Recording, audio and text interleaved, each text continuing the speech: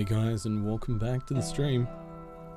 Hope you're all doing well today. Thanks for bearing with me while we work through a couple of technical issues there.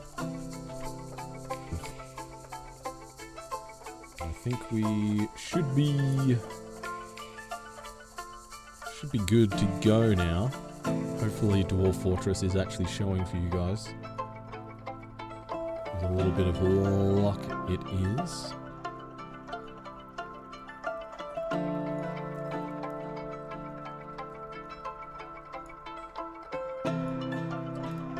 G'day Minor, g'day Zest, g'day Sarge. Thanks for being pre-notification gang. Hope you're well today. Hey Dilsey, lovely to see you, as always. Tyne, hello, welcome in. How are you?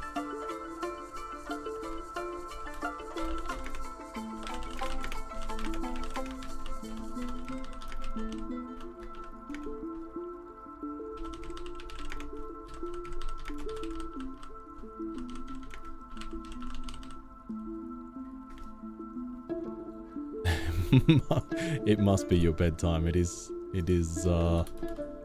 well past your bedtime apparently. If I'm live, then it must be.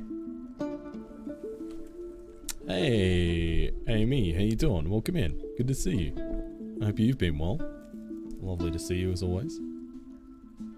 Oh man, I have to say Dwarf Fortress has been, for about the last half an hour, causing me a lot of stress because apparently it just is not detected by OBS as an active window or a game. So short of doing display capture, I wasn't going to be able to capture it through OBS. I have no idea why. I don't really understand the technology behind it. However, luckily enough, I have got it working in the end. But it was stressing me out. But he's the zest around. Ain't nothing ever gonna get him down. He is the zest around. Hey Zest.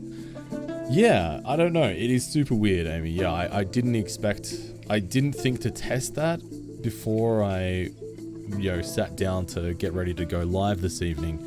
So it was a bit of a surprise because I just assumed that it would work, and it didn't. But joke's on me.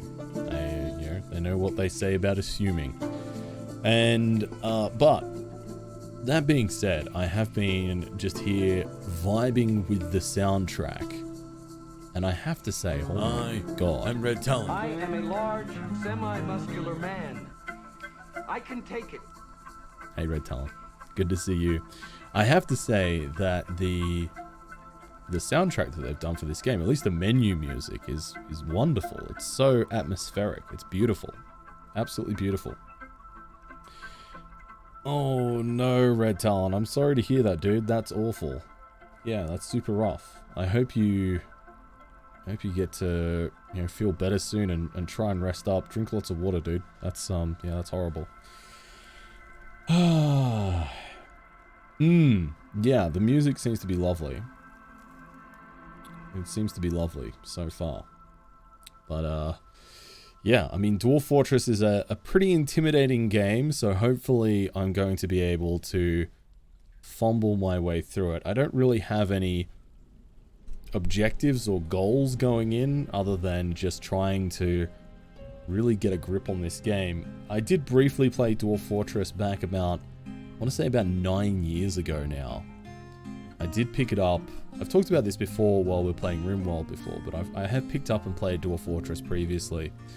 And I spent the best part of probably a month or so going through and following this kind of step-by-step guide on how to set up a mine and manage your dwarfs and everything like that. And it was a lot of work to learn. It was a lot of work to learn. And it was like in the era of like literally text-based guides. There wasn't really a lot of YouTube videos for it. So I went through and followed it, and I got a reasonable way through this big text Preparing document. to initiate, dudes. It's Sarge 852. Hey Sarge, how you doing? Welcome in. I went through and followed a lot of this guide, many pages in. I think it was like a 30 to 40 page document that had little screenshots and text instructions and stuff. Might have even been even longer than that. And then, so I got my, my bachelor degree in Dwarf Fortress, and then I put it down, came back about 2.5 months later, and realized that I remembered exactly nothing about it. And was like, you know what? I can't be bothered to learn this game again, and didn't come back to it. And not long after that, I ended up getting into RimWorld. So, it's good. I'm looking forward to delving back into the world of the Dwarf Fortress. Sassamafras. Dolph. Hello there, Sassamafras. Thank you for the Prime sub. That's very kind of you. 31 heckin' months. That is a long old time. That is a very long time. Thank you. Hank, hello there. Welcome in. Good to see you. Mel, hello. Welcome. Whitey, Rachy. Hello. Welcome in. How is the volume? I think it's about right. It could be a little bit, maybe a little bit high. If it is a little bit high, let me know. But hopefully it's about right. Voice up a touch. Okay. All right. I can do that. I've just bumped up the voice just here a little bit. So let me know if that's going to be a little bit better. Thanks, Hank. Luna, hello there. Welcome in. Hond as well. Good to see you.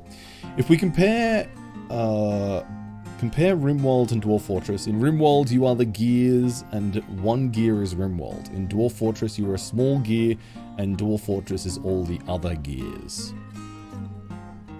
Interesting analogy. Sounds perfect to you? Alright, wonderful. Thank you for the feedback, chat. I appreciate that.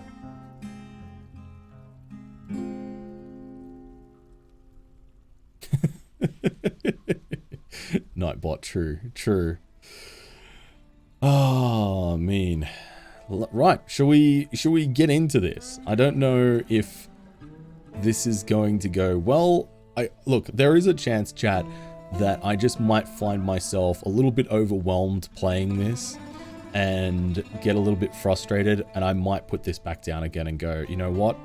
I'm not ready to stream this yet. I want to play it offline and kind of relearn it a little bit before trying to do the juggling act of, reading chat, trying to be entertaining, trying to be engaging, and actually trying to play the game and also learn the game as well. It's definitely a pretty challenging juggling act, and Dwarf Fortress can be a tricky game. There's a lot to get your mind across. So please be patient with me as I attempt to learn this. And if I have questions, I will ask them. And please feel free to give me the answers if I'm asking questions. So yeah. Watching me fail while relearning is part of the fun for us. Yeah, exactly, Luna. It will be a fun time. Thanks, Amy. Yeah, I appreciate it. Hey, Scarred Vulcan, welcome in. Good to see you as well. There's no patience, only perfection. Wow, that's a strange comment from somebody who's been around in my streams for long enough to know that there is no such thing as perfection. There is only carnage. Losing is fun, correct. Yeah, we will be fun. It will be fun. Yeah, I'm looking forward to it. Hey, Valestian, how you doing? Welcome home. It's Drongo time.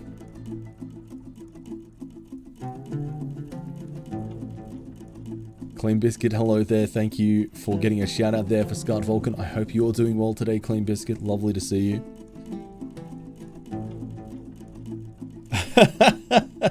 Sarge. I'm anxious. Thanks for timing out perfection. Cat. I'm a kitty cat. And I'm meow meow meow and I'm meow meow meow. Hey Platty, how you doing? Welcome in. You fell over while getting dressed. It's a good morning so far. That sounds like a solid start to things. I'm sorry to hear that, but I hope the rest of your day goes a little bit better. Welcome to Dwarf Fortress. Prepare to guide your stout chargers to fortune in a world fraught with many perils. You'll begin by creating your world and watching your region's history unfold. Once this process is complete, you can prepare a group and send them out to seek wealth deep in the mountains. As you dig deeper and more citizens take up residence in your outpost, your doings will attract attention, both wanted and unwanted. Deal with challenges as they arise, and you might one day find your humble settlement has grown to become a mountain home, the center of your civilization. Nice. Hey, between two spaces, welcome in. Yeah, we're on the old Dwarf Fortress this evening.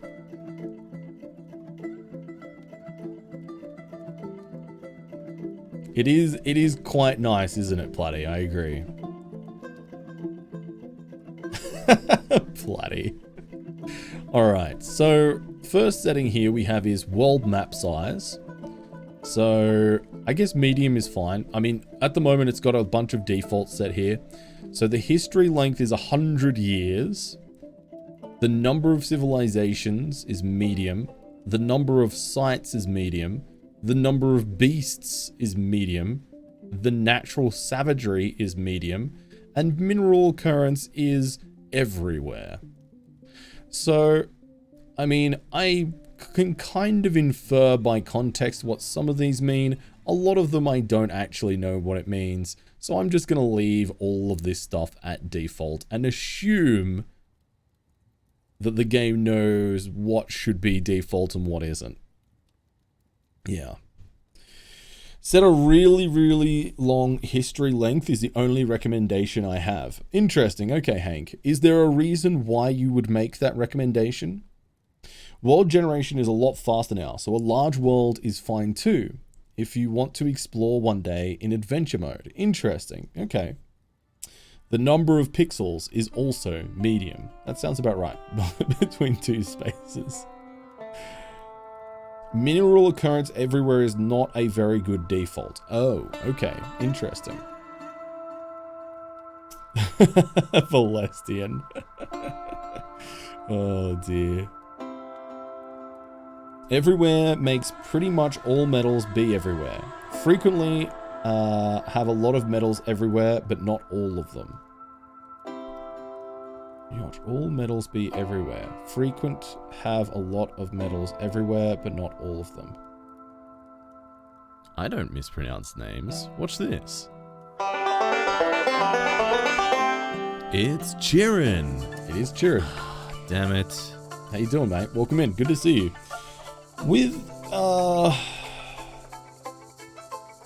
So I guess for me, Amy, I'm not quite understanding why it would be bad for all metals to be everywhere, as opposed to a lot of metals everywhere, but not all of them. Like, why would that be a beneficial thing?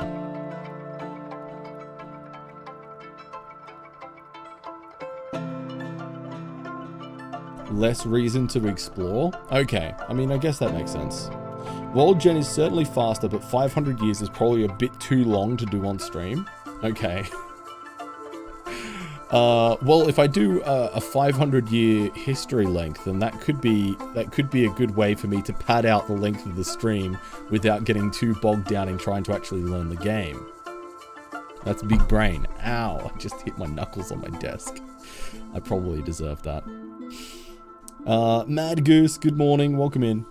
It is a preference, but also the main reason to trade metals you can't get at your place. Okay, all right. I get what you're saying. I get what you're saying. I understand. I think I'll leave it at default for this one, because this is probably going to end up dying and failing pretty quickly. And I'm not too fussed about that. So we might adjust it in future colonies, but at least for the moment, I think we'll do this. We'll have it as default. Hey, Mr. Corb, good to see you. Compare it to having iron ore on every block in Minecraft. Okay, sure. I played 30 minutes so far and doesn't seem that hard to learn, really. I'm sure to become good at Create, it requires time. Okay, that's good to know, Chirin. Yeah, hopefully, I have heard that the tooltips and everything in this are pretty helpful now. So, yeah. Hopefully I can work it out. And I'm sure with chat's help, we'll be able to make sense of everything and get through this. We'll get through it together. Should I do 500 year, how long hang on. This 250 years may take several minutes. How long is 500 years going to take?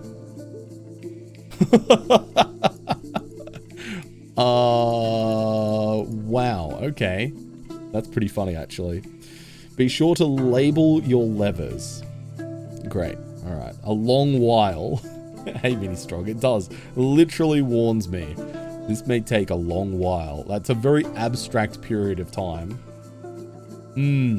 For sure, Chirin. Yeah. I was saying earlier at the start of the stream before you got here that it's been about 9 years since I last touched Dwarf Fortress, so I'm gonna have to do a lot of kind of relearning and re-jogging my memory. You know what? I'm curious. 500-year history. Let's go. What's the worst that can happen? That we might be here for a little while, but it's only the start of the stream anyway. This will give time for people to come in and chat with us at any stage. Hank. That's pretty funny. 9 years ago was back when you were 18 years old, right? Sure, let's go with that. Yeah, of course, between two spaces. You're 100% correct. You're 100% correct.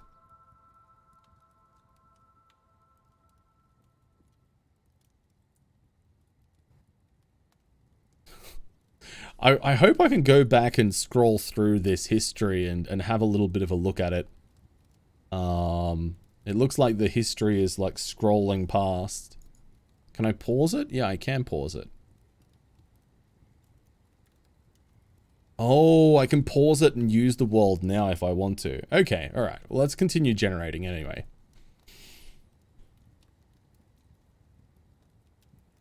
9 years ago, I was 9 years younger. Me too, Chirin, me too.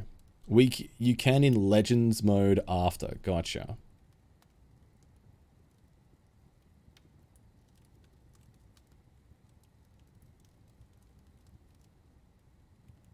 Gotcha.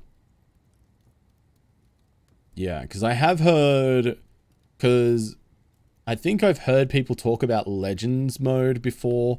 And I think it's what? Fortress mode and Legends mode, right? Because one of the guys on my Twitch team, Halcyon Frequency, Blind IRL, if you're in the Twitch or in the Dwarf Fortress community, you probably know Blind. He's a very avid content creator for it, very passionate, very knowledgeable about the game, and he has talked to me about Dwarf Fortress on many an occasion, so I have heard a lot of those sorts of terminologies, I guess. Thanks, Sarge. Thanks for giving him a shout out there. I appreciate it. True question. How old are you if 9 years ago you're in fact not 9 years younger? Yes.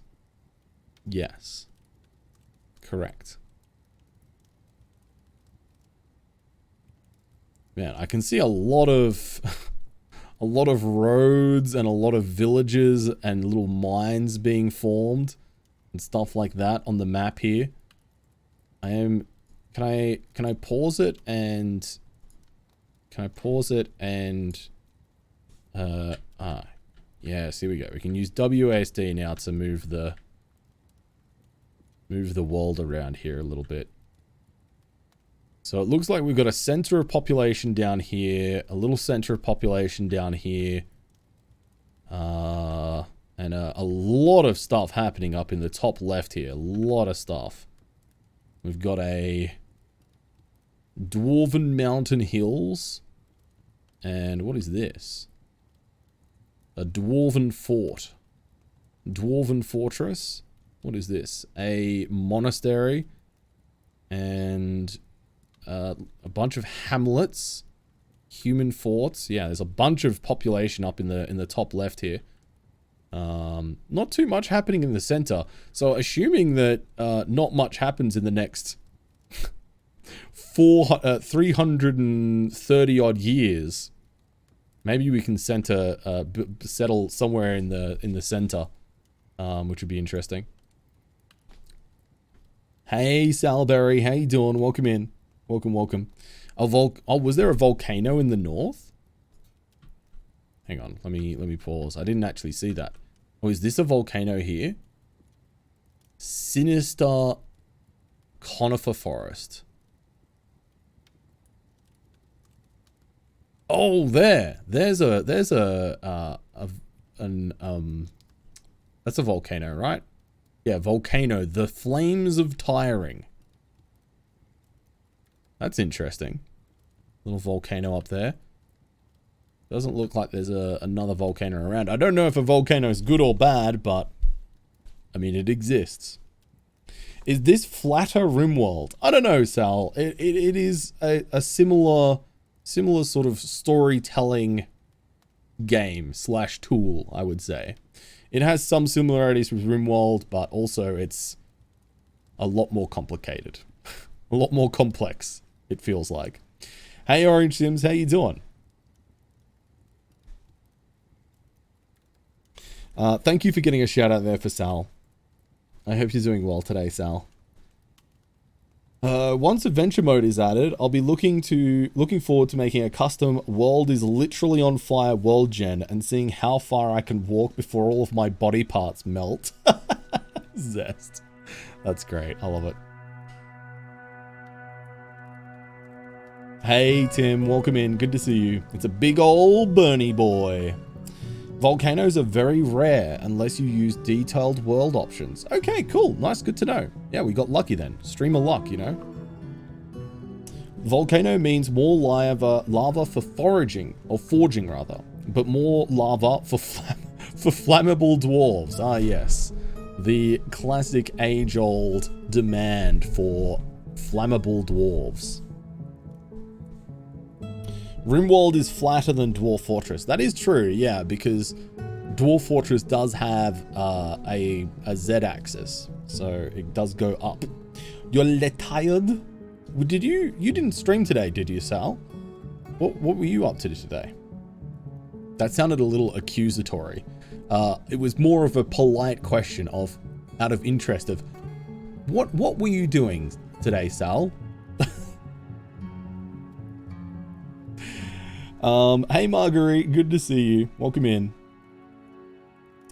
Thrall, you've been playing for 4 hours. I still have no idea what's going on. Yeah, wait until that. I feel like you could have a similar statement of, I've been playing for 400 hours and I still have no idea what's going on. So, I hope you're having fun though, Thrall. That's the most important thing. Okay. I'm sorry to hear that you're just doing okay and you're a bit run down, but I hope you get to rest up now, Orange Sims, and hang out with us, get some good vibes around you, you know, that sort of thing. I still think RimWorld would be neat with a Z-axis, but then it becomes too Dwarf Forty. Yeah, I think it'd be interesting. I don't necessarily think RimWorld needs it. I wouldn't complain if it had it, of course, but I don't think it needs it. Like I don't think RimWorld is a game that would get a ton of benefit from it. But I could be wrong, as I have been many, many times in the past. I think there's also a mod that adds it in, if I remember correctly, for those that really want it. Construct a lava cannon. Seems reasonable, Celestian.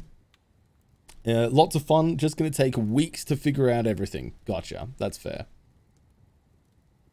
You watched another streamer wrestle an alligator, farm 12,732 bees, and lose his colony to sobriety. That is a very specific amount of bees, but a beautiful story. And man, losing your colony to sobriety, you can't imagine a worse fate, really. That's rough. Yeah, no worries, Sarge. Shall do. Thank you, dude. I appreciate you.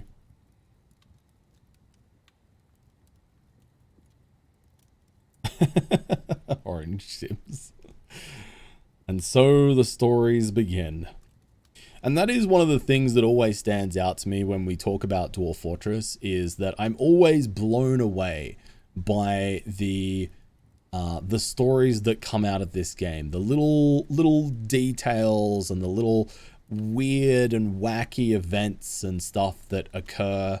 It's just such an interesting...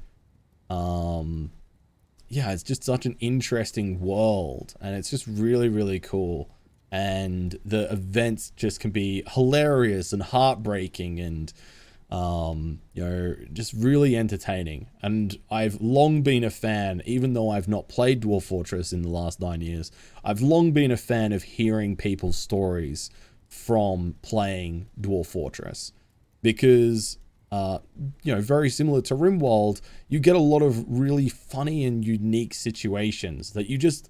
you know, because you're connected to it, because you're, you know, being the conduit of, you know, some degree of control slash, you know, witnessing it, you want to share it with other people and you want to regale them with the story that's unfolded. And yeah, I think it's really, really cool, that aspect of Dwarf Fortress.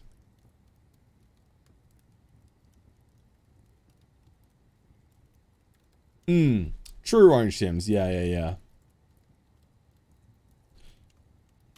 Traders arriving at your fortress with entire barrels of bee brains is something you can expect. Well, that'll be, you know, that's good news. I've been looking for a game that can provide me with that experience now for a very long time. You've never even heard of it until today. Well, there you go, Sal. There you go. I mean, it's one of those kind of niche games. It has a very devoted and engaged audience, and I think if you're really heavily into the genre of like city builders and management games and stuff like that, you've probably heard of Dwarf Fortress at least some stage. But I suppose, you know, if you're, you know, if you've never kind of gone down that rabbit hole of starting to look for more niche titles, then yeah, I guess it could be easy to not find yourself coming across Dwarf Fortress too soon. Hey Fi, hey Dawn, welcome in. Lovely to see you. I hope you're well today. It's piqued your interest, but you've never played it before. Well, Ministrog, hopefully I can give you a pretty realistic representation of what the new player experience is about.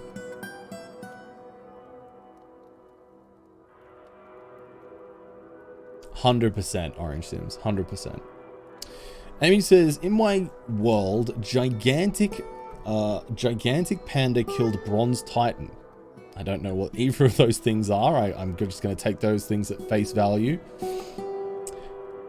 Excited to find the panda one day. My plan is to try and play this one world for a long time, so I generated 100 years, and if I lose, I'll continue to play the same world many times to do adventure mode when it comes out. Comes in it too, to find that panda." Okay. So, okay, yeah, cool. That's fair enough. So you've got a unique kind of backstory or history to your world that you want to kind of be able to engage with. That makes sense. Tim, yeah, I've been I'm, you know, obviously we've been playing Dwarf Fortress now for all of like 20 minutes and we've only been in menus. But so far I'm loving the music for it. It's just like, it's perfect. It fits the theme of it beautifully. And there's something just really soulful about it. Like it has like it just fits and it feels like cared for. And I think that's a good analogy for Dwarf Fortress as a whole, as a community and as a game, you know. Been having to do some troubleshooting for Marvel Midnight Suns. I found that you can't push the game beyond 120 FPS, otherwise it'll cause the game to crash. Oh, I'm sorry to hear that you've been having troubles with that Far. I was watching my friend Nomac play some Marvel Midnight Suns earlier this afternoon, and it looks like an interesting game. It looks like it incorporates a lot of my favorite elements of different games. Like, I like deck building games. I like, you know, XCOM-esque sort of combat. And so I was like, this seems interesting. The only reservation I have is that personally, I'm not the biggest fan of Marvel. So it's like, do I want to get into it? Do I not want to get into it? I don't know. So I think I'll kind of sit on it for a while. But yeah, hopefully you can get your tech issues resolved. Elder Totoro, hello there. Good to see you. What is this? What is this waggly arm emote? What is going on here? What's all the text scrolling by in game? So basically, Sal, just to explain what's happening at the moment, we're generating the world, and what we've asked the game to do is generate us 500 years of history. And so here you can see, in the midwinter of 341, the Systemic Wave, which I'm guessing is a faction, defeated the Discoveries of Shielding, which I guess is another faction, and pillaged the Packed Oceans, which I'm guessing is a settlement. And then in the early spring of 341, the Respectful Nations defeated the Discoveries of Shielding and pillaged Sizzlehide. So, Discoveries of Shielding having a bit of a troubled time right now. And in the midsummer of 342, the Mountain Home and Beyond was created in the Clocktons by the goblin Osnun Fisher Wraiths. So what this essentially does is it affects what happens on the world map that we're eventually going to populate. It'll change what settlements have occurred, their state, who's occupying them, you know, it will have all kinds of implications to it.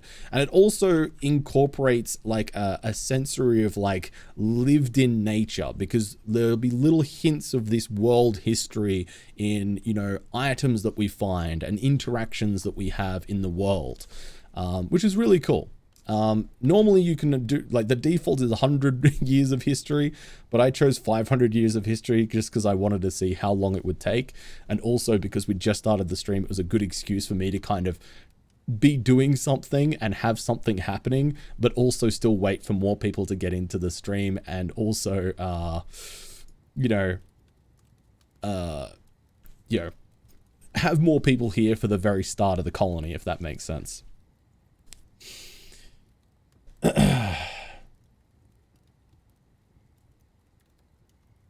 I will watch you play and make an informed decision on whether to get this. Fair, Sal. If you like, Sal, I can send you if you do like it, let me know, and I'll send you a link where you can apply for a game key. Hey, Claro, how you doing? Welcome in. Good to see you. Far Eye says, I'm still not sure what's causing the crash right now because the game wants to be temperamental with you. That's super frustrating. Especially like when you can't work out why something's happening, it's super rough. You love Marvel? I'm nerd. I would consider myself a nerd, and I just find, I don't know, like I never got into like the whole superhero thing. So like Marvel and DC and stuff like that, I feel pretty indifferent to a lot of it. It doesn't really resonate with me in the same way that people that grew up with a real fascination with like the action figures or the comics or anything like that. I never, you know, I didn't grow up watching the TV shows because, you know, my parents didn't believe in watching cartoons or anything, and I didn't, you know, have those toys growing up, and I didn't have comics or anything like that. So it was all the, you know, it's just something that has never really kind of resonated with me. Hey, Blue Mary. It is really cool. It's a really cool aspect to it. I agree. Oh my god, I love it, Claro. That's amazing. That's a great use of those emotes. Calisthenic, how you doing? Welcome in. I'm stalling professionally, exactly. Yeah, I'm a professional streamer. I know what I'm doing, Kappa.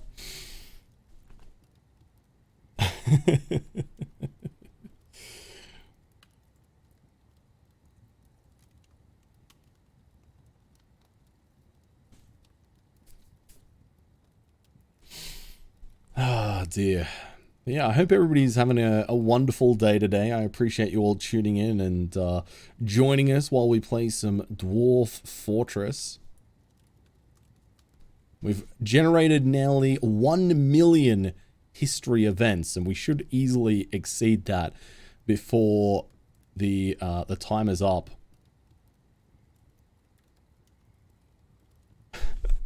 There was a faction there, I think, or a settlement name called Never Underestimate Animal Development. So fair enough, I guess. But we're currently in the 4th Age of Myth, year 390. So we've got 110 years more of history to generate here. Arch had a brook named Dumbshot. Nice. Oh, maybe it was a book name for Zest. Yeah, you could be right. Hey, normal human, how you doing? Great to see you. I hope you're well. You remember playing this game in high school about 14 years ago when everything was just a letter or a symbol. Anyone looking in would just see a wall of gibberish. It's a bit like the Matrix after a while and you don't even see text anymore. Yeah, I was saying earlier that the last time I played Dwarf Fortress was like 9 years ago. But yeah, it's just come out on Steam. The Steam version has just come out and it's actually got art assets and sprites and stuff and little quality of life tooltips and stuff.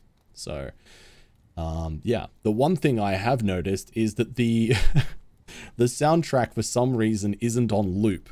So it's now just finished and we get no more music ever. That's it. You've had your allotted amount of music for the evening, chat. So yeah, no, hopefully the music does pick back up once we get the world generation done, the history generation. You're amazed at the story of the people that created this game and were working on it without making money for 20 years. Yeah, it's a really interesting story. Like, Dwarf Fortress in of itself, just as a game, is a really interesting game. But when you look at the history of the community around this game and also the history of the developers, it's really fascinating. And they have a very kind of, I don't know, like, I think in the game industry, I would kind of describe them as almost a bit roguish in the way that they approach it. And it's also an approach that is driven very much by passion and belief in what they're making, as opposed to ever really being like, we're doing this to capitalize it and make money. And, you know, it's really kind of I think it shows in a lot of ways in terms of the dedication of the community and the respect that people have for the team that make this game, that it has been driven from a place of really trying to make something cool as a game as opposed to trying to make a product. And I respect that a lot. Ragey there, that's fair.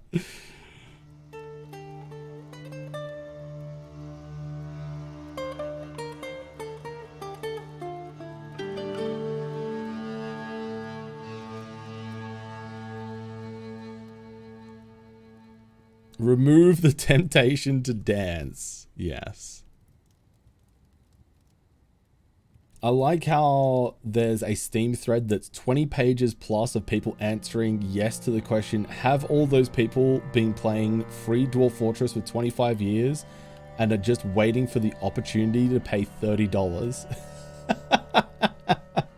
I didn't know that was a thing, but I love that as well. That's great. Just yes. Yes, they have. Because, I mean, there has been a couple of times, I believe, I could be wrong, but I think there has been a couple of times in the Dwarf Fortress's history where they've gone, hey, guys, we are actually needing a little bit of extra funding to help make this happen. And I think almost every time that they have kind of floated that idea over the past 2 decades or whatever this game has been in development for, the community's been like, yeah, fam, we got you. Don't even worry about it. Like, super passionate, super engaged community. It's amazing. Yeah, we're over 1 million events. Over 1 million. Zest. 1 million. 100%. 100% normal human. Yeah.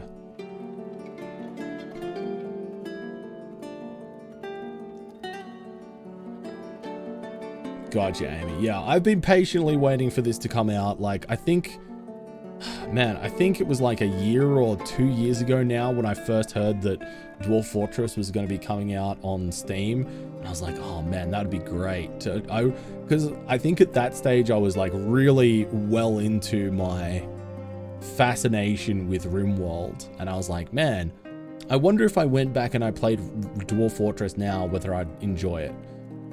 And now I get to answer that question. There's a bunch of wars happening. Interestingly, the center of the map still hasn't really been populated. Hello? Okay, it's gonna let me pause. The north has been very firmly populated now, all the way up to the getting pretty close to the volcano up there. It's pretty cool. But yeah, this whole land mass to the northeast is very firmly populated. The northwest. I think I've been saying northeast this entire time. I promise I know my northeast, south, and west, chat. I promise. The northeast here is pretty unpopulated, pretty scarcely populated. The southeast is pretty populated here, and then you can kind of see a little, like, kind of slightly different green texture in the forests. And I believe these are forest elves, elven forest retreats. And there's a lot of things here. Got a little beautiful woodland. Joyous wilds. That's kind of cute. And then the southwest. Yeah, again, very, very heavily populated. Interesting. 62 pages. Amazing. That's so good, Hank. That's hilarious. Yeah, that's fair, Orange Sims. That's fair. Hopefully in the near future. Does it actually take 500,000 millennia to generate the game? To be fair, I am doing 5 times what the recommended default is, Clean Biscuit. So this is taking substantially longer. I deliberately did this. This is not the game's fault. This is because I chose to be a troll. Embark down south and call it Australia. Hell yeah. I'm doing well, Older Totoro. How are you? How are you? In English, it's easy with northeast, etc. In Finland, we have our own names for each corner of the compass direction. Try to remember those as a challenge. Quillinen, Kaiko, Lonas, and Liod. Interesting. It did warn us. We were warned. Hey Hex, we chose 500 years of history. We're at 480 years now, so we're very close. We're very close. Yeah, but I'm a cave troll, Red Talon. You should know this. Just passed your theoretical driving exam. Hell yeah. Congratulations. Wait, how did you kill your computer due to Dwarf Fortress? 1050 is a popular choice. Is it now? Why is 1050 a popular choice? I know, Nackstar. That might be, that's going to be the next challenge, is actually choosing somewhere to settle. It does take a long time. I mean, if we did 1050, that would take at least twice as long as we've done here, and that's taken, I think, 15 minutes, which is a pretty long time to generate a world.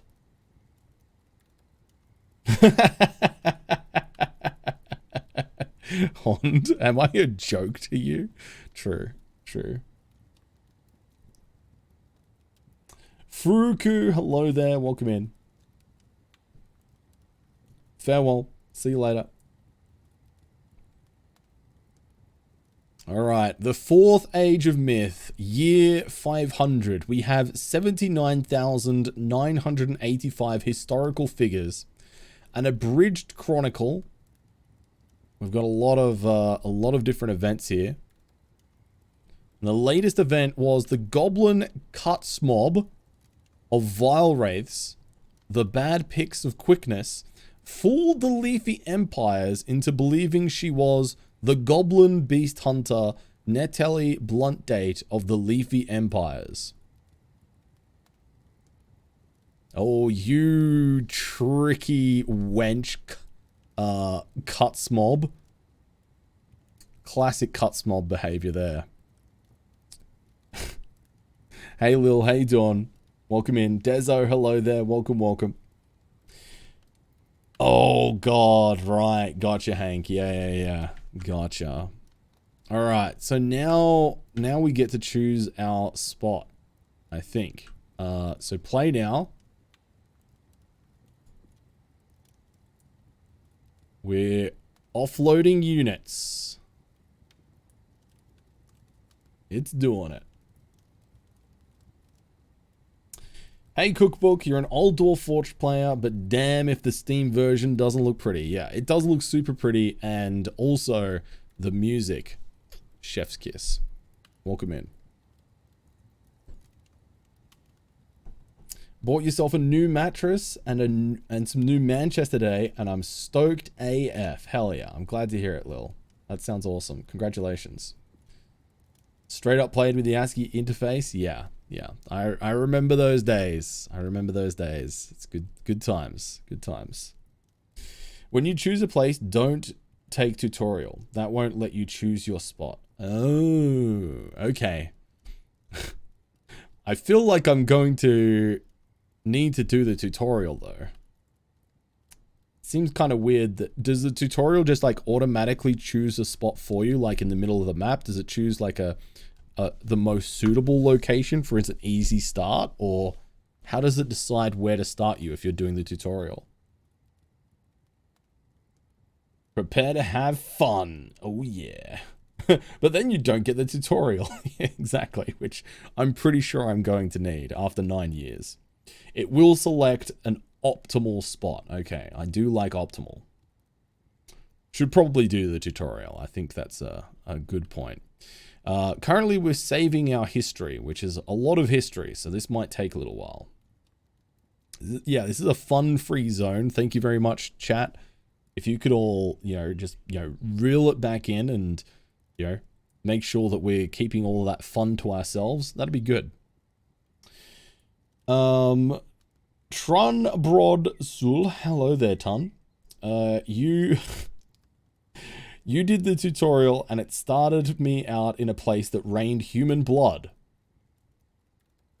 I see no problem with this. Welcome in. You can press question mark in the top right to get all good info, like some kind of tutorial. Okay. How big is my disk space? Hopefully big enough. We'll see.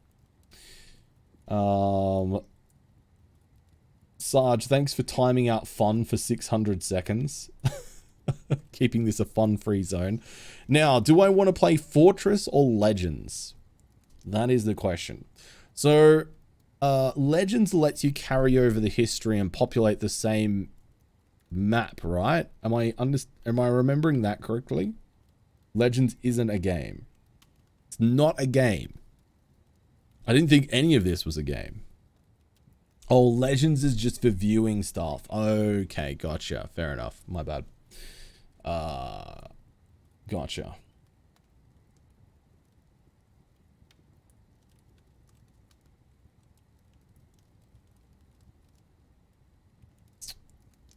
Okay. Okay. Thanks for explaining that. All right. Well, obviously then we'll go for Fortress. Passing a few weeks to get things ready. Okay. All right. Just in case we haven't waited enough time already, it's going to pass some more time for us. It's also fun not to look at legends to not find out what beasts are alive, etc. Okay.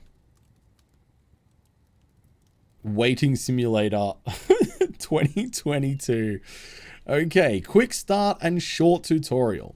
Would you like your fortress located in a forested, mineral-rich region of this world where you can play through a short tutorial?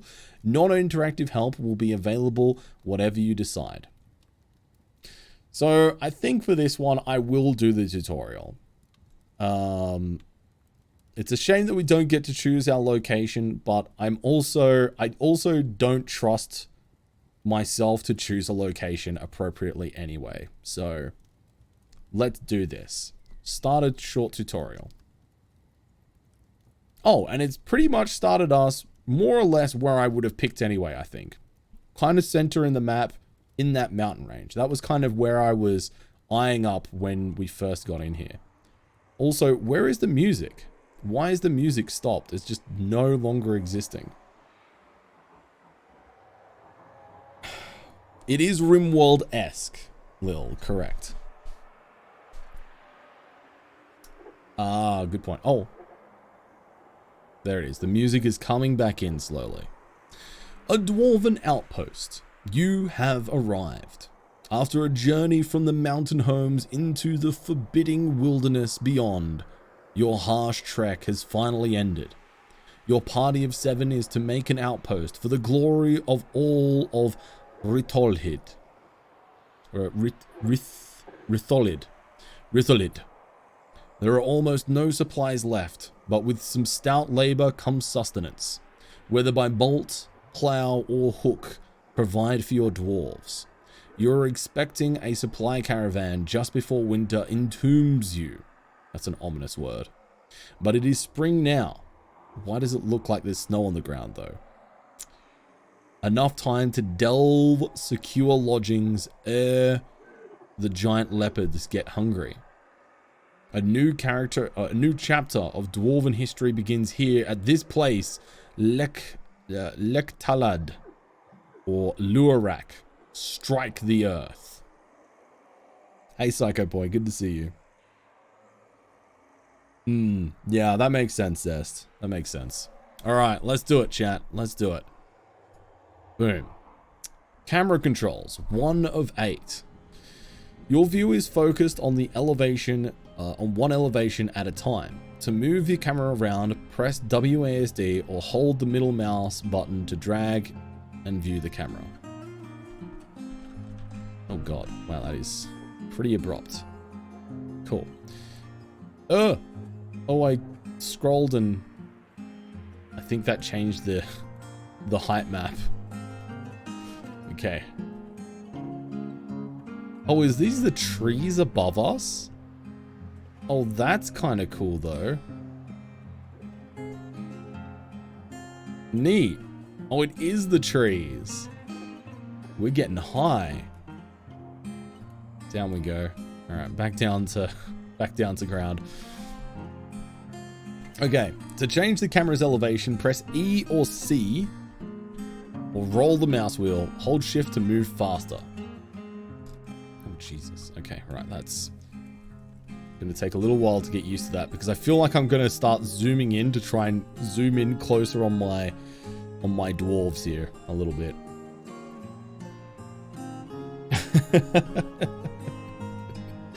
Doing our best. The view will, your view is in the air above other tiles. You can see them below, but you can only interact with objects in your current elevation. The view will be dark underground until you begin mining. You can begin to move the camera to the surface with the surface button highlighted. Okay, that's the surface button there. The F1 hotkey will recenter on your wagon. Okay, F1 to recenter. Got it. Hey K Paris, how you doing? Abby, hello there, welcome in, good to see you as well. You can zoom in and out of your play area using control and mouse wheel. Okay, so I can actually zoom in and out. Okay, perfect. Good. Good. Hi Hildebrand, good to see you, welcome in. Hope you're good today. It's time to get to work. Let's start by digging a stairwell into the ground. There may be plenty of hillside to dig into, but you'll want to seek wealth from below the surface. Mining tasks are designated on the play area. Begin by clicking the highlighted mining button. Okay, so this is I guess the play area is what they're calling this. So our digging orders down here. First of all, I just want to have a brief look around this little map here. So it looks like we're in a little valley. A cute little valley. Got some mountains around us. Doesn't look like there's anything too much happening here. It's interesting that the ground appears to be snow though. So I wonder what season we're in. We might be able to look at that later on. Lunik, how you doing? Welcome in. This game is pure evil. The music is wonderful, Lil. The music is wonderful so far. I've really been enjoying it. It's time to get to work. All right, let's dig ourselves a little hole. And speaking of digging holes, don't know how I was going to make that segue work. It's Ultrasaurus. How you doing, Ultra? Thank you for the raid. Welcome in. I hope you're well today. Ultra was playing some hunter game earlier today that I've forgotten the name of. It's great to see you, Ultra. I hope you had some happy hunting. Bandasaur, hello there. Pappy, how you doing? Welcome in. Gord. Can we get a shout out to Gord as well? A bunch lurked on Gord a whole bunch. Sergeant Poppy, hello there. Gilby the Fat. Yeah, bloody nerd, that's me. How you doing? Welcome in. Speaking of digging holes, yeah, I dug myself a bit of a hole with the transition there. Perfect. But yeah, I hope you had a great rest of your stream, Ultra. Guys, please go and check out Ultra. Wonderful streamer. If you like simulation style games, Ultra is a wonderful streamer. She plays all kinds of different games, but simulation ones are more kind of her bag. And yeah, it's a wonderful time over there. Lots of good vibes. Lots of good Canadian vibes specifically. So yeah, go and check her out. And if you're coming over from Ultra Stream, welcome in. I'm Bloody Drongo. I'm a variety streamer from Australia. My deepest condolences that Ultra has brought you here. It's a pretty chaotic time here usually. You can find me playing usually strategy and survival types games, sandboxy sort of things, so things like Minecraft, RimWorld.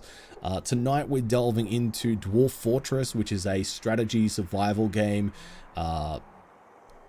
management game. It's come out recently on Steam with a new graphical interface.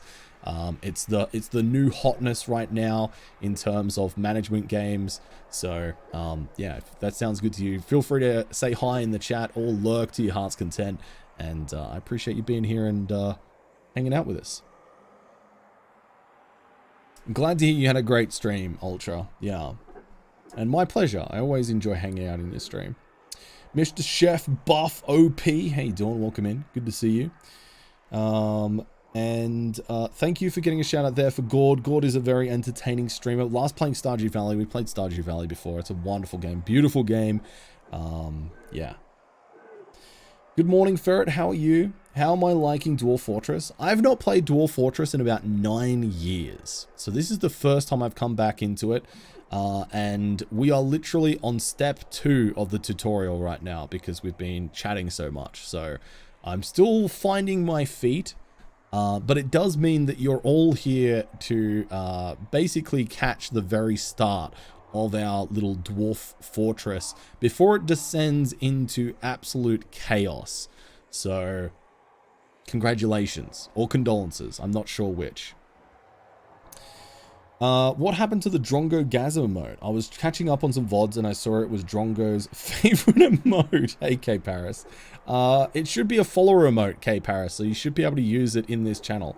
It should be available to you now. I think it is pretty cold and snowy here. I'm not... Oh, no, it's early spring.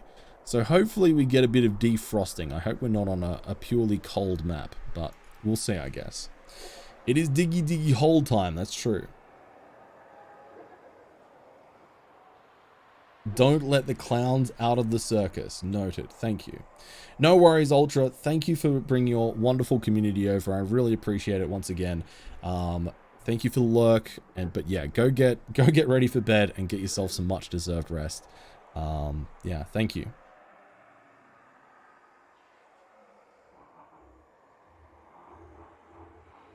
Thanks, Amy. Yeah, I appreciate the tip. Give me 2 seconds, chat. I'm just going to close my window just because it's getting a little bit cooler now. And I just want to, yeah, I want to make sure that I don't get cold.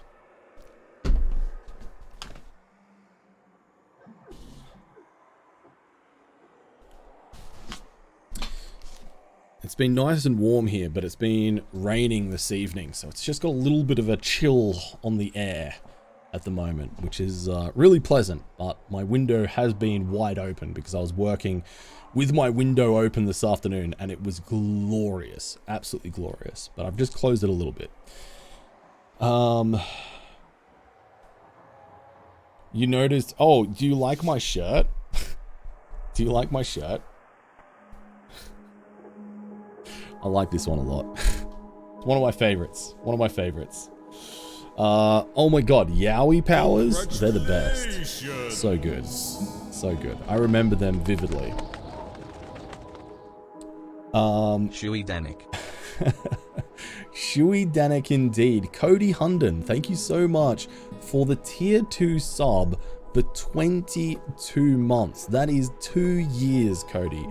Thank you so much. I really appreciate the ongoing support and for the past 2 years. That's very, very kind of you. And thank you for the follow. I appreciate it. Wait, what? I didn't realize did they bring back Yowie powers? What? Can't resist the Drongo. Oh, ferret. My condolences. I'm sorry. It's a horrible condition. They're back at Big W? No shot. There you go. Wow. What a time to be alive. I'm glad that they brought back the Yowies. That's good news. It's not on your emote list. Maybe you're having a moment. I mean, this is an awkward question, K Paris. But are you following the channel? It is a follower emote. So, yeah, potentially try, if you are already following, try unfollowing. And then refollowing. Maybe that will fix it. I'm not sure.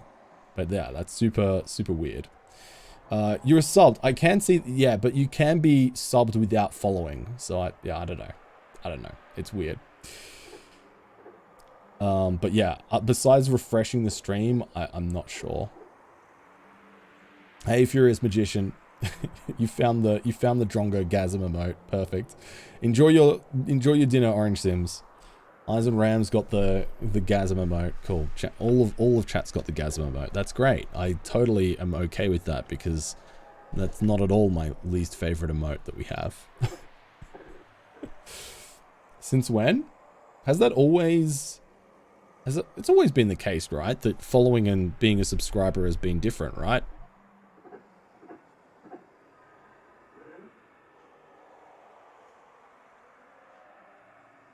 Or am I just...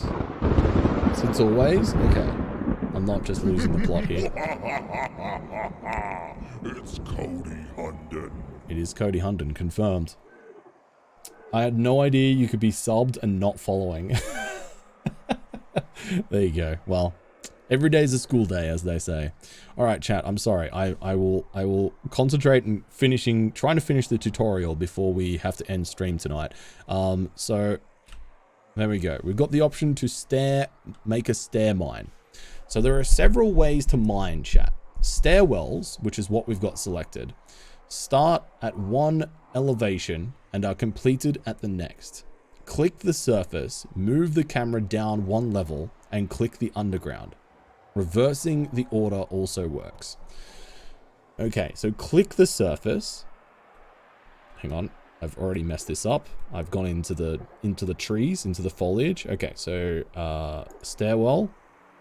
And then we need to move down one level. Nope, that's up. Down one level.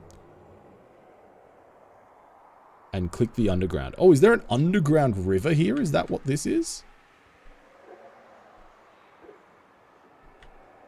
I can't tell. I'm not sure. But I'm going to click here. There we go. So we've now created a stairway. Now we'll unpause the game and let the miner finish the task. Since space to unpause, or press space to unpause, or use the highlighted controls at the top of the screen, you should pause regularly starting out. Pause. Or unpause. Pause. Oh, look, a little boy here. A little boip. Little boip dwarf. Has, oh, no, hang on. Has done a heckin' mine. There we go. Made a little stairwell. So you can now see that this stair goes down into a hole. Perfect. We've diggy holed, chat. I have a few gifted subs for people I'm not following. Really? There you go. Small world. All right, no worries, Ferret. Go get yourself some rest. I know you said it's super early for you. Yeah, come back once you've had some more sleep. You prefer using FPS to slow down simulation to very low values instead of pause. Oh, okay. Interesting between two spaces. Interesting, interesting point. Yeah, okay. Let's make a safe place to work. That's right, chat. Remember, if you're gonna be working, work safely. Select the regular mining mode to the left of stair mining. What? Oh, okay. Regular mining. Okay. I've selected it. Do I need to go back down here now? Dig a rectangle underground big enough for a large stockpile and some workshops. Consider that most of the workshops are 3 by 3 squares. Mining through the stone layers further down may take longer, but it leaves boulders, which are essential for material building. Later, you can consider making a meeting area from the zone's menu. Otherwise, your citizens will continue to gather by the wagon outside. All right, room completed. 0 of 20. Oh my god, okay. All right, so, there we go.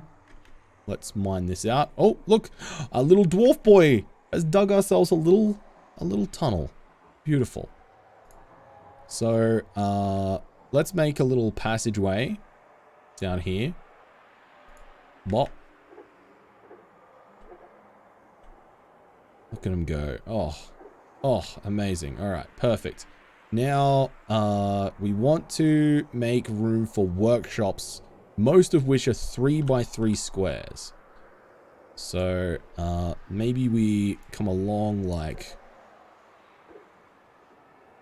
so. Widen this out.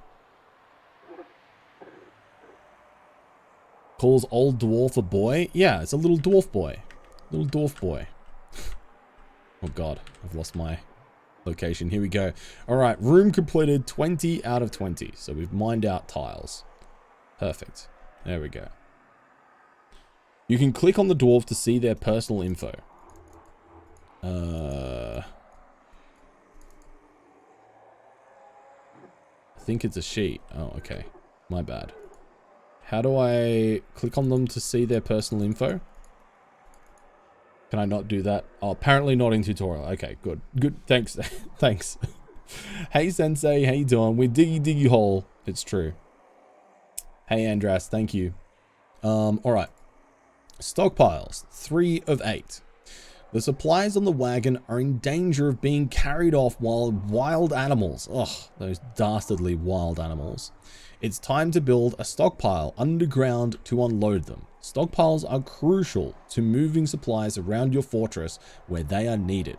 Stockpiles are placed with the stockpile button, which is highlighted. Click on it now. Alright, so this is stockpiles.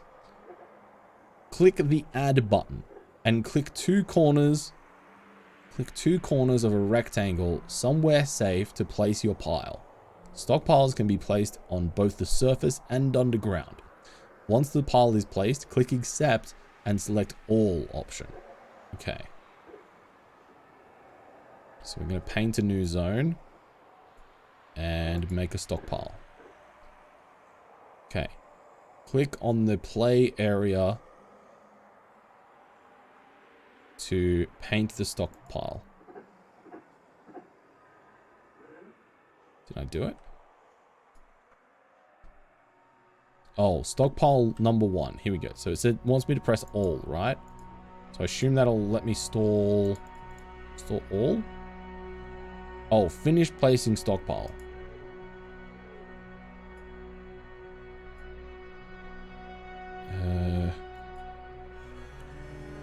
Once the pile is placed, click accept and select all option. Place all stockpile. Click the button.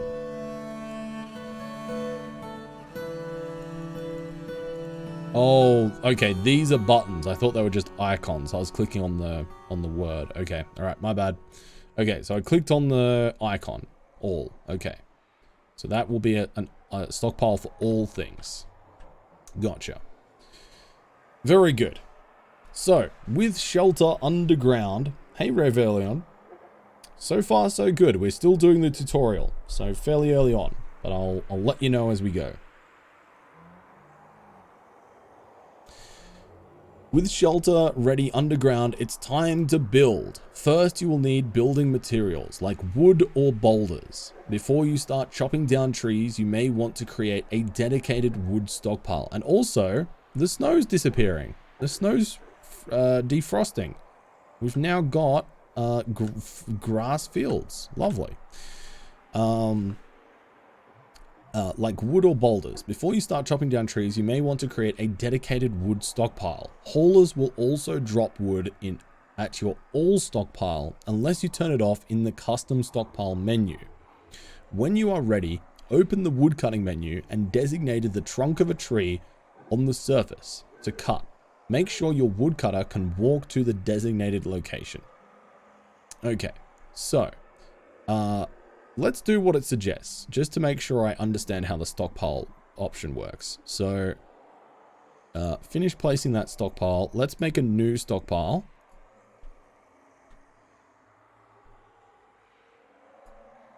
And, enter? No? There we go. All right, perfect. Accept. And then this one we're going to make for wood. A wood stockpile. Perfect. All right. Oh, look at our dwarves. They're moving stuff into the stockpile. Some tools and stuff like that as well. Nice. Let's head back up to the surface. And now we can open the tree felling menu. And chop some trees, I guess. So there's a tree there. Tree there. Oh, it's just going to be everything in that area. Okay, that's fine. Let's do everything here.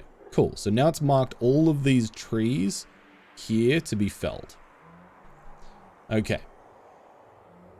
So now we need to chop down the tree and we need to stockpile the wood. Hopefully one of our dwarves is going to be... Yes, one of our dwarves is chopping down the wood. Oops. Wow, that's a lot of wood. There we go. And they're moving it into our stockpile. And I love the sprites. They're super nice. These are super pretty. Oh, is that mead? Oh, no, I don't want to be cutting trees. Is that mead? I can't tell. It's something. But that's it. Boom. Done.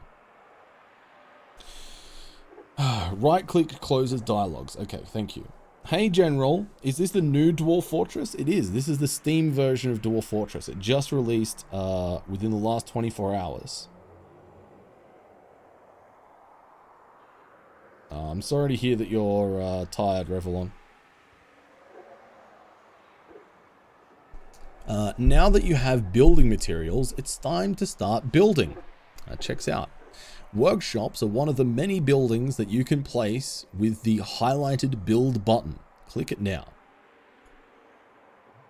Most workshops require building materials, such as wood or boulders. If you have some wood stockpiled, you'll be able to place a carpenter's workshop.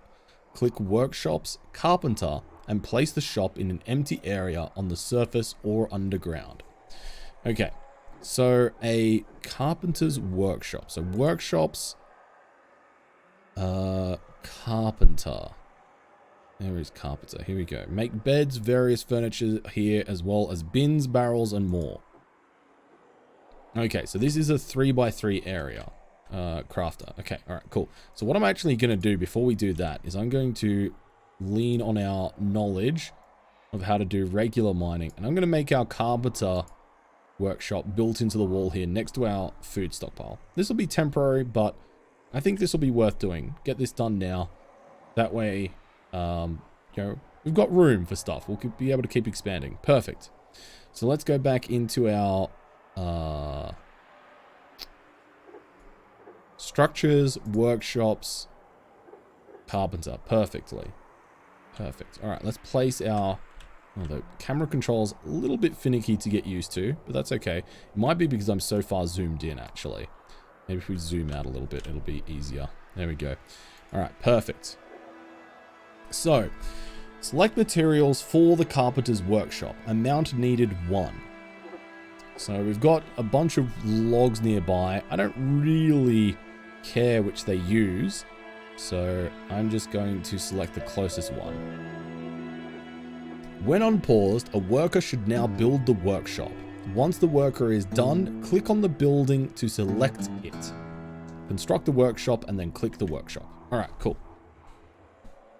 Nice. And above ground, it looks like we're still moving a few bits and bobs out of the caravan, although we might need a bit more room. And look at this, we've got a carpenter's workshop up and running. Hadwin, hello there. Yes, we are playing some Dwarf Fortress. Welcome in. Beefed up graphics, correct. Okay, so we've clicked now on the carpenter's workshop. So our industrious citizens will perform any task added to the workshop. Most objects that are placed, like doors and furniture, must first be built in the workshop. Furniture created in the carpenter's workshop usually takes 1 wood to build. Thank you for the follow. Add a task to make a bed. Chop down more trees if necessary. Unpause and wait for the bed to be completed. All right, so let's add new task. Make a bed. And then we wait for it to be done. Okay, so we can just set infinite beds. We can do high priority. Details for the task, such as what wood to use. Okay. Nice, that makes sense. How do I go back? Okay, right click takes me back. Suspend the task and cancel the task. Okay, so this all makes sense. This is all pretty intuitive to me. So cool. Now we just wait for the bed to be made. So we've got our little dwarf here. They're doing some bed making. By the looks of things. Oh, we've got an alert. Left click the recenter and expand options. Right click to dismiss. Something has collapsed on the surface. Oh no. How do I... What has collapsed?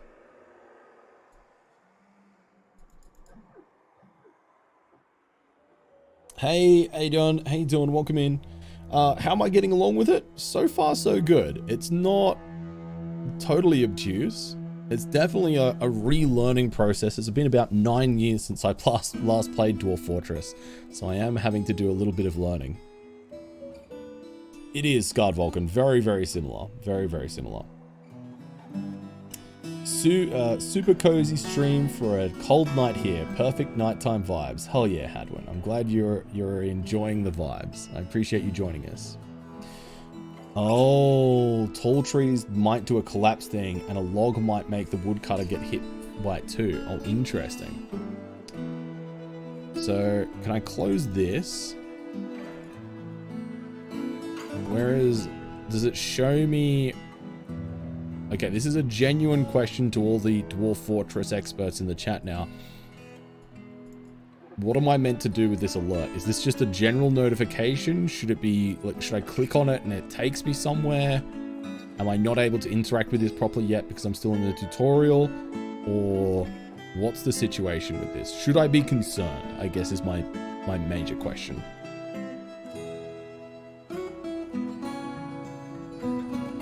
Hey Loaf, what don't you know?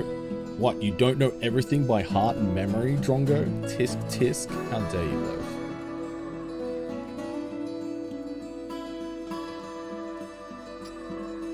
Oh, there's a wild animal in the tree and it fell on my dwarf when it cut the tree. That's amazing.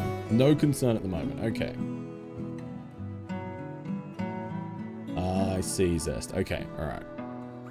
Okay, so let's go back underground and let's ignore the big flashy alert button and wait for our bed to be made, shall we? Okay, did we make a bed? Yes, we did. Now we need to place the bed. So now that we have a bed, we can place it in the fortress. Use the build menu to place it in a room underground. Just like the workshop, dig a new room first if you like. Beds are found in the furniture category. Unlike workshops, beds must be placed underground. That makes sense. We're dwarves, of course. So we will want our bed to be underground. So let's mine out here. And I don't know how big bedrooms should be, but like a little meager bedroom like that will be fine to begin with, right? So let's mine this out. Right-click the alert to make it go away. Okay. There we go. Alright. Ignorance is bliss, as they say. Okay, so now we've done that, we can place structure, so build, and it was under furniture and bed. There we go. Alright. So, did not mean to do that. Select material after placement, use the closest material, keep building after placement. Click on the tile to place the bed. Can I rotate it? No. Ooh. Maybe we can't rotate. Okay. So we've got a peach wood bed. Perfect. So we'll use that. Okay, and somebody's gone to get the bed, and they have placed the bed. Lovely. We've done it. With the bed placed, your workers will have somewhere to sleep. Later, you can create a room with a door and use the zones menu to assign an official bedroom for each resident. Lovely. The rest of the interface is now enabled. You can now click on creatures and items just as you can click on buildings to get more information about them. Click on a resident to see their needs, inventory, thoughts, relationships, and more. You can also access information from the citizens button. Okay. So, this is Serral Castlecride. They are 77 years old. They are creative, have high kinesthetic sense, they are ambitious, rude, have high willpower, and resist sickness. They are healthy, they have no official position, they are not part of a squad, and they have an unmet need of drinking alcohol. They're a proficient miner, a skilled appraiser, and a dabbling carpenter. I've just finished up some work. That was very satisfying. She feels satisfied at work. She feels satisfied at work. She felt fondness talking with a friend. She felt satisfied at work. She felt satisfied at work. Okay, cool. That all seems pretty straightforward.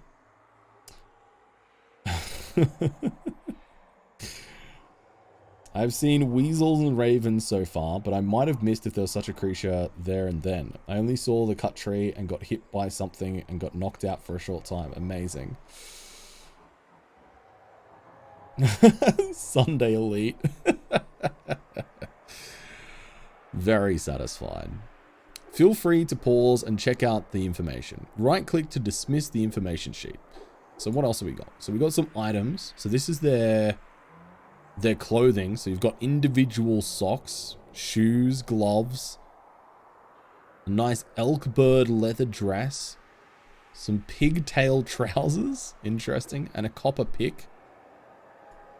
No health problems, no medical history. Description: a short, sturdy creature fond of drink and industry. She's very rarely sick and very slow to tire. She has a slightly thin irised, copper eyes are very round. She has an angular chin.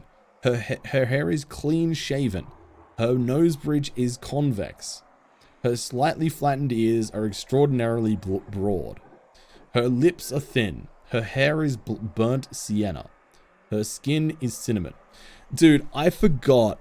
Like, I remember, I'm now getting flashbacks of just how overwhelming this was back when I was trying to learn this. It's so detailed, and you can get lost in the details for sure. I know, right, Blue Mary? Hey, QB. It is really cool, right? It's really cool. So we've got our skills here. So the proficient miner, skilled appraiser, and dabbling carpenter. We've got rooms, labor. Okay, so these are the tasks that we will work on, our work details. Personality. Okay, so Serol has a great creativity, a knowledge, a great kinesthetic sense, a lot of willpower, a feel for music, an ability to read emotions fairly well, and a way with words. But she has an iffy memory.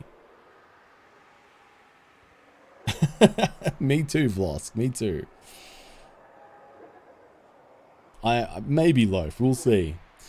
She is very ambitious, always looking for a way to better her situation. She's very impolite and inconsiderate of property. She's an optimist. She is very friendly and always tries to say nice things to others. She has a tendency to go it alone, without considering the advice of others. She's quite comfortable with others that have a different appearance or culture. She tends to avoid any physical confrontations and works to square this natural tendency with her respect of martial prowess. She is slow to trust others. She does not go out of her way to help others. She tends to avoid crowds. She can sometimes act without deliberation. She tends to share her own experience and thoughts with others. She likes to take it easy. She has a greedy streak. She sharply inhales when she is angry.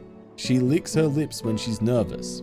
She often tells pointless stories when she's nervous. She chews her nails when she's thinking. She needs alcohol to get through the working day. She likes working outdoors and grumbles only mildly at inclement weather. I love how detailed this game is, dude. It is just like bizarre. It's bizarre. It's so good. Mild grumbling, exactly, Sarkon. Pretty much Revelion, yeah. JKek, a lot of this is true about you as well. That's fair. Oh my god. Even the alligators have that kind of background? Yeah, should we go check out... Well, let's go check out in a minute an animal outside. So these were her thoughts. No military assignment. She's part of a couple of different groups, and she has some relations. So she's got a couple of friends, and a close friend. Wow, lucky her. Okay, let's close this out. We've then got our cat, a stray cat that's tamed. It doesn't seem to have a name. It's 6 years old, and it's sickly. It has no official position, just in case anybody was wondering, chat. It doesn't have an official place in our colony.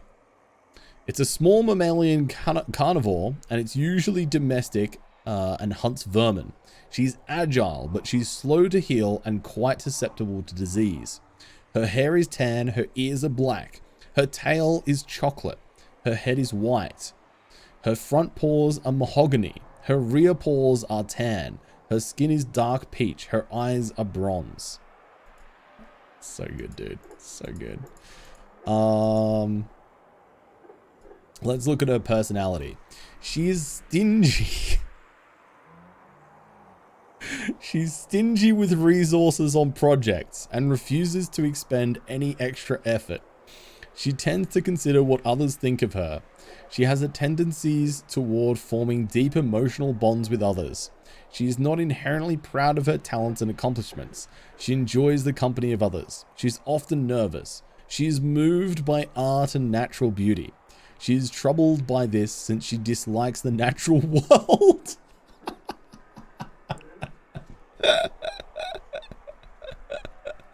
Oh my god, that's amazing.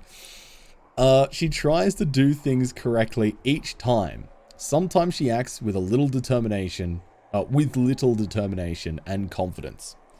Yeah, sounds like a standard cat, right? Standard cat things. That is true, K Paris. It is the same like, it's the same vibes for sure. All right, no relations. Cool. Stray cat. What can we name it? Oh, we can name it. Chat. What should I name this cat? Just Kidders. Kidders. Perfect. Can I? Oh, did I do it? Uh-oh. Stray kitten. Emergency food supply is the best name for a cat. The cat has bad music taste. It's perfect. Okay, perfect. Well, that was a time. That was a time. Okay. We've closed the information sheet. Let's try and finish the tutorial here, chat. Important and sometimes urgent information is given as alerts on the left-hand side of the screen. There have been several already. Oh no. Hover over an alert icon to see the information. Left-click on an alert for a recentering option, and right-click to dismiss the alert. You can recenter on announcement. Right-click to close. This is an example alert. These are very important. Ignore them at your own peril. How do I recenter? Left-click on an alert for recentering options. Okay, I guess it would pop up in here if it wants to recenter on it. Dismiss the large red alert. I did that, didn't I? Why is it not?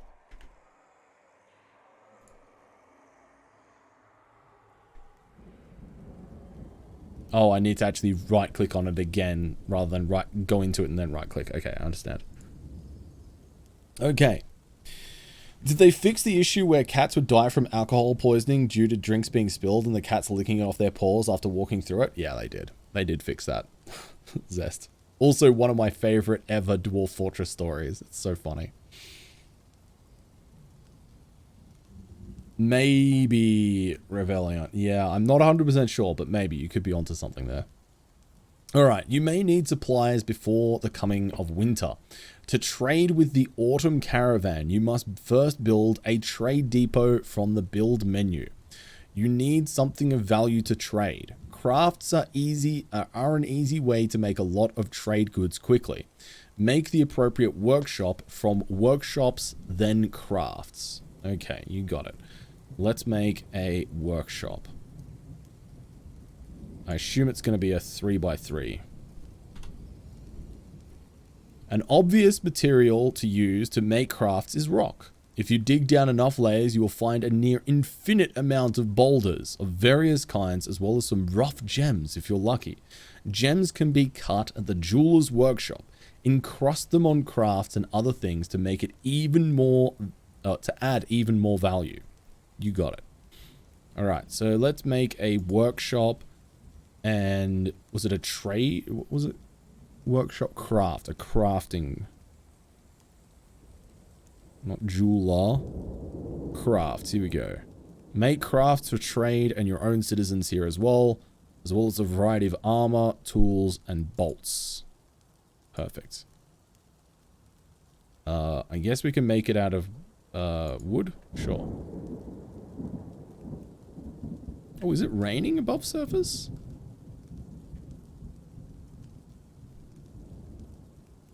Is that a peacock? Oh my god, can I move this? Okay, there's a lot more to learn. As you enter new menus, there will be information and tips. The help button at the top of the screen contains more guides. Click it now, and this tutorial will be concluded. Okay, so we've completed the basic tutorial. So we've got a whole bunch of other guides and stuff here. But that's good. That was a relatively good tutorial. I like that. I like that. I love the most dangerous fish, the carp. Carps have the same leveling system as dwarves, and they spend all their time swimming. So basically, they become max level murder machines really quickly. That's amazing, Hank. I love it. Oh god, the chicken army would have been really something, K Paris. Hey Razlan, when are you going to win? Yes. Yes, Razlan. Correct. Alright. The game is open-ended and you can do whatever you choose. If you'd like a goal, try and become a barony, then a mountain home. More likely, your dwarves will starve, unless you read the first few guides here. And remember, losing is fun, chat. Ah, boy. Okay. Alright. Thank you. Thank you. Alright. Let's go down and finish making this trade post, shall we? So, we've made the craft dwarf's workshop.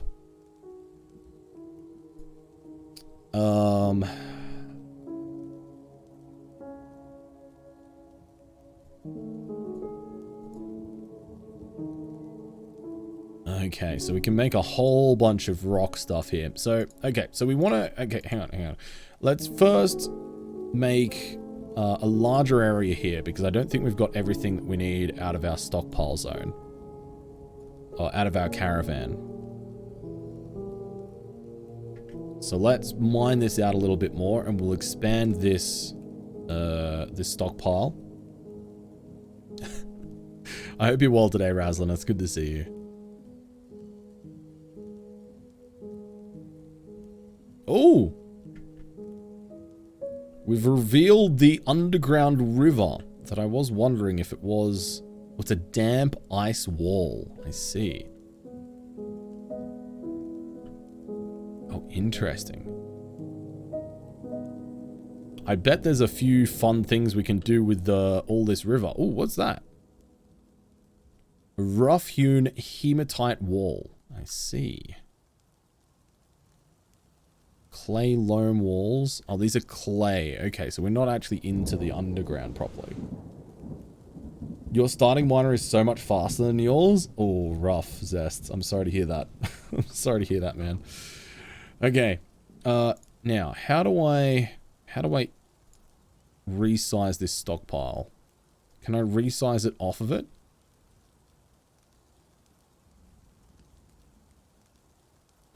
View stockpile. Repaint. Here we go. Aha! I did it, chat. I heckin' did it, dude. Yes, now we're moving stuff back down here. Lovely. Lovely.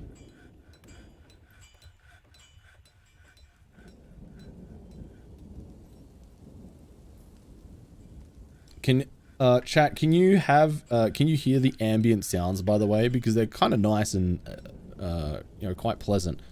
I just want to make sure that you're all getting the same experience as I am right now. Wow, we've got so much more stuff on our caravan here.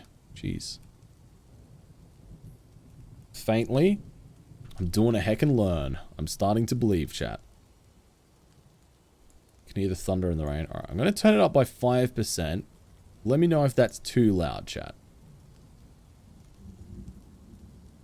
What would you like to name this save? Stream 1. Okay, we'll save the game here.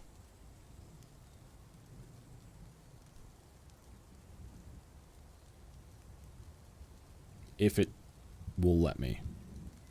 Which, is it going to? Yes, it is. Perfect. That's better on your end? Lovely. It's super nice. I love the ambient rain sound. That's lovely. Super relaxing.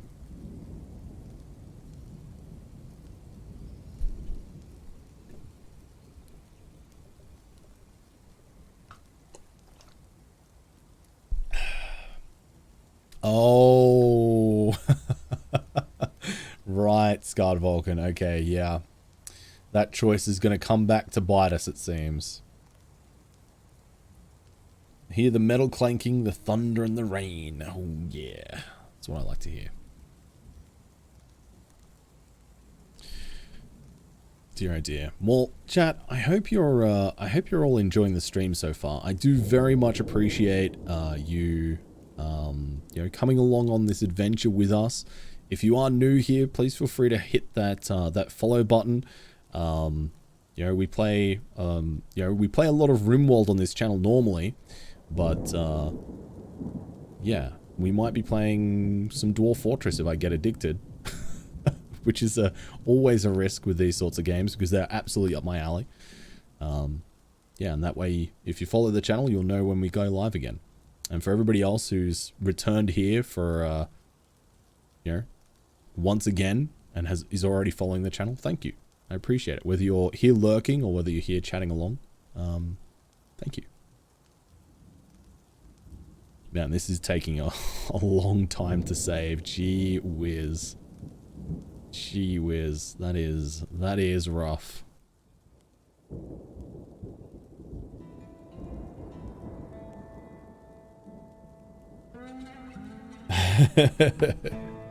It could happen. It could happen. Oh, it's finished saving. Cool.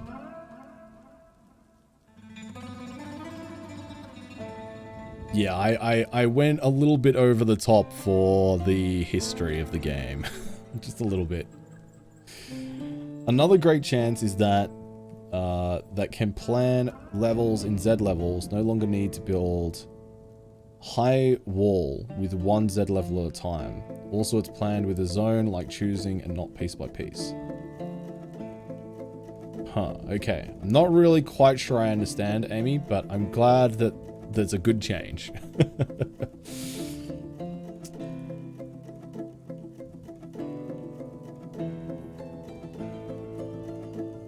Oh, that's rough. Yeah, I totally understand. I've played a lot of competitive shooters, and yeah, I totally sympathize with what you're saying there. Like, I consider myself to be a very kind of like team-oriented player and like a pretty wholesome person overall, but even I find myself at times being a little bit tried by what happens sometimes. Alright, so I need to dig downwards to get stone, right? So let's dig another stairwell. Can I put it next to my existing stairs? Is that a good idea? I don't know. So let's go, oop, not up, down, down. Bosh. Did I pre-order this? No, General Cullius. I did get provided a review key by Dwarf Fortress. So, yeah, this is a review key that they gave me. But I didn't pre-order this, no. I was gambling on the fact that I've played games that are similar to a Dwarf Fortress quite a bit, that they would hook me up. They would bring through the goods, so I wouldn't miss out. It was a gamble, but it paid off.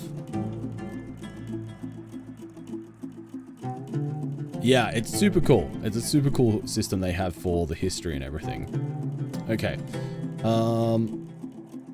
Let's go down again, I guess. Until we actually get into rock, right? We want to go into rock. Okay. Okay, nice.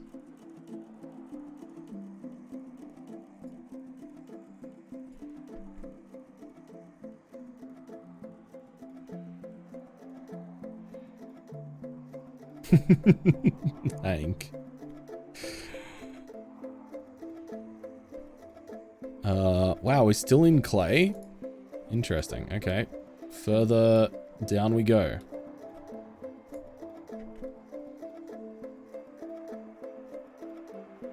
Oh, is that? Oh, magnetite. There we go. I think we're now actually into the rock. We're now into the true mines, chat. Siltstone wall. Magnetite. Yeah, we got some siltstone. Nice. Okay, perfect. Perfect. All right. Beautiful. Let's mine out this cavern here a little bit more just so we can kind of get a feel for it. Just open it up a little bit more.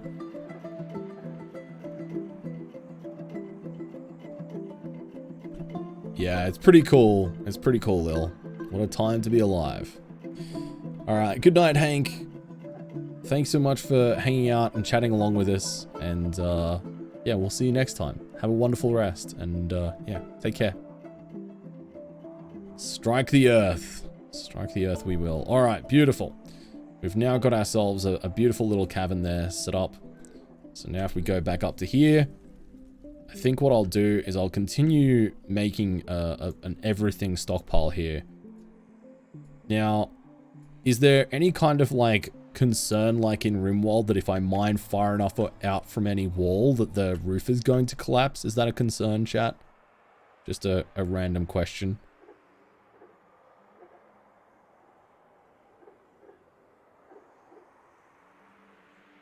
Yes. Okay. All right. How big do I have to be concerned with? What hostile things are there in this game? Are there raids like Rimworld or more like, shit, we dug too deep and too greedily and there's a Balrog? Both, Loaf, both. It's not structured in the same way as like Rimworld raids happening, but you can be attacked by things like goblins or wild creatures, and you can also dig too deeply and find things like dragons or fire elementals or weird basilisks and stuff like that. There's all kinds of weird creatures that will ruin your day. Dig around and find out. Oh no. 6 tiles. Oh god. Okay, so this is going to collapse then. No, it's not going to collapse. Okay, it's fine. Dig too deep and find fun. It is more than 6. That's why I said, oh, this is going to collapse then. But apparently it's fine. Okay, let's view the stockpile and repaint the stockpile. So, bosh. There we go. Now we should be able to haul some more stuff down here. 6 from the closest wall. Okay, right, gotcha. Okay, I understand what you're saying. I'm with you. Yeah, I'm with you. Gotcha.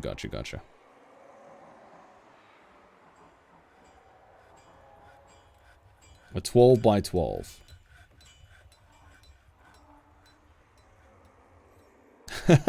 Is that right, Darker?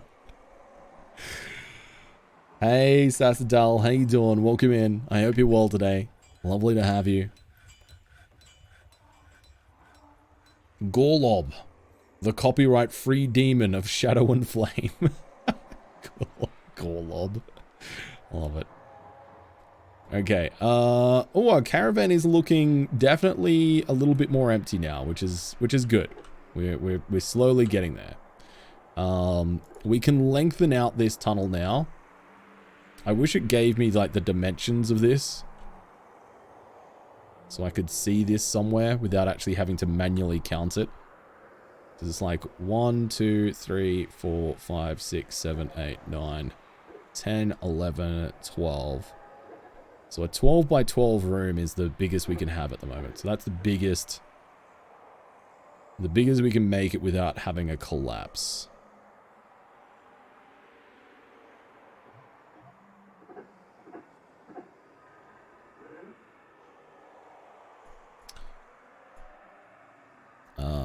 Let's just make this longer down here for the time being. Mine that out. That is true, Loaf. Yeah. Yeah, I guess the losing is fun is Rimworld is a homage. A little nod to Dwarf Fortress.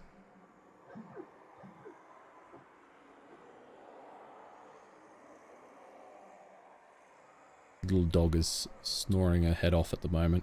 It's very cute. Little Lucy.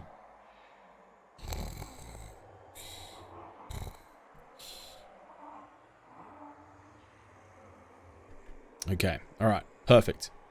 So, again, view stockpile, repaint stockpile, bosh. There we go. Dogs are awesome, they are, I completely agree with you. We love our local doggos around here. Ooh, is that a fish? It's a raw rainbow trout. It's a stack of 2 raw rainbow trout. Lovely. Oh, and an eel as well. Or a brook lamprey, specifically.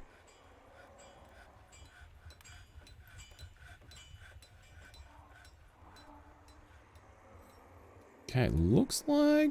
yeah, we're getting pretty well sorted out here. We've also cleaned out those stone chunks that were down the bottom there. Little kitty donut. Oh my god. Wow. Okay, I probably didn't need to cut down so many trees as it turns out. We've got a whole lot of wood. And still plenty more wood to come as well. I may have gotten a little bit overexcited at the prospect. What is that? A steelhead trout. Amazing.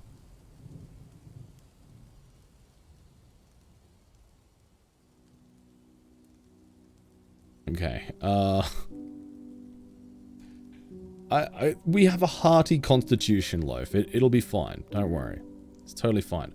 Looks like, though, our caravan is empty. So, that's good news. Caravan is empty, confirmed. Yeah, there's no forest fire if there's no forest. Big brain. Okay, now I need to make a wagon. A trade zone? What was it? Let me just... here, preparing for the caravan. So we need to build crafts. So we've now dug down deep enough to get some rocks to craft things out of. And... we need to make a trade depot from the build menu. Okay. Trade depot. This crucial building is where all trading will be done. Pack animals from distant civilizations will need access to this building from the edge of the map. Later, wagons will need a clear 3-wide path to the depot. Gotcha. So do we build this above ground? Chat, this is an open question to you now. Open question. Do we want to build it above ground or below ground? Ooh, just got an email. What is this email?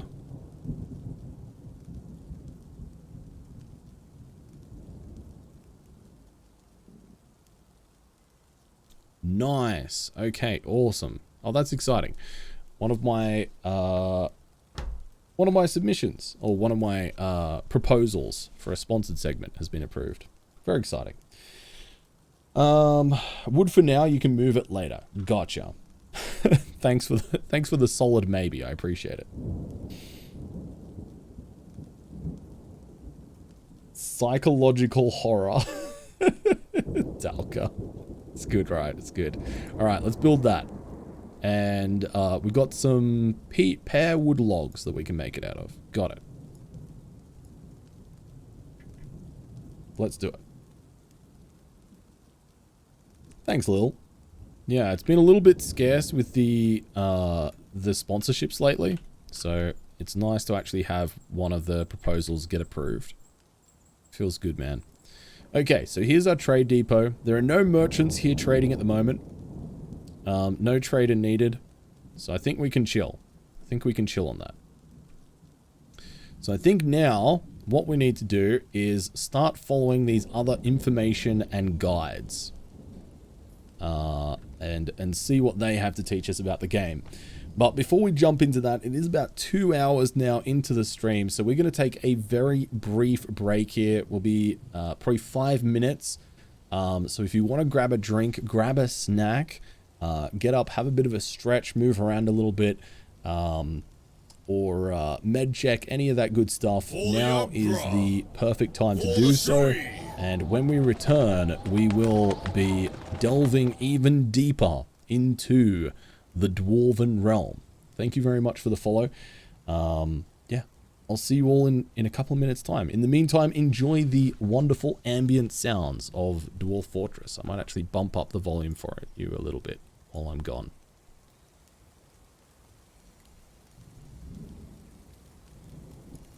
There we go. I'll be back.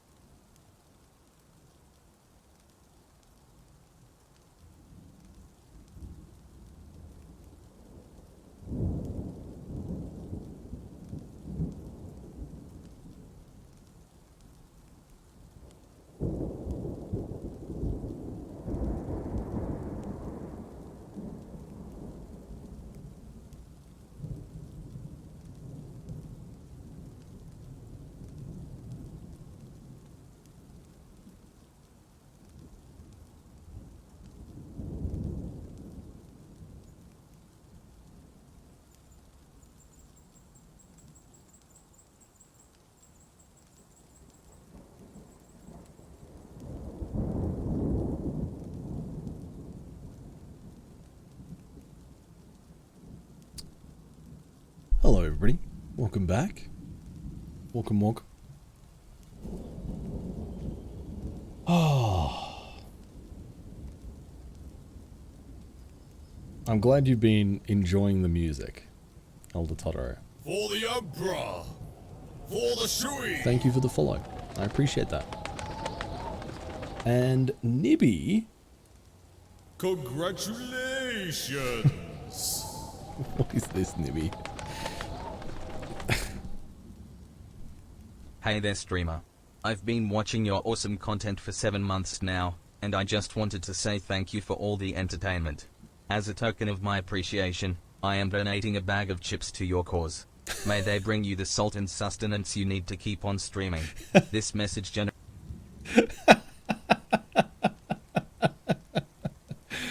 Nibby, so good to see you. Can we get a shout out for Nibby, please? If there's a mod around, can we get a shout out for Nibby? Thank you for 7 months of support. Thank you for the the resub, and thank you for the the message as well. Hope you've had a good day, Nibby. It's a great message, right? It's good. Hey Sarge, are you there, dude? If you could get a shout out for Nibby, please, that'd be great. I think Sarge said if you need him, mention him by name. So I've tried to summon Sarge 852. Maybe it could be like trying to summon Bloody Mary. We need to go into the bathroom and look in the mirror and say Sarge 852, Sarge 852, Sarge 852, and eventually he will be summoned. Or Clean Biscuit will do it for us. Thank you, Clean Biscuit. I appreciate it. Thank you for getting a shout out for Nibby. Guys, go and check out Nibby. Another Aussie and obviously another streamer. Otherwise I wouldn't be shouting them out. So they're Drongo approved. That's all you need to know. You heard about this AI bot ChatGPT that writes code and stuff. So I thought I'd ask it to write me a resub message. I thought you were trolling with that, but you actually did it, you mad lab. Yeah, I was watching, I think it was a YouTube video yesterday about ChatGPT and like how people are putting like their code and error messages into it and getting like the AI to fix it for them and stuff like that. And it's just wild to me. So cool. So interesting. Did I miss something? No. It worked, chat. It worked. Hey Sarge, sorry. I was just asking you to do a shout out for Nibby, but Clean Biscuit got you. Sorry to have summoned you unnecessarily, but thank you for your vigilance. I appreciate it. Hey Whit, how you doing? Yeah, I think so. I've seen some things on it about it as well on TikTok, for sure. Your chat GPT thing is not as exciting. What is this, Sarge?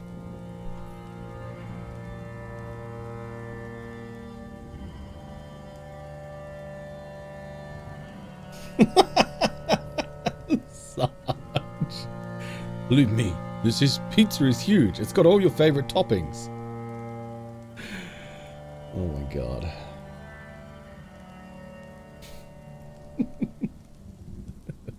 That's so weird, dude. It's so weird.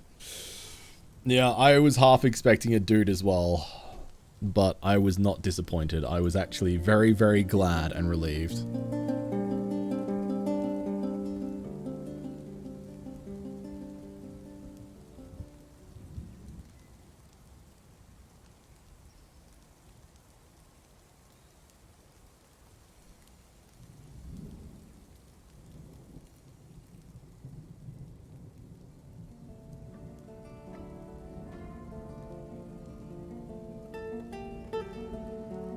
Yeah, Cody, they would have fit in perfectly, I think.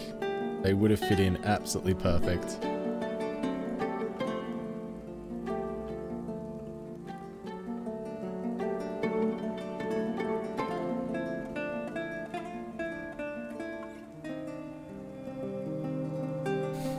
The pity dude. Yep, see, I know that link. I know that link and I'm not going to click on it. I know that's become like my catchphrase now, but I'm not gonna click on it. My day's been good, Nibby. I know My what day's that been very is, good, thank and you. I'm not going to click on it. Exactly, Sarge. My day's been good. I did some admin stuff earlier today. Did some like, I don't know, personal stuff. Do it! Fuck me. Just do it! Oh, good. It's Nike. He's here. Yay. Jeez, I'm glad I wasn't taking a drink then when that happened. It scares the crap out of me every time, dude. Every time. Hey, Nike. I hope you're well, dude. It's good to see you. Let's turn the game audio back down a little bit. Just a touch.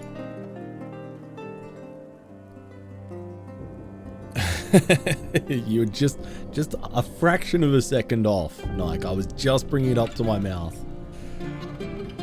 Dear, oh dear.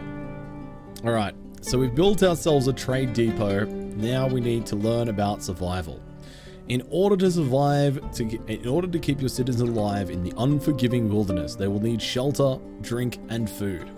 Use the arrow at the top of this window to minimize the tutorial when it obscures your view.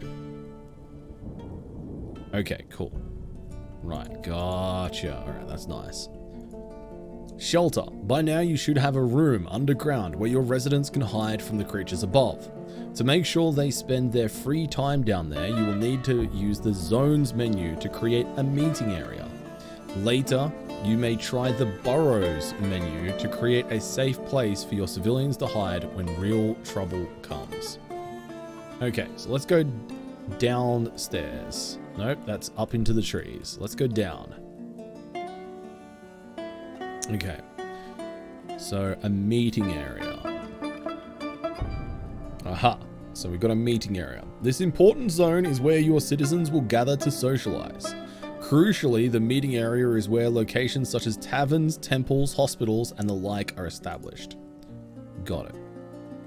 Alright, so now we can just draw ourselves a little social area, it looks like.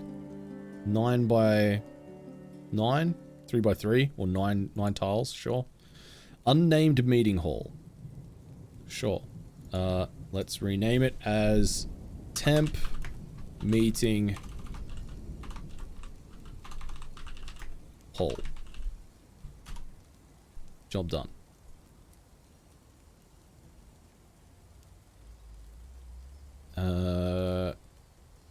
Remove, suspend. Okay. Alright, I think we're good. Did that work? No. Oh, it didn't save it. Hang on. I'll work this out. Don't worry. I'll work this out. Oh no, it did work. Hang on. Oh, it did work. It's fine. Yeah, we've got a meeting zone. Sim, hello there. Welcome in. Thank you for the raid, dude. I really appreciate it. I hope you all had a nice time playing some FTL. Did you win your run, Sim? Crafton, hello. Wonderful to see you. Can we get a shout out for Sim and Crafton, please? Gerbo, Dusk Coyote, Percy, hello there. Welcome in, Tim. Guys, please go and check out our friend Simcopter. He's a wonderful streamer here on Twitch. Some of the most supremely chill vibes and you know, just a little bit of chaos mixed into the mix as well. I can't recommend him highly enough, and yeah, just an absolute sweetheart. Plays a lot of similar games to what we do, things like GeoGuessr, and I'm not gonna lie, I'm really starting to come around on FTL. I think I'm gonna give it a crack in the near future, so yeah. And if you're coming over from Sims for the first time, and you haven't met me before, hi, I'm Bloody Drongo. I'm a variety streamer from Australia. Hopefully you'll be able to enjoy the vibes here as well, although I would say that we are a little bit more chaotic than Sim.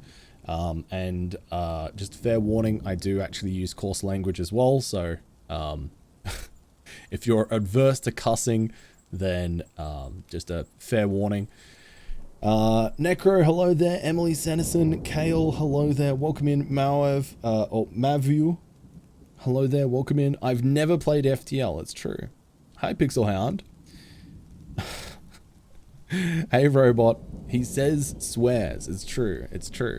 But yeah, I do try to keep a wholesome environment despite that. And if you are somebody who prefers to lurk, please enjoy your lurks here. I'm thinking that the Rimworld soundtrack is going to be perfect for lurking to, because it's just super beautiful. The soundtrack is lovely. And to answer what we're playing tonight as well, we are playing Dwarf Fortress. It's just released on Steam. So some of you may know Dwarf Fortress already as the game that has ASCII characters, and you're kind of like looking through the matrix to be able to tell what's going on. It's just released on Steam, and it actually has proper sprites and everything now. And it's a whole new, almost reimagining of the game, in a sense. But still all of the same stuff that you know and love if you're familiar with the game. And Lily, thank you so much for the 3 months at tier 1. It's lovely to see you. I hope you're well today. At the moment, we're currently going through and following the tutorial, because luckily the game now has a tutorial. The last time I played this was back about 9 years ago. So it's been a long, long old time. But I'm glad to be dipping my toes back into it, and I'm enjoying it so far. We're just learning about how to survive at the moment, so we're getting there. We're getting there.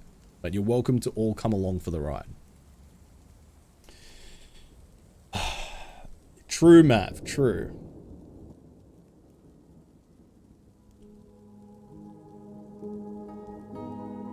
Hi, Lily. It's lovely to see you. I hope you're well. Hi, Mitch. Like I said, I don't want to insult your mother, Mitch, but I'm gonna. I will do it if I have to. Glad you're doing okay, Lily. I'm doing well, thank you. I'm doing very well, thank you. It looks so different to how I remember it, but just as overwhelmingly in depth. Yeah, it's still in depth. I'm sure it's going to be overwhelming in some parts, and I'm kind of taking this very slowly. So if you are somebody who wants to kind of, you know, watch somebody who's already proficient at this game, unfortunately, this is not the stream for you. Just to be honest, we are kind of taking our time and learning and working things out and enjoying the process, because I do enjoy learning new games, but you definitely need to be in the right headspace, and you definitely need to have bandwidth to learn it. So yeah, this is the stream where all we see is the fun. No, this is a fun-free zone. This is a fun-free zone. And yeah, thank you again, Sim, for bringing your wonderful community over. And yeah, I hope you're doing good, dude. Hope you're doing good. Fun has been timed out, it's true. Okay. So chat, what we've just done is we've created a meeting zone for our dwarves to socialize underground. We've built a very large stockpile here, and we've also got a couple of little workshops, a couple of rudimentary workshops, and then above ground here we've got our trading station.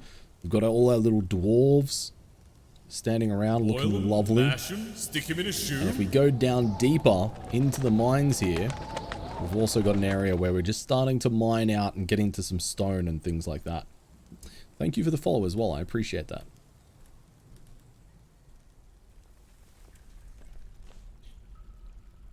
Martz says, knowing nothing, I've learned a lot just watching. I'm glad to hear that, Martz. Yeah, thank you for being here. Hi, Nevsol. It's still the same game, just got a graphical update, right? Or did they change anything else? There's quite a lot of changes from what I understand, Nev.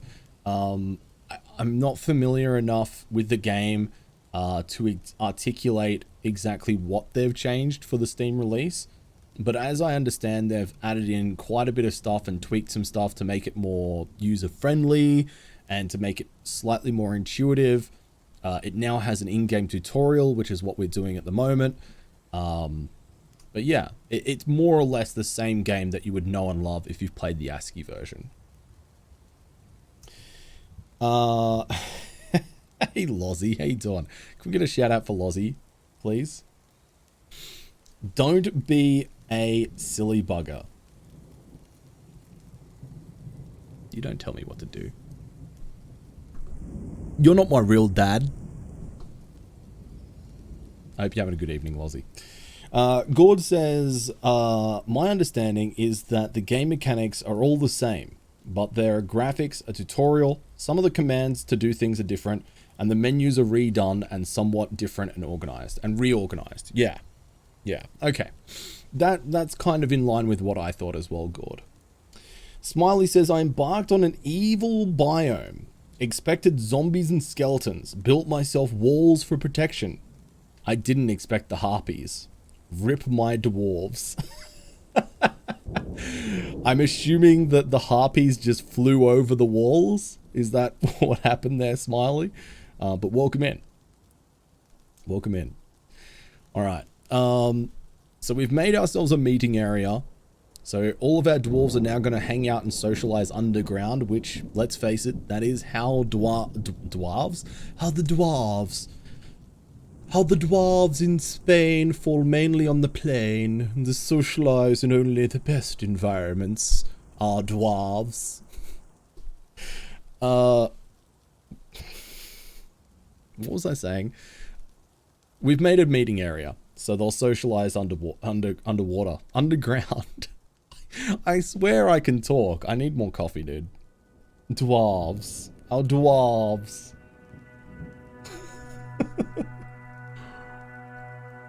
You can neither confirm nor deny the death by flying harpies. Poor Smiley, dude. Oh, you cursed me. You cursed me, Lozzie. I was doing fine up until you showed up, and now look at me. I've gone to bits.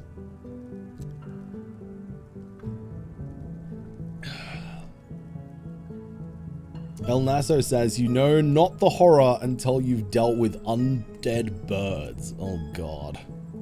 Dwarf Fortress. The suave dwarves are dwarves. I like that, actually. I like that. So later we can try burrows to create a safe space, but we don't need to worry about that just yet, I think. So next up is labor. Some essential tasks must be assigned from the labor menu. Click here and make sure you have a miner, woodcutter, and a fisher dwarf. If you haven't suffered any casualties, you should have these labors assigned already. But if one of these brave workers falls, you'll need to assign somebody else to these duties. Duties. The mist that turns your dwarves into... Wait, is there danger mist? That's terrifying. Dwarf Fortress. Fartwas. Okay, so Van Bok, the Cookbook-Talesh, is our fisher dwarf. Katten Nefmonom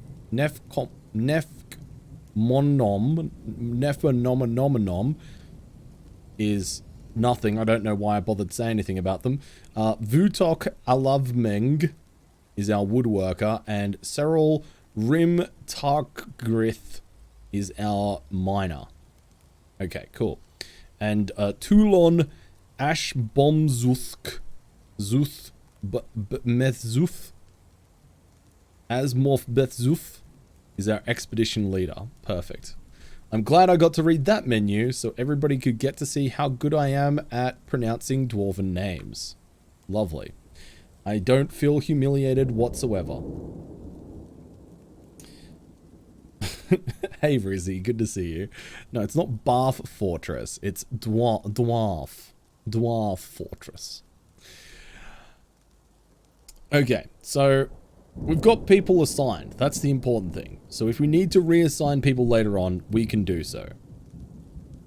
Perfect. Next up is survival.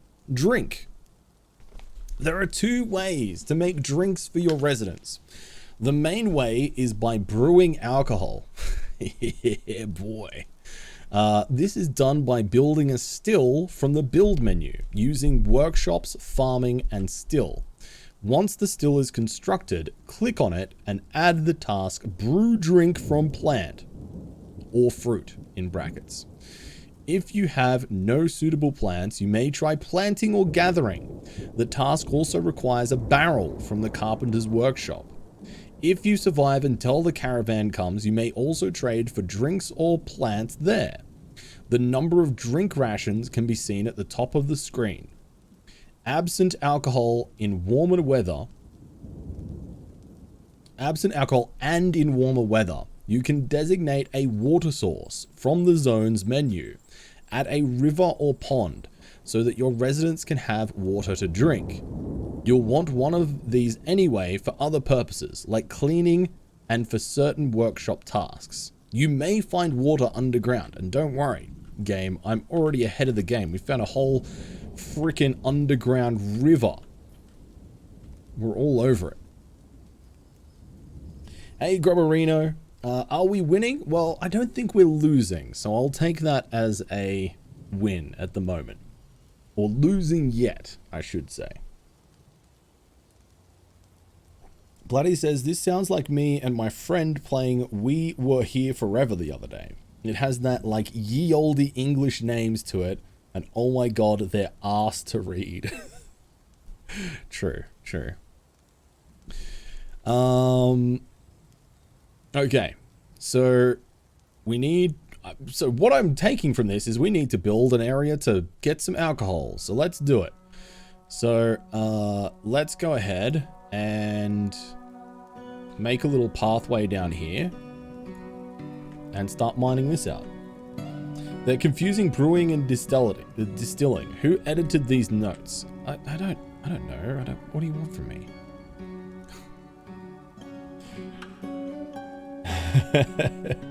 Hey Kissy, how you doing? Welcome in.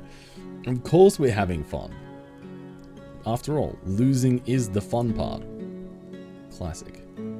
Alright, let's make our little brewing area down here. Let's make a little brewing room. Bosh. There we go. Hop to it. Wait, what is this animal? What are you? What the heck is this? A worm! Why is there a worm hanging out and socializing with us? And a louse! Oh, but we do have a stray bunny down here as well. This bunny, apparently, chat, has great analytical abilities, very good creativity, a great deal of patience, and a good spatial sense. But she has an iffy memory and very bad intuition and little linguistic ability. She has a strong tendency towards privacy. She does not find most jokes humorous. She is somewhat scatterbrained. She can sometimes act without deliberation. She tends to hang on to grievances. She sometimes acts with little determination and confidence. She's quite polite. She is brave in the in the face of imminent danger. She is somewhat uncomfortable around those who appear unusual or live differently than herself. Hey, Finnish polar bear. It is a bunny. It is a bunny. It does have little linguistic ability. But just to confirm. Just to confirm. Your average Redditor? Maybe, I don't know. Welcome in, Lauren. Good at building tunnels, but can't recall which ones are built. Ooh, good point, Jaren. Yeah. Boil him, mash him, stick him in a shoe. Thank you for the follow. What's the bunny been thinking? She was grouchy about being caught in the rain. Oh, tragic. Poor old bunny. Very sad about that. All right, let's continue mining out our thing here. Dear oh dear. What is our miner doing? Why are we not mining? Oh, you're sleeping. You're sleeping on the stairs. I suppose I probably should have made bedrooms first, but Oh well, whatever. It's fine. Yeah, the cats are doing a heckin' zoomies, dude. They are all over the joint. They're doing heckin' zoomies. Alright, we've now swapped out of sleep mode, and we've now activated dig mode. Let's go. And look at that. We are digging like an absolute boss. Bow, bow. Yeah, buddy. Yes. We're going to have a little brewing station here set up in no time. Okay. Bosh. There we go. We got ourselves a little area here where we can now make a still. So once a still is constructed, we can click on it and make the brew drink from plant. Okay, got it. Amy says, didn't notice migrants arrived and they are behind... Oh, thank you, music. Behind the river and have been surviving with drinking water from the river. Need to build a bridge for them. Oh, jeez, okay. Moon chill. Yeah, it's character building. You're right, exactly. Okay, so let's go to our building menu here. And is it machines or fluid? Is it, oh, workshops. Workshops. It says farming, right? Workshops farming. Where is farming? Ah, here's farming. Farming and still. Oh, still's over here. Okay, gotcha. So we've got farm plot, still, butcher, tanner, fishery, kitchen, farmer, quern. Is a quern like a grindstone, maybe? I'm not sure. Vermin catcher's shop, a nest box, and a hive. Okay, cool. Let's build our stills as still. There we go. Perfect. And we'll build that out of peach logs. Perfect. We're on the up and coming, chat. Oh, that checks out, Smiley. We'll see. We'll see. Finish Polar Bear. Purple Star, how you doing? You currently have 22 hours in this game on Steam. What the... It only came out like 20 hours ago. That's ridiculous. Oh, it's a hand mill for things like flour. Okay, gotcha. Kizzy says, a few years ago, I had a pretty good settlement going in Dwarf Fortress until a Minotaur decided to attack. It walked down my staircase and approached my entrance bridge, and a dog ran up to attack, and with one swing, the Minotaur gibbed the dog. I've never seen a more graphic scene made of simple colored ASCII characters. Amazing. Jesus, Purple Star. Make sure you're looking after yourself. Yeah, remember that other things exist. Look after yourself. Okay, so let's add a new task. Brew drink from plant. Requires empty food storage item. Okay, so I guess I can't do this yet. Empty food storage item. So, okay, so I need to do I need to make the barrels first? Okay, the task also requires a barrel from the carpenter's workshop. Okay, gotcha. So let's set up a zone here where we'll store our barrels.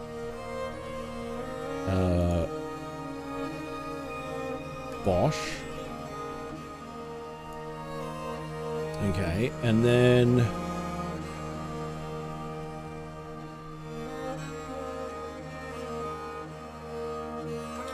is it food? No, not food. Custom? Barrel? No. Not barrel. Okay, what if I unselect this? Can I not unselect that?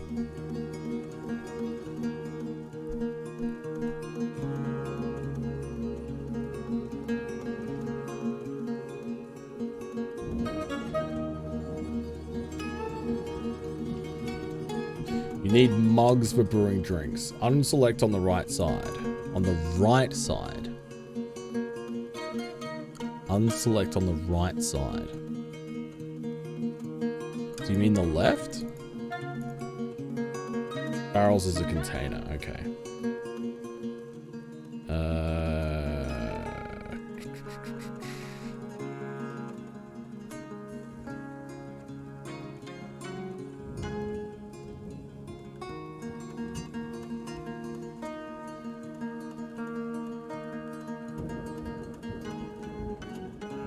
Hmm.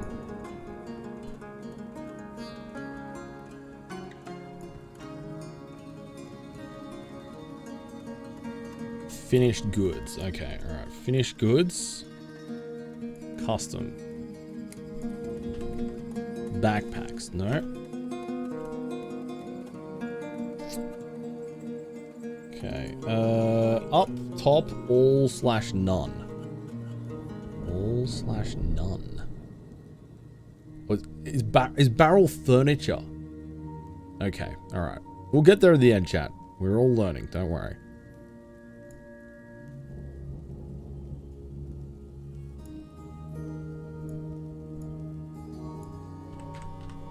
Barrels, there we go.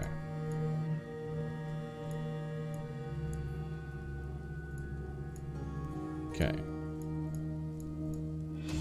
No. Friendly Kitten is here. Hey, Friendly Kitten, good to see you. Never give up. Never surrender. Oh, I think I... gotcha.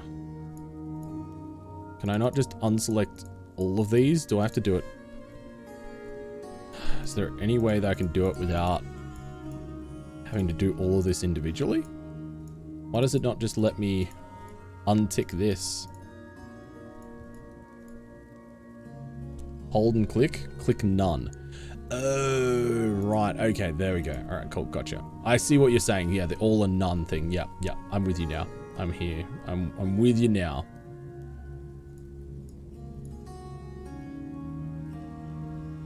Okay, stone and clay, we don't want them out of that. Or metal, we just want the wooden ones. Barrel, though. We want barrels. There we go. Perfect.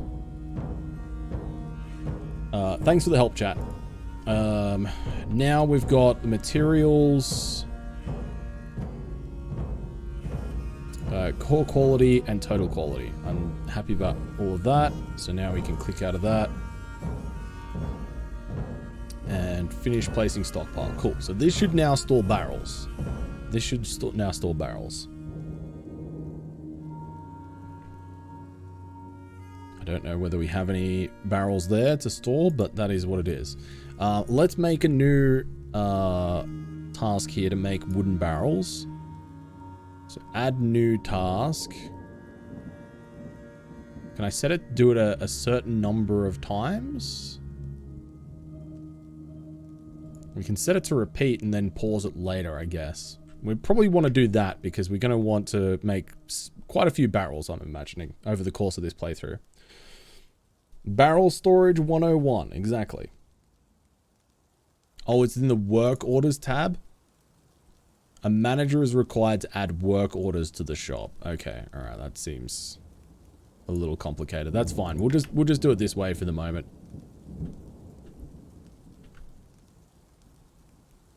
How goes the learning? We're getting there, Sim. We're getting there. It's definitely a lot easier than learning the ASCII version. I can tell you that much right now. It's a lot less overwhelming. Can I set this can I set the stockpile zones to be different priorities? So I can have this as a higher priority area to store our barrels than putting them in this one? Is that a thing that we can do? Okay, let's make one more barrel and then we'll pause making those.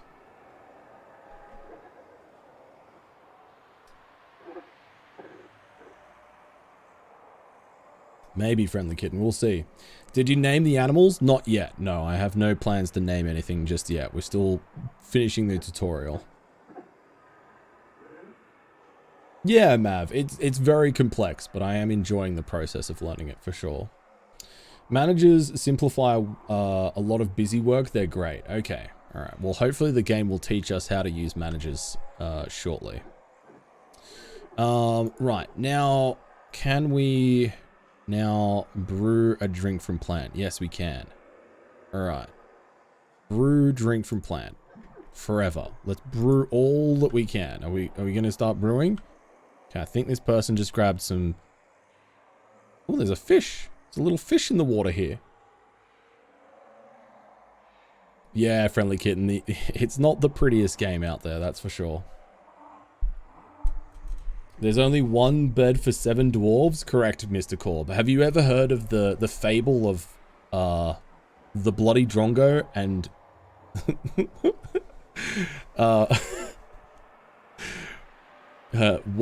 one bed, 7 dwarves? It's a video. If you Google it on the internet, the video. I just had this really interesting idea.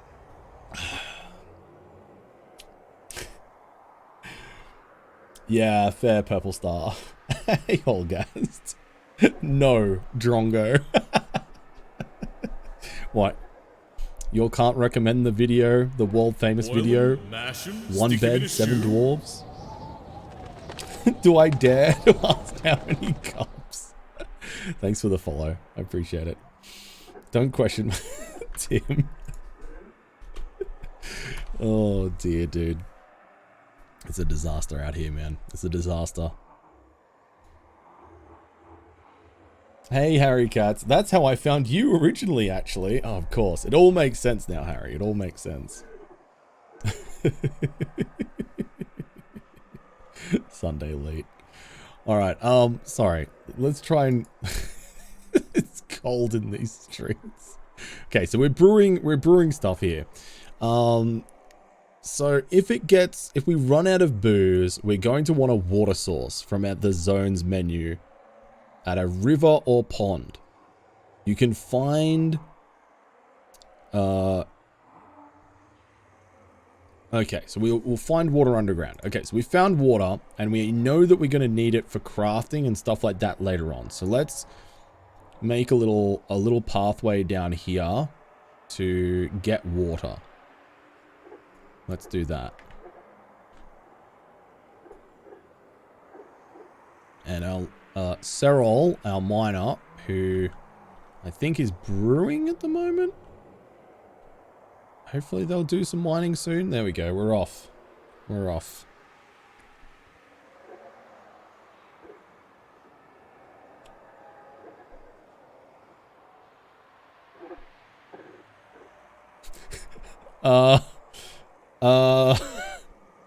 Wait, what?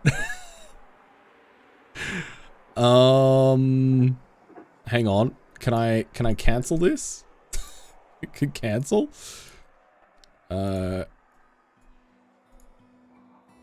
Cancel. Water floods your base. But how are you... How do you build walls over it? Okay, man, the game hasn't taught me how to build walls yet. Structures. Walls. I can put some beds over it. Constructions. Wall. Click a tile to place a corner of the wall. Okay, build walls over it. Oh, I can't build... Oh no, I can't build... Oh, hang on. I can't build walls over water. Okay, what about if we just put some...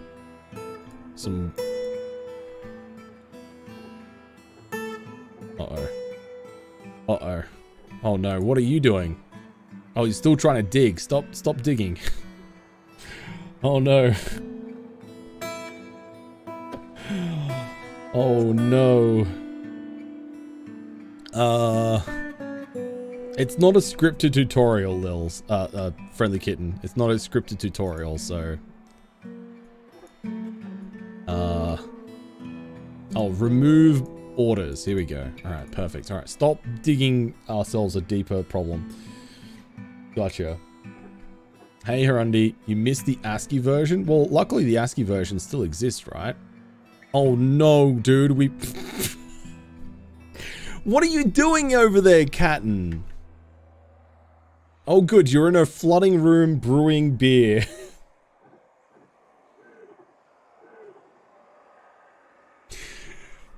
This is fine, and we've got stray Kitters. Kitters here is stuck in there. Oh no. The Catton goes down with the ship. Oh no. Oh, it's... do I need to be worried that my walls are damp, chat? Do I need to be worried? Okay, what about if I launch an emergency evacuation operation? Let's try and evacuate them.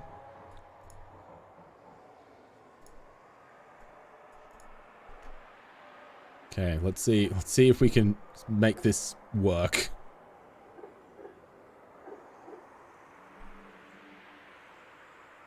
I've made a water cat Pokemon.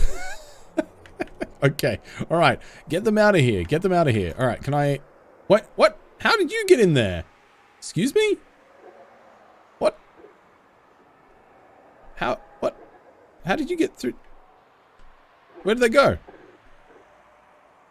Did they die?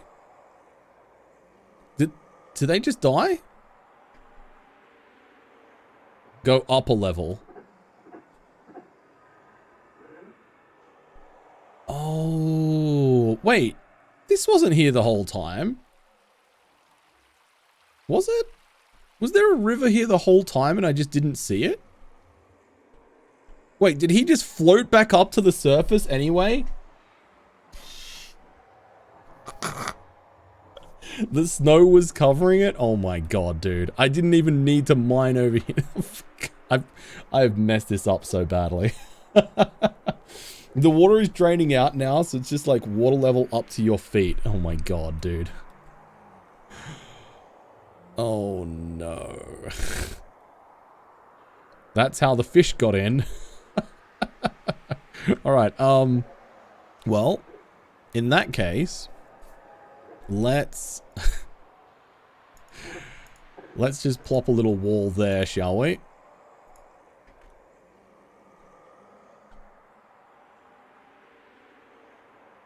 Okay, alright, cool. Crisis averted. We've made ourselves some muddy floors. The good news is that you only broke into the pond. If you spread it out, there will be enough to it will dry out. Okay, so this is recoverable. So I can just let this flow through. So would you recommend me just removing these walls and just let it become muddy in here? And we drain that pond? Okay, the river is infinite. Okay, so we learned a valuable lesson without completely ruining our day. That's good news. I'm glad to hear that.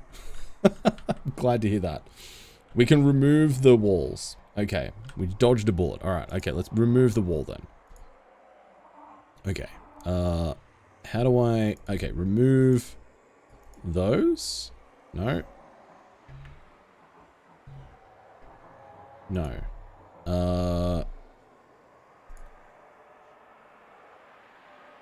How do I delete structures? Remove wall from... Oh, from the mining menu. Okay, alright, that makes sense. Alright, so it is the same thing. No?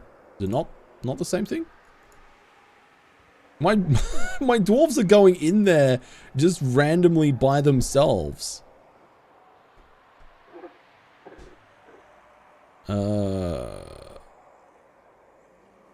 Oh, this one. Okay, designate that. Okay. Right. Okay, I'm with you now. Gotcha. All right. Well, our meeting point is now going to be a little bit damp, but no big deal. That's fine.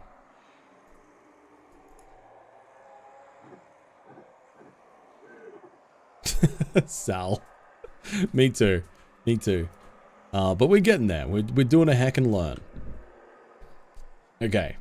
Cool. You can see here as well that we've now got a pile of mud in here. We've got some muddy floors. Lovely. I've forgotten what we were even trying to achieve here. Oh, that's right. We were trying to get a water source, but I guess we've got a water source now. Oh, interesting. So this pond is fed by the river?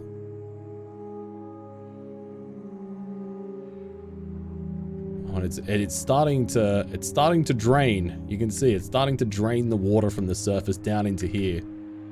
That's cool. It's interesting.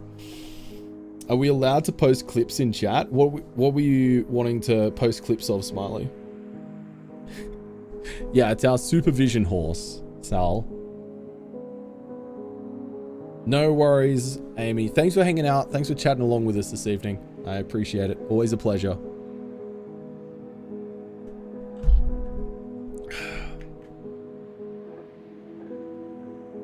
Emotional support horse.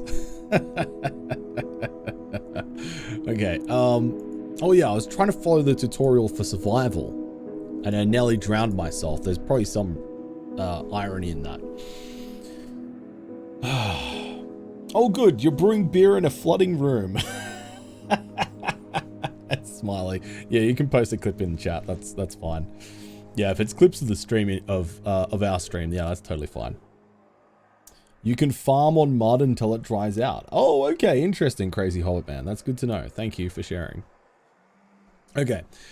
Your residents will have water to drink. You'll only you want one of these anyway for other purposes like cleaning and certain workshop tasks. You may find water underground. Okay. The way it phrased, like you may find water underground, led me to believe that that is what I should be doing, is seeking out underground water. And it led me astray. It led me astray. Oh my god, I love it, Smiley. A confirmed, certified Dwarf Fortress moment.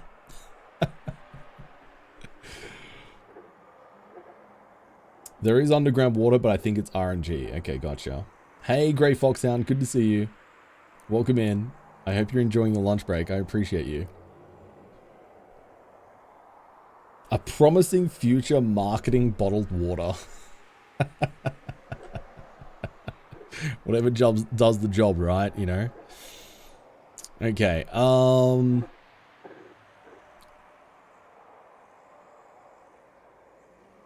there is generally underground water on most maps, unless you find one without it. The way that's phrased makes sense. Yes. Yes. Yes, that makes sense. What am I doing? All right, let's follow the next tutorial. Planting. There's some food on the embark wagon, and you can trade for food, but you can also grow your own. The wagon comes with some seeds, but as you might expect, these crops must be grown underground! Exclamation mark. Using mining orders, you'll need to carve out a rectangular underground area for your farm plot. The underground rectangle must be near the surface where there is soil, loam, clay, or sand. One level down should suffice before you hit rock. The highest mountain elevations do not have soil. Make sure you leave the ceiling above intact so that the underground soil doesn't receive any sunlight. Okay, that makes sense. All right. Well, now that we've made a complete mess of this area, let's go ahead and mine out an area over here where we can do some growing. I don't know how much room we'll need, so I'm just going to do that. This is still tutorial? Yes, Sal. But to be fair, I have been going remarkably slowly. Wait, what is this? What is this? What is? Why is this a different color? Siltstone. Oh, I found a pack of... oh, it's not even... Okay, well, this isn't any good for our our farm. This is actually a stone area. Never mind. Oh, well. It is what it is. I guess we could move the brewery. My thinking was that we would have the brewery here so that it was near the water source. But I guess we didn't need it. So, oh well, it is what it is. Okay, well, we might use this room here as something else then, if we can't use it for stuff. But we've got a whole bunch of rock now, so we could... what's a good thing to make for trading out of rock?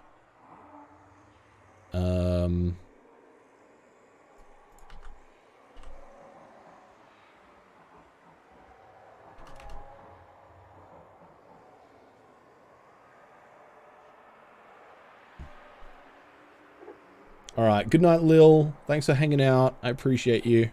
We'll see you next time.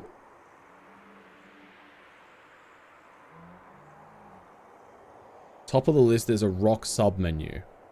Oh, is this a sub-menu? Oh, okay, here we go. So we've got large rock gem, rock amulets, rock bookbinding, rock bracelets, rock crafts, crowns, dye. Ah, it's a thinly veiled threat. Earrings, figurines, hives, jugs, mugs, nest boxes, pots, rings, scepters, scroll rollers, short swords, and toys. My goodness. Okay. Thanks for the follows, everybody. Welcome in. Harundi says, I played Dwarf Fortress when it came out, and I honestly think the game's tutorial should roughly mimic that time.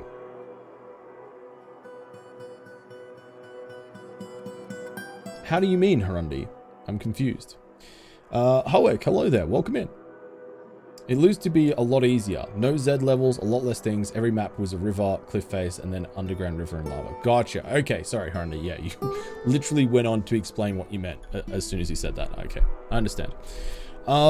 Since nobody in chat said anything, I'm just going to make rock amulets for the next little while so that we can trade them, okay?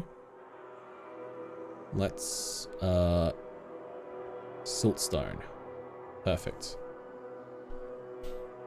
Hey Ras, you a ghostly woodcutter in your fortress. Yeah, why wouldn't they be okay with that? I'd be fine with that personally, you know. Just casually. Hey Trollisco, how you doing? Welcome in. I hope you're well today. Okay, so hopefully somebody's gonna start crafting here in a minute. Oh look, old mate was using his little wheelbarrow. That's kind of cute to move the rock around. Yes, and then we got Katten Nefkonomonom, who is doing some crafting for us. Hopefully going to make us some beautiful dwarven amulets. You can check the Civ screen and see if they have anything they prefer to buy.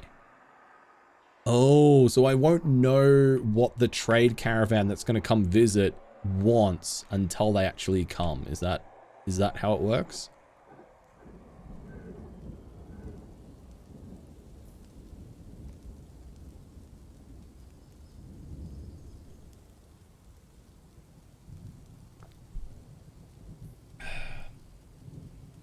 The generic caravan is okay bartering for most things. Okay, cool. All right. Nice. We've got a nice little thing here. You know what? I think I might make this my meeting area. This here. We've got some nice little walls. Looking pretty good. Can I think I remember that you can smooth walls, right? Like make ornate walls. Or is that no longer a thing?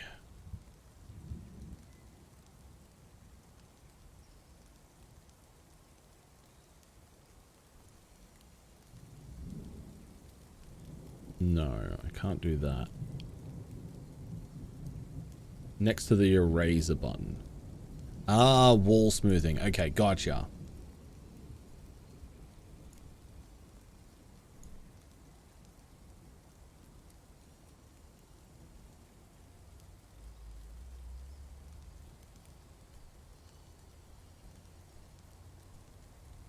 Aha. Ooh. Aha. Okay, right. So it disappears when you're out of that menu. Gotcha. All right. So let's... Oh, I can't smooth this because it's loamy soil. Okay, I see. All right.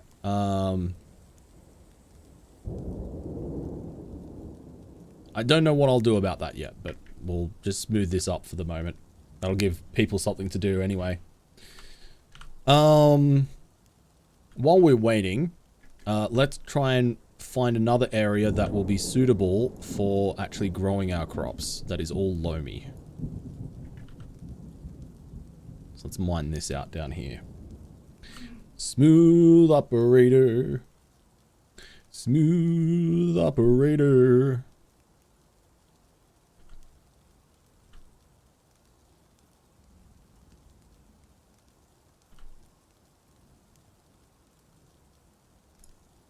how do I get you to prioritize... Oh, annoyed about having a drink without using a goblet, cup, or a mug. Maybe I should make some mugs. Maybe I should make some mugs. Ooh, we've made some amulets. Superior quality siltstone amulet. Very good. Maybe I should make some mugs. Let's pause that for a second.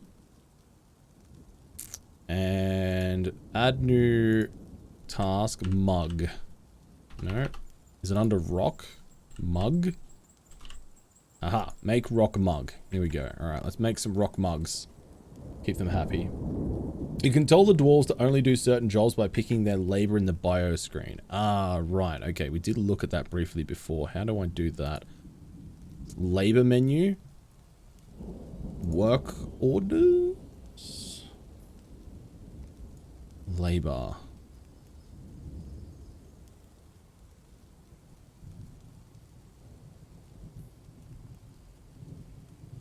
Ah, here we go. All right, stone cutting. Here we go. All right, okay, so stone cutting and engravers. All right, so let's take you off of that. Okay, and then that way...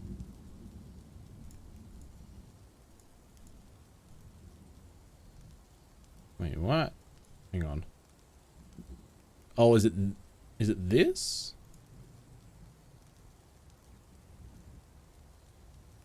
Oh, only... Okay, yeah, okay, I understand how this is working now. Alright, so by doing this, only the selected do this. So then I do that, and then everybody I've selected there except for Cyril will do it.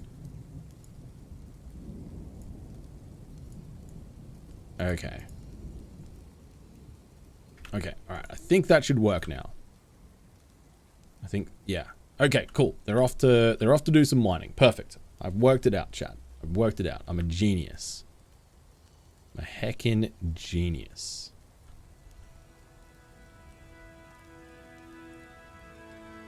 Okay, perfect.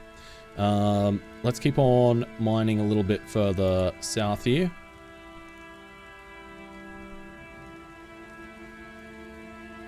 Bonafide genius, that's right. And look, the pond is starting to dry out as well. The pond is drying out. We've now got a whole bunch of muddy floors over here, but it's working. Okay. Love that for us. Now let's go across into here and let's try this again to make a little growing area. Remember, you actually don't need a lot of farm early on. A good early shroom farm is super productive. Okay. All right. Well, I'll just kind of... I don't really have much of a sense of what's big and what's small in this just yet. I don't really have an idea of how, you know, what is considered a big farm and what's a small farm. So I'm just going to kind of fumble around a little bit. And chat's just going to come along for the ride for the moment. Yeah, we've got more water in case we want to flood our farmland, make it muddy.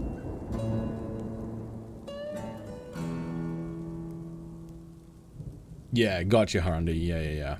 Okay, cool. Now we've got a whole bunch of stuff here. Okay. Alright. So, using mining orders, you'll need to carve out a rectangular area for your farm plot. The underground rectangle must be near the surface or where there is soil, loam, clay, or sand. That's what we've got. One level down it should be suffice before you hit rock. The highest mountain elevations do not have soil. Make sure you leave the ceiling above intact so the underground soil doesn't receive any sunlight. We've done that. With a subterranean soil floor exposed, you can place an underground farm plot. This isn't rich soil, but will suffice for now. Dig deeper to find better soil. Select farm plot from the build menu. Okay. Build menu, workshops, farming, and farm plot. Here we go.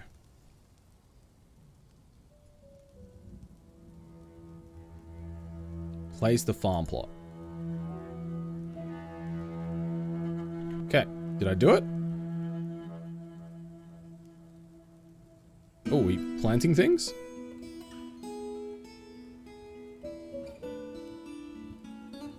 Can't tell.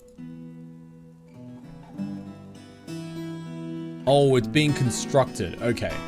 It's being constructed at the moment. Hey, Lottie. Good to see you. Welcome in. If we drown, we drown. True.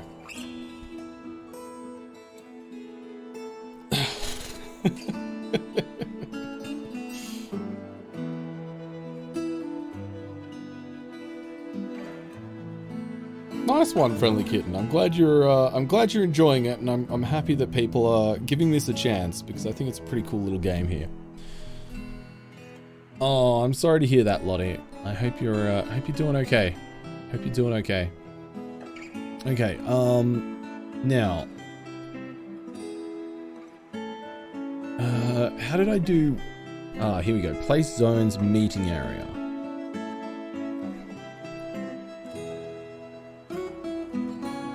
Okay, let's make this a meeting area. So let's have this as main hall.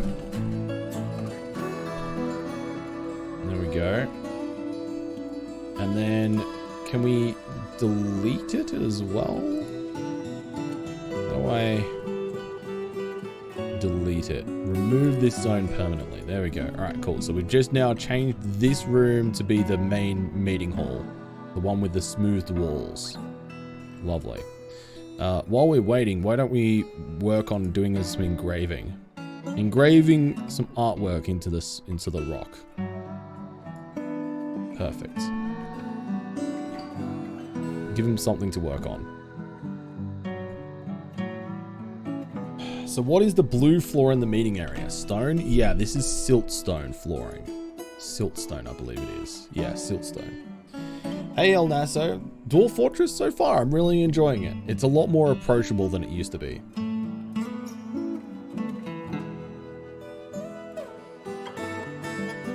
Nice, Arundi. I'm looking forward to seeing some of the artwork.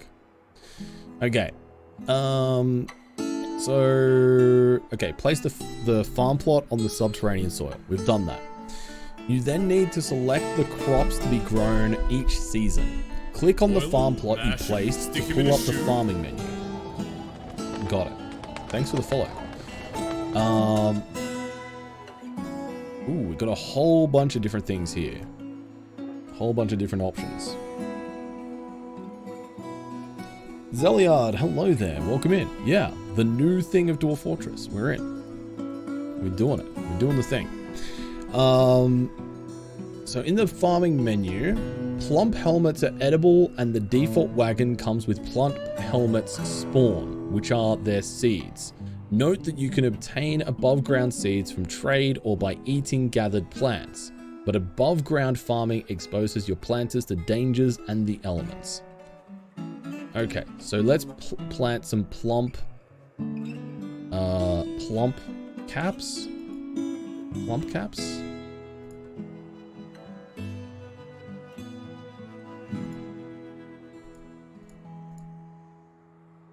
Plump helmets? Ah, here we go. Plump helmets. Okay. Let's plant those. Yeah, Zeliard. Yeah. Yeah, it's nice that it's all inbuilt, and I'm really enjoying the fact that the game now has a tutorial. It makes it a lot more approachable.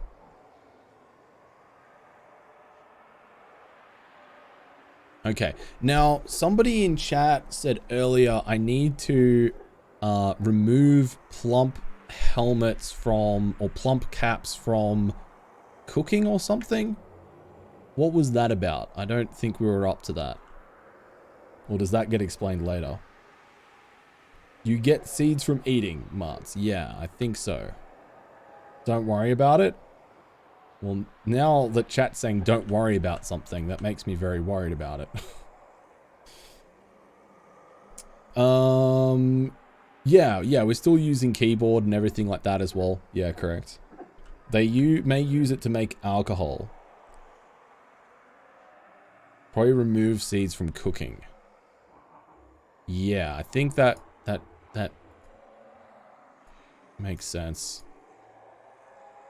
We've not got any we're not actually cooking at the moment as far as I'm aware, so maybe that won't matter too much. Just worry about it. Thanks, Nibby. That makes me feel a lot better.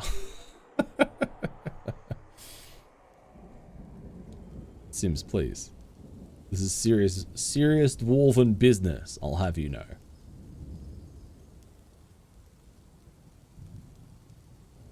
It's fine, Clean Biscuit, don't worry. Oh, I thought they were planting, but they're actually just growing seeds. Just make sure they can't eat the seeds. Okay, hey, how do I make sure they can't eat the seeds though? How do I manage their diets?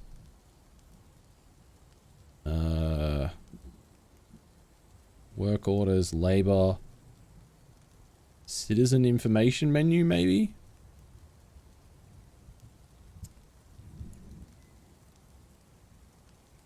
Planting seeds. Sure, Holgast. Yeah, understandable.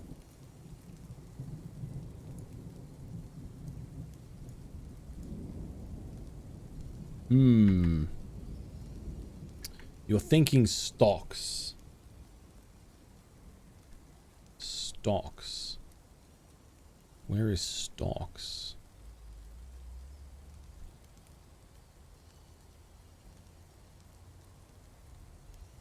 Stocks menu. Planting. Task information menu. Labor. Oh, that is literally all of these. Objects. Top screen button. Oh, stocks. Okay, yeah, I see it now. Yeah, thank you. What? So seeds? Oh, hang on. There was a seeds thing there, wasn't there? Seeds. Seeds. Here we go. All right. So seeds. All right.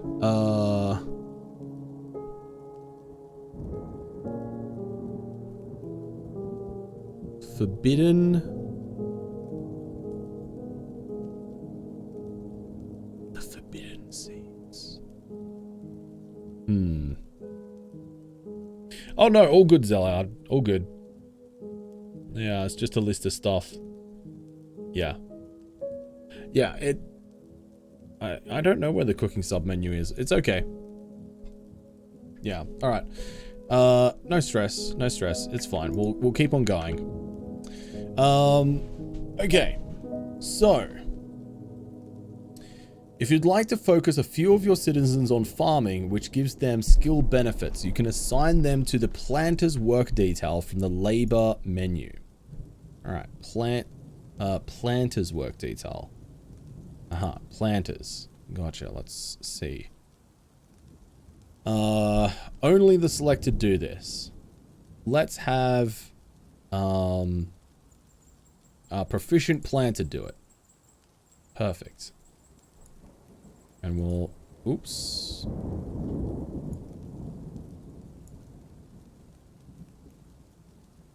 Take you off of that and that. There we go. So now they'll be planting and... Nice. Okay, cool. I think that's good. So now we'll only have one planter, which will give us a skill benefit, apparently. Fertilizer and skilled planters have a direct impact on crop yield. These effects are more pronounced deep underground, where you can locate the cavern biome and its rich soil. Potash is the fertilizer of choice and can be created from the ashery, using ash from wood burned in a wood furnace. A water source zone and a bucket are also required. Fertilizer is not needed to farm. Okay, so that's something that we'll need to worry about later on. I'm not going to worry about that because that already sounds a little bit kind of overwhelmingly complex if we start worrying about that. But I think, yeah, we already got, I think down here, this is what we've got planted. Or are in the process of planting. I'm not entirely sure. But I think we're doing it. I think we're doing it, chat. According to the wiki, dwarves won't eat raw seeds, so just watch the cooking, I think. Okay. But, okay, so I guess we'll get up to that, because I think, assuming at some point it'll teach me how to cook food. because I don't know how to do that yet. Wow, there's a lot of tutorial. Gee whiz. But that's okay. I'm enjoying learning this so far. Yeah, I suspect, Harundi, that would make sense.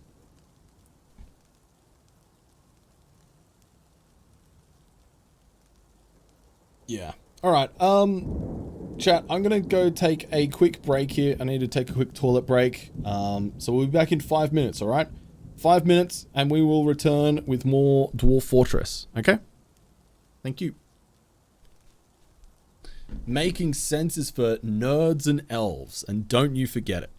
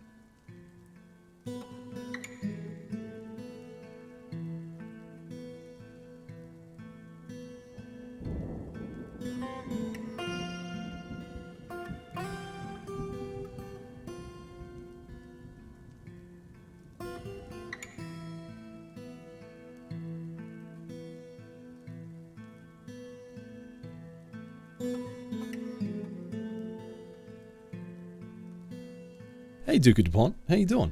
Welcome in. Welcome back, everybody. Hey, Duncan.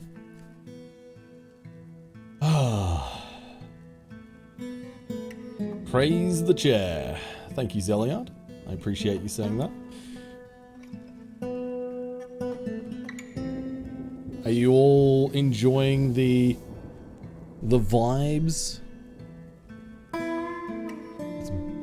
The soundtrack is just so lovely, dude. Other food sources, chat. That is the next portion of the tutorial. Hey, First Beer. I believe this is purpose-built music for the game. This is just the default game music. Oh, Horundi. R.I.P. Oh, chat, actually, I'm gonna give you a little cheeky sneak peek at something here. Hey, Ras, how you doing? To be fair, I have been doing this very much at streamer speed. I reckon we've probably done about, maybe, we've taken like 3 hours to do probably what is about 20 to 30 minutes of tutorial, Ras. So, I've been taking my time. Okay. I got something very shiny here. It's not related to Dwarf Fortress, but it is related to Warhammer 40k, which I know a lot of us, including myself, are a fan of here. Check this bad boy out. Da-da-da-da. I was sent this certified box, courtesy of the Emperor of Mankind. What's in it? I can't tell you. It's a secret. It's a secret, but it's a very cool box. It's fully metal, and it's been engraved, machine engraved, all on the outside. How did he get my number? Oh, me and the Emperor of Mankind are like this, Holgust. We're like both on our quick dial, like we're on each other's quick dial list. Super nice. Super nice. But I've been sent this. So, I'll be revealing what is in the box later on this week over on Twitter. So if you want to find out what it is, go and follow me on Twitter, chat. Go and follow me on Twitter. But I can't tell you. I can't tell you yet. But I can show you. I can show you that the box is magnetically sealed. Ooh, fancy. Fancy. I already follow you on Twitter, now show me. Well, you'll see soon, Bree. Is it an octopus? Maybe. It could be. Is it a candle? Perhaps. Perhaps it is. Anything with that's metal and engraved and has magnets, mate. Very cool in my books. Secret love letters. It's the secret love letters between me and the Emperor of Mankind. How did you know? Is it my dignity? No, Meg. We still have found no trace of that yet. We still have no idea where that got to. Noise Marines. Oh man, that would be good. That'd be good. Sorry. Fishing. Fishing chat.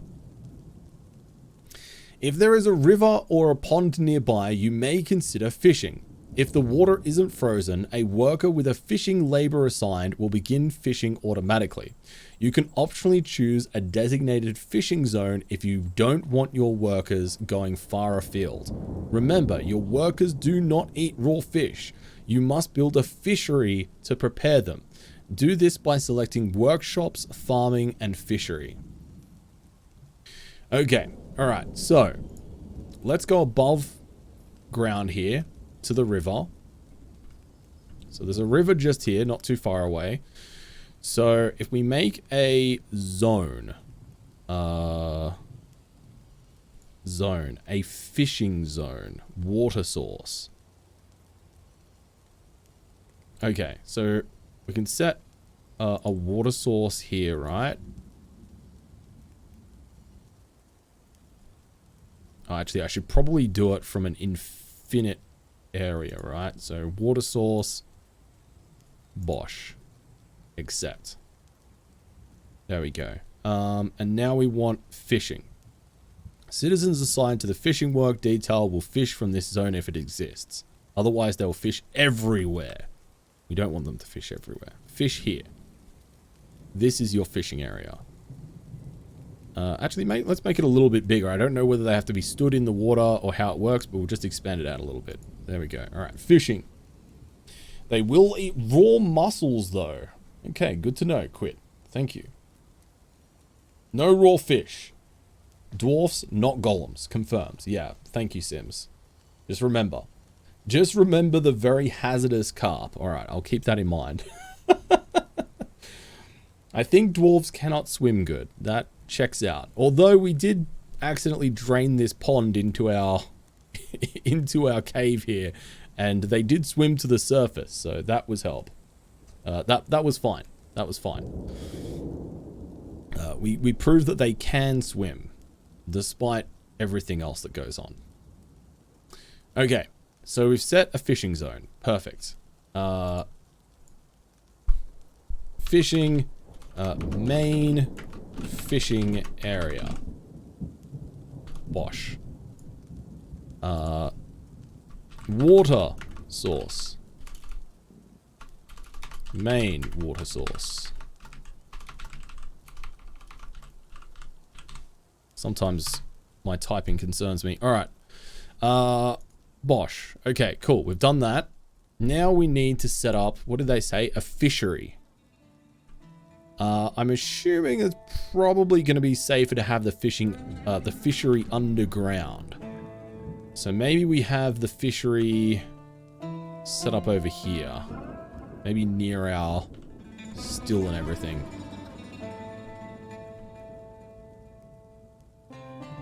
Water makes a terrible source. Water is an incredibly important component in sources. What do you mean? How big is the workshop for fishing? Fishery. It is a 3x3. Okay, good to know. We can work with a 3x3. So if we do like that. Bosch. Alright, we're off to the races.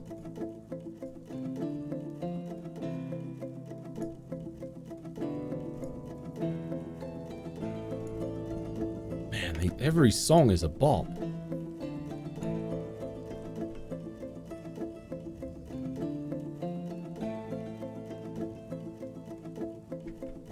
Okay, alright, perfect. Fishery. Oh, construction nearly done. Okay, fishery. Prepare raw fish. Do infinitely. Let's go. Perfect. 97% on Steam. It's pretty highly rated. It's pretty highly rated. It is selling like hotcakes right now. Dwarf Fortress is the new hotness, in case y'all didn't know already.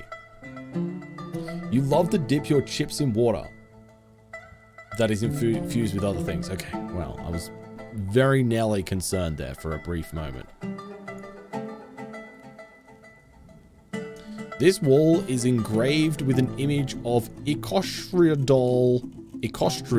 by Caton Necophonomonom.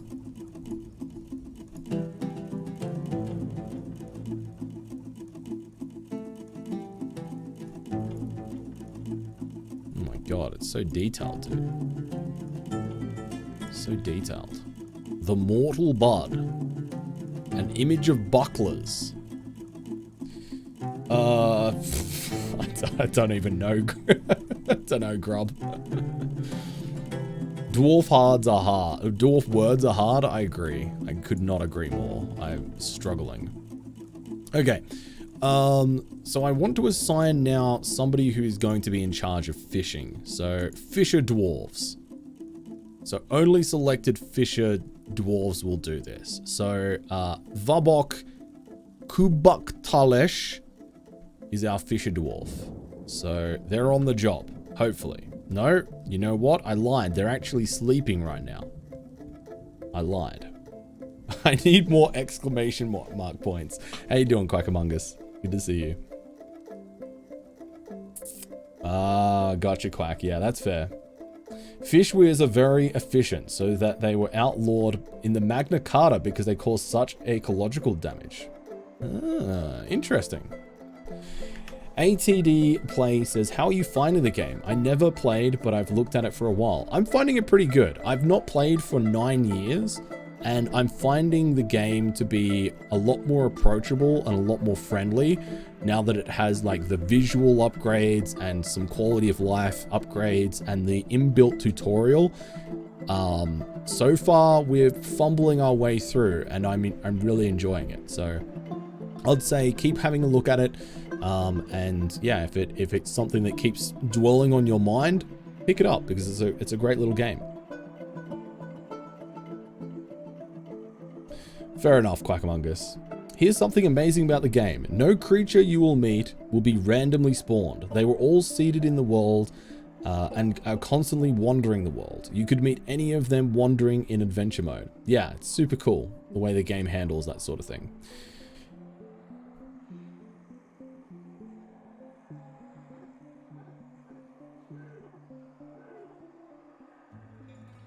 That makes sense, Zeliard, yeah.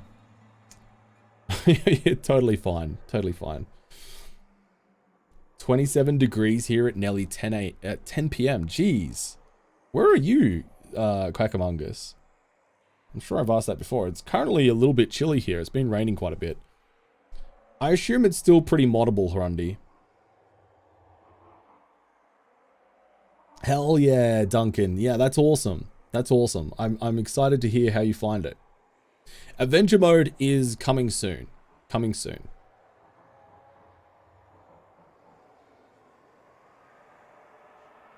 I think that is correct, Zeliard, yeah.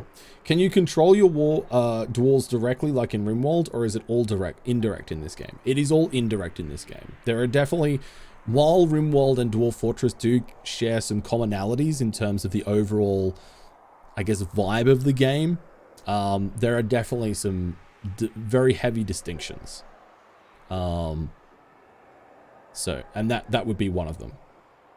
Oh, so you're up near Brizzy. Gotcha, Quack. Yeah, that makes sense. It's definitely chilly here at the moment. Okay. Okay, so we've got our fishermen set up. We've got our fishery set up, so we're preparing fish so that we can eat it. It is possible to survive by gathering plants outside. Do this by selecting the gathering order. Then draw a rectangle over the bushes you wish to search. Okay, alright, gathering option. Gathering. How do I go back? Gathering orders. Here we go. Alright, so draw a square. Well, there we go. Okay, so they're gonna gather. Is gathering its own... Yeah, plant gatherers. Everybody's going to do that. Sure, I'm fine with that for the time being. Okay, so we're gathering. We've got fishing going. Butchering. Meat from livestock you slaughter is a source of food. To slaughter an animal, you must first build a butcher's shop. To do this by selecting the building in Workshops, Farming, and Butcher. Once the shop is built, open the Creatures Info menu. From there, select the Pets/Livestock tab. There you can select which animals to slaughter. You may need to minimize the tutorial to see the slaughter buttons. Note that some livestock must eat vegetarian or vegetation to survive. To keep them alive, use the pen pasture zone from the zones menu to select a section of grass and click the add button to assign animals. Okay, all right. Thanks for the follow. Welcome in. Yibris, hello there. Or Yiberis. Hello, welcome. Welcome. Okay, alright. All of that makes sense. Let's make a butchery crafting area first of all. So, bosh. There we go. And we'll build our little butchery in here.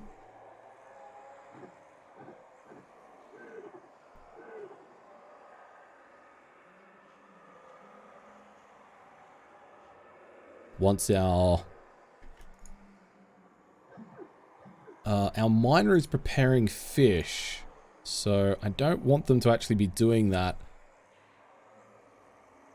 What work order do I need to unassign them from?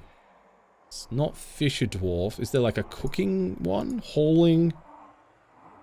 Orderlies?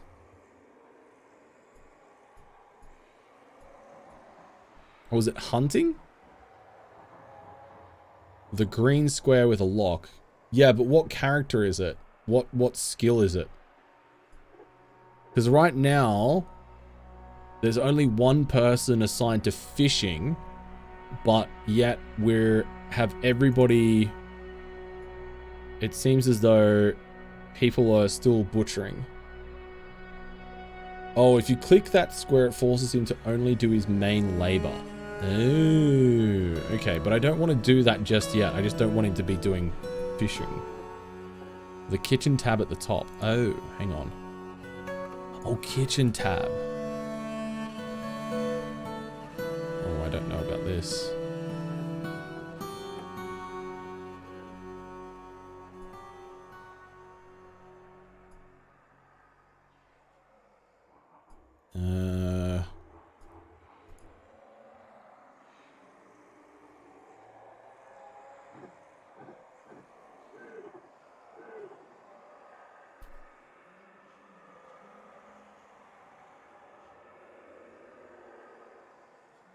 There's the kitchen tabs. You can forbid cooking. Oh, forbid cooking plump helmets. Ah, okay.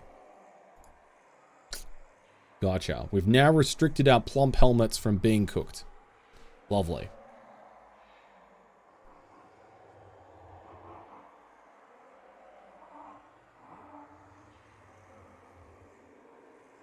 Why is it 20 question mark?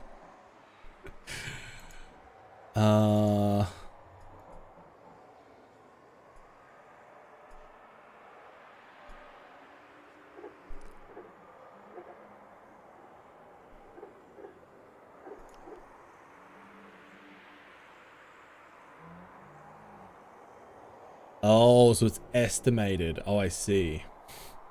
Okay, that makes sense, Holgas. Thank you.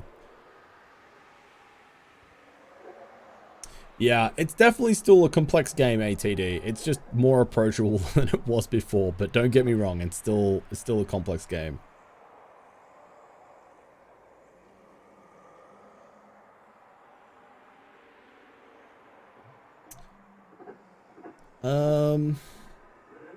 Yeah, I'm still not clear on why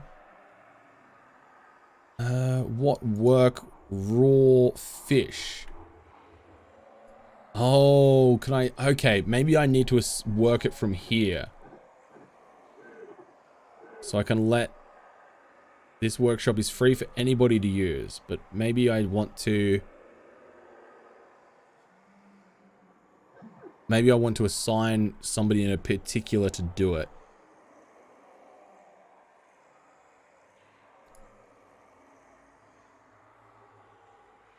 So we'll assign our Fisher Dwarf there, I guess. No, that hasn't changed it. The Fisher Dwarf is not working there. It's still our miner. Okay, interesting.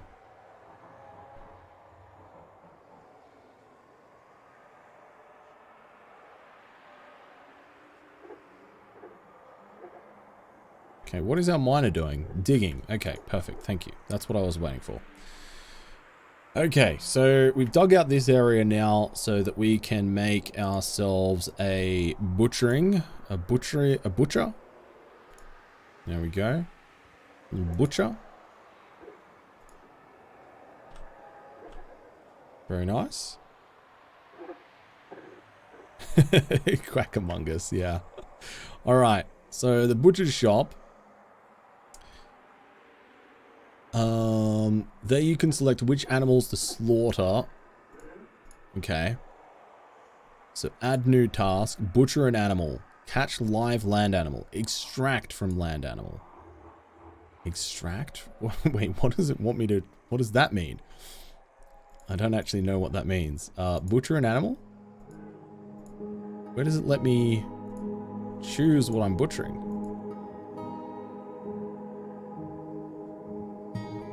Catch a live land animal. Extract a steak? I don't think that's what it means. Does it? Oh, you're... We're gonna surgically extract the eggs, Sim. 3... Doctor, we've been under the knife for 3 hours now.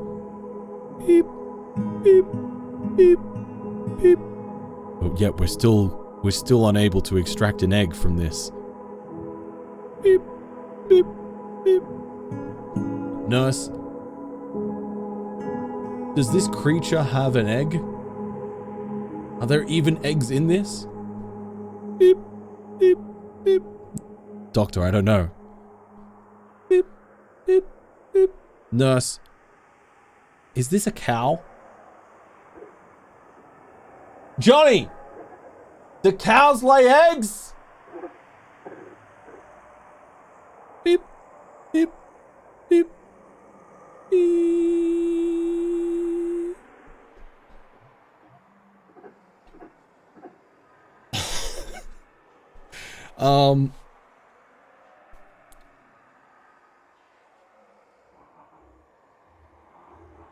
Yeah, I don't know. I'm confused. Extraction is like for venom from snakes and spiders. Okay, alright. Thank you, Hannah. That's helpful. It's not for Ogs, chat. Keep your Ogs to yourself. And scene. Okay, that makes sense, Crazy Hobbit Man. Extraction failed. We'll get him next time. Oh, thanks, Red Talon. Thank you. That's a big compliment. Yeah, wait, what does the tutorial say? It says, once the shop is built, open the creatures menu, info menu. Okay, creatures info menu. Creatures info menu. Is this the creatures info menu? Livestock. Aha! Aha! So, we have 2 stray dogs, 2 stray cats, a stray cow calf, a stray chick, a stray guinea hen, a stray blue peacock, a stray bunny, a stray yak bull, and a stray horse. All of them are domesticated. And all of them available to butcher. Whether or not we do that right now, I don't know. Maybe not. Maybe not. But good to know. Good to know. Never kill cats. Dwarves will murder you. Okay, noted. Noted. Nobody's dead and missing at the moment, so that's good news. Oh, there's a bobcat and some ravens around, apparently. Good to know. Looks like meat's back on the menu, boys. Okay, so note that some livestock must eat vegetation to survive. I'm currently keeping all of my livestock in a cave. Are they starving? No health problems. Our stray blue peacock is a small forest bird. The male's the male's tail creates an extravagant display for females. At night, they roost in trees. He is indefatigable. That's exactly how that's pronounced. And quick to heal. But he is clumsy. We've got a clumsy peacock. He's large but skinny. His feathers are blue. His skin is pink. And his eyes are black. He has a great feel for the surrounding space, very good creativity, very good intuition, and a good feel for social relationships, but he has little natural inclination towards music. Chat. I feel like I can relate to our stray blue peacock. Good times. Dank says, just give it a few more days until the animals start showing starving in their description. Gotcha, okay. Thanks. Welcome in. Anyone else agree that Drongo either covers up his Aussie accent very effectively or he doesn't sound all that Aussie? I think that's fair to say. So basically, when I'm talking on stream, a lot of the time I'm using kind of my Boil 'em, enunciation mash 'em, voice. Stick him in a shoe. Thanks for the follow. Where I'm trying to make my voice as clear and understandable as possible. Whereas if you're talking to me just casually in real life, my accent's going to sound a lot more like this, you know? Yeah, nah, mate. Don't worry about it. It's all good. No stress. Which sounds a lot more Australian. But because I'm making a conscious effort to be in like presentation mode, my accent gets a little bit dulled in that. But it's a fair observation.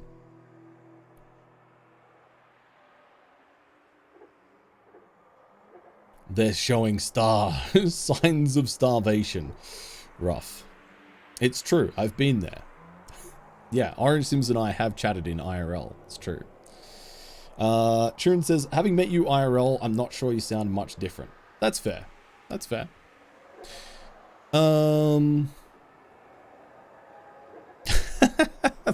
Our peacock is a complete scatterbrain, unable to focus on a single matter for more than a passing moment. He is incredibly brave in the face of looming danger, perhaps a bit foolhardy. He's a friendly individual. He can handle stress. He is assertive. He prefers to present himself modestly. He has a calm demeanor. He doesn't tend to hold on to grievances. He has an active imagination. He tends to ask others for help without difficult decisions. He likes working outdoors and grumbles only mildly at inclement weathers. Perhaps, Churn. Perhaps I was.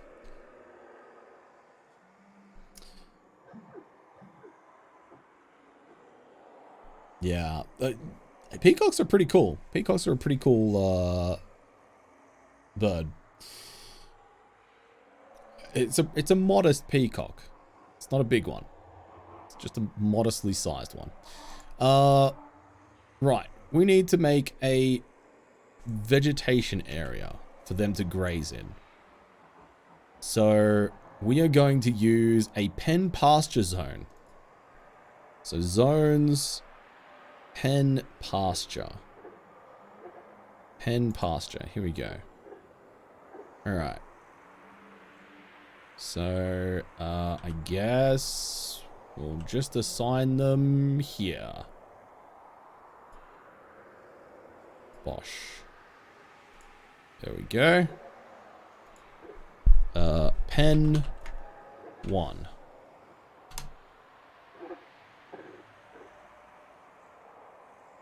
Finish placing zones. Okay. From the zones menu, select a section of grass and click to add the button to the add button to assign animals. I didn't do that, did I? So if I do that, here we go. Add buttons. Okay, so I'm happy with our cats and dogs running around, but I should probably assign all of our grazing animals to above surface, right?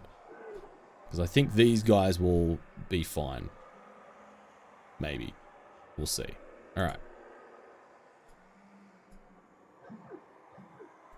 Save that. Yes, it did. Perfect.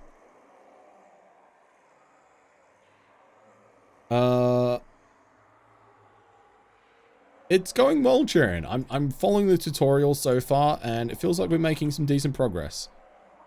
All right, let's see whether the animals... Yes, the animals are coming back up to the surface. There we go. They're hanging out. Yeah, nice. All right, our animals are chilling.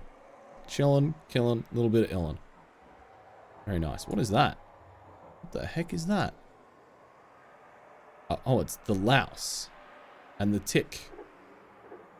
Are they going to eat it? I don't know. Maybe. We'll see. Our yak is tough, weakly, and sick. He's hungry. How do I see how much food they have, or whether they need food? But okay. We've assigned our animals to the pasture area. And it looks like our fisherman is doing some heckin' fishing as well, which is nice to see. Very good. Oh, and that's it. Next up, we have bins, bags, and barrels to learn about, chat. If you find that your stockpiles are filling up too fast, you can create room by building bins, barrels, and bags. The triple B. Seeds and some other things like sand. Oh, sorry. Barrels are used to store food, bags are used to store seeds, and other things like sand. Bins hold just about everything except for furniture, wood, and boulders. Okay. The carpenter's workshop is the best place to make lightweight bins and barrels, but they can also be made at the stoneworker's shop and the metalsmith's forge. Bags are created at the clothier's shop or the leatherworks. Alright, so maybe we make some bins. We've already made some barrels, but let's make some bins. Bins. Make wooden bin. There we go.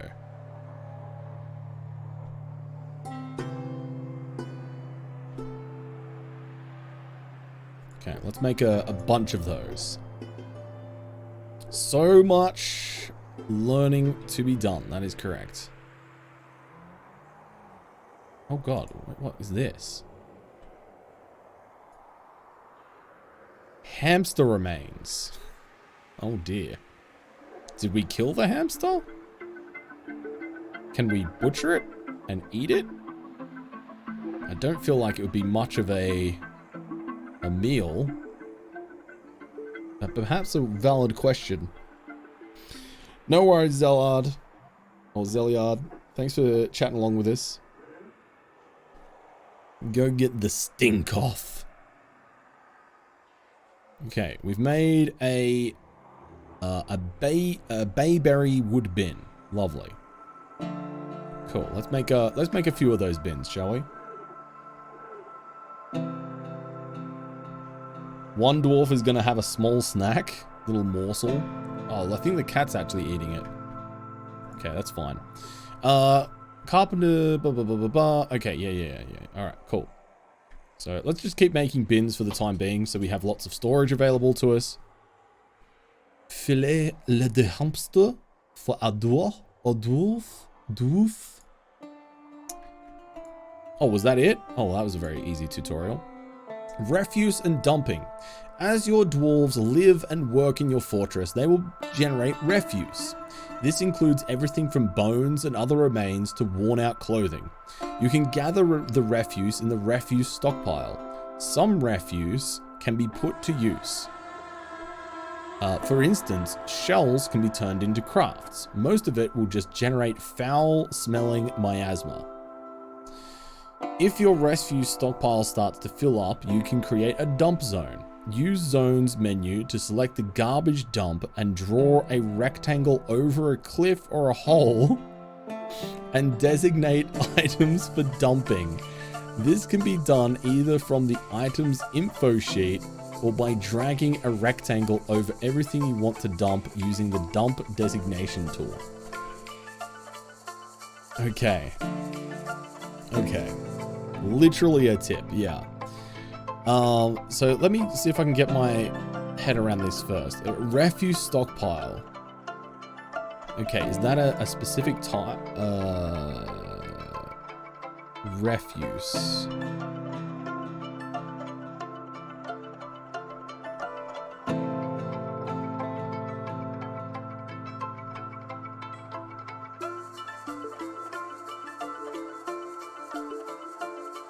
I think garbage dump is different because it says refuse stockpile and then garbage dump are different. Unless a refuse stockpile is a structure, but normally it says if there's a structure and there's the way to get to it. Maybe it just means a stockpile zone.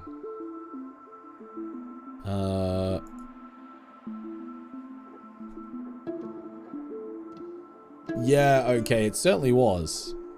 Yeah, welcome in. The soundtrack and ambience is absolutely chef's kiss. It's so good. In a refuse stockpile. How do I make a refuse stockpile though, game? You have not explained this.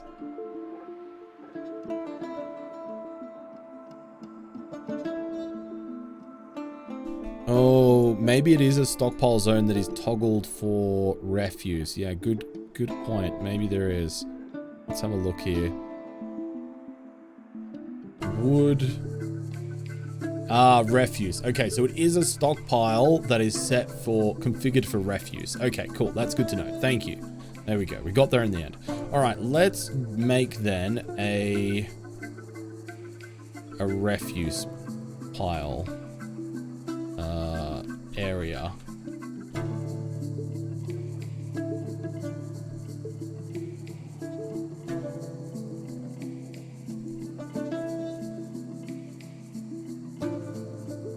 Okay.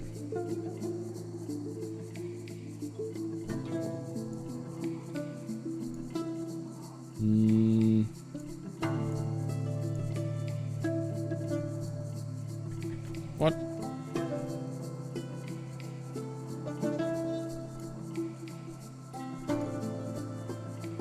Why is it not cancelling?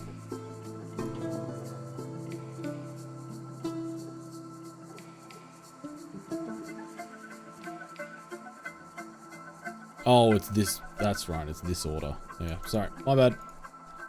Just having to remember how we do what now. There we go. Oh man. No. Yeah. 100% Sharon. 100%. But it is what it is. I'm totally okay with our first fortress being a disaster. I mean, we already accidentally mined into a pond and made a complete mess and flooded our distillery.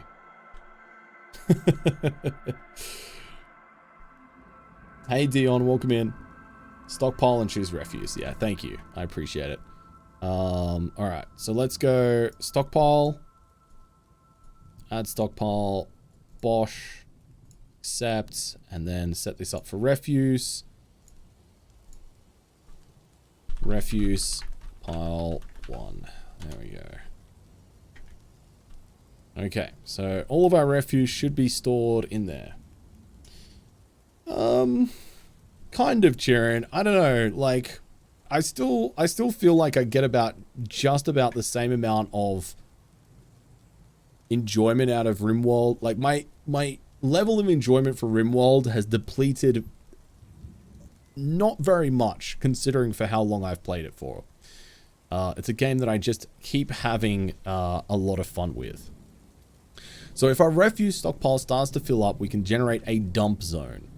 Use the zones menu to select a garbage dump and draw a rectangle over a cliff or a hole, and then the items info sheet. Boil 'em, mash 'em, Okay, stick 'em so in I a don't shoe. think we need to worry about that just yet. We'll come back to it if we need it. Next up is trade. Thank you for the follow. Amor test, it did. Correct. The Steam version is now out. When the caravan arrives at the trade depot, you must click on the depot and select bring goods to depot. Here you can select which goods you wish to trade. After everyone has bought their goods, you can select trade. Don't worry if you have no broker, just select anyone can trade. You cannot trade until your broker or another resident arrives to the depot. Okay, that makes sense. And you know what else makes sense? Part-Time Triggered. He just makes sense. He's a wonderful streamer. Guys, go and check out Part-Time Triggered. Wonderful friend of the stream. Fellow Aussie and very entertaining. He was checking out Zombie Cure Lab tonight, which looks like another very interesting game. Mark and I play a lot of very similar games, and I cannot recommend him enough. Please go and give him a follow. And if you're coming over from Archer's stream for the first time, sorry, Mark's stream, I just saw Arch in the chat. If you're coming over from Mark's stream for the first time, hi, I'm Bloody Drongo. I'm a variety streamer from Australia. We play a lot of games on this stream, a lot of different games. But you can normally find us doing things that are in the kind of strategy, city builder, sandbox type genres. But we also do a bit of everything. Boil 'em, mash 'em, stick We 'em in even a do shoe. like some just chatting streams. We do art. We do cooking. We do all kinds of stuff. So if you Boil whether you 'em, want to mash lurk 'em, stick 'em in a shoe. or chat along and say hi in the chat, you're very welcome, and I appreciate you being here. And thank you for those follows too. Appreciate it very much. Arch, how are you, dude? It's good to see you. I hope you had a good stream as well, Arch. Um...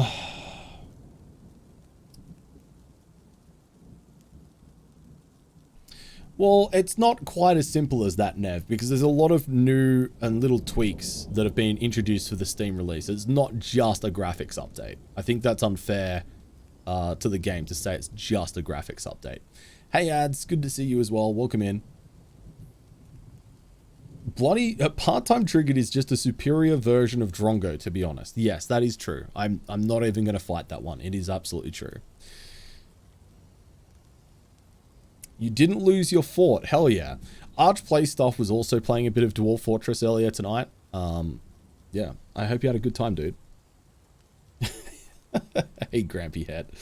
IEP says the UI update is the reason I will develop another 1,000 hours plus addiction. Hello, thank you for the welcome. Yeah, I mean, it's been really lovely. So far, I've had such a good experience with the Dwarf Fortress community. Everybody's been super welcoming and super positive, welcoming in lots of new players. So yeah, I'm grateful. I'm grateful. I hope everybody's having a good time.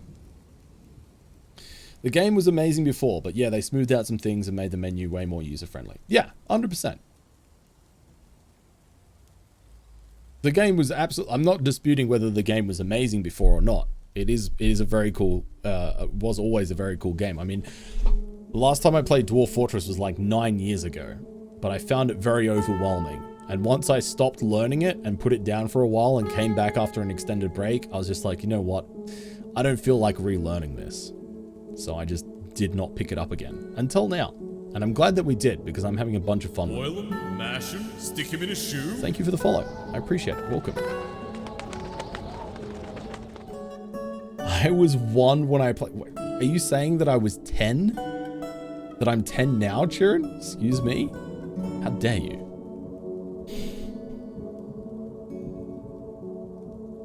Hey, Zarkov. Oh, honestly, hands down, my favorite thing so far with Dwarf Fortress is the soundtrack. It is so good. It is so good.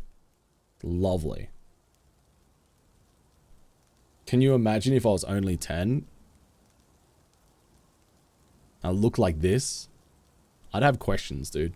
I'd have questions. Oh, dear. Yeah, the soundtrack is so good, right? Thanks, Espen. Yeah, I know, right? I got them genetics. I'm just built different, you know? I'm built different. Don't you forget it, chat. Dear, oh dear. But yeah, thank you again, Mark, for the raid, dude. I really appreciate it. It's lovely to see you guys. Please go and check out our friend Part-Time Triggered, aka Mark, for some more quality content. Right. So when trading, you select which goods you want from the list on the left and which goods of yours to trade from the list on the right. Then hit trade. The trader will accept if the deal is fair, and they will carry away the weight of the things that you are selling. Note that if you have a broker, the value of each good will be shown if their skill is high enough. Okay. So until we have a broker, it's a little bit of guesswork. Got it. Orange Sims. Oh dear. Mark, have you dabbled with Dwarf Fortress before?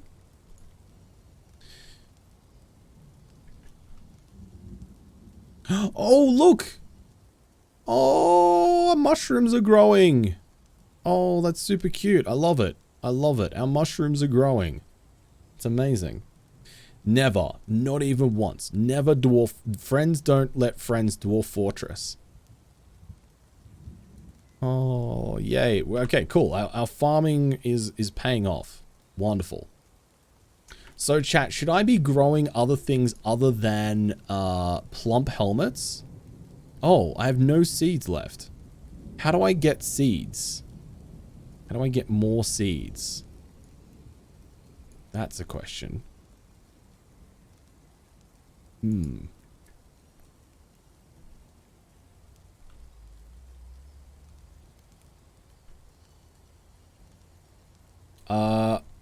Well, the top part of a mushroom is called a helmet, Callie.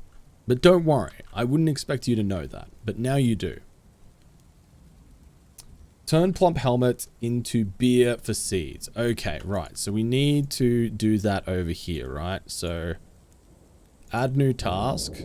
Brew drink from plant. Do repeated. Okay. So I think we should now start to brew some beer. Hopefully. In here, right? Don't we all like a good plump helmet?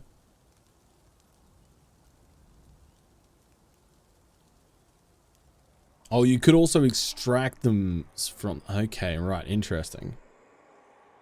Boil 'em, mash 'em, stick 'em in a shoe. Boil them, mash them, stick them in a shoe. Are we doing it? I think we're doing it.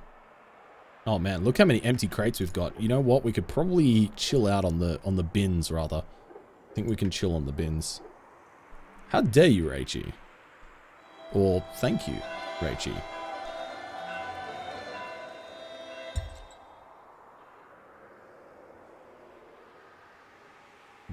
Why are there church bells ringing? What? Are we celebrating because we made some wine? I don't know. I don't know, Orange Sims. I have no idea what that was. Okay, cool. We're producing seeds again. So our plump helmets will be reharvested. A wedding party? I don't know. I'm not sure.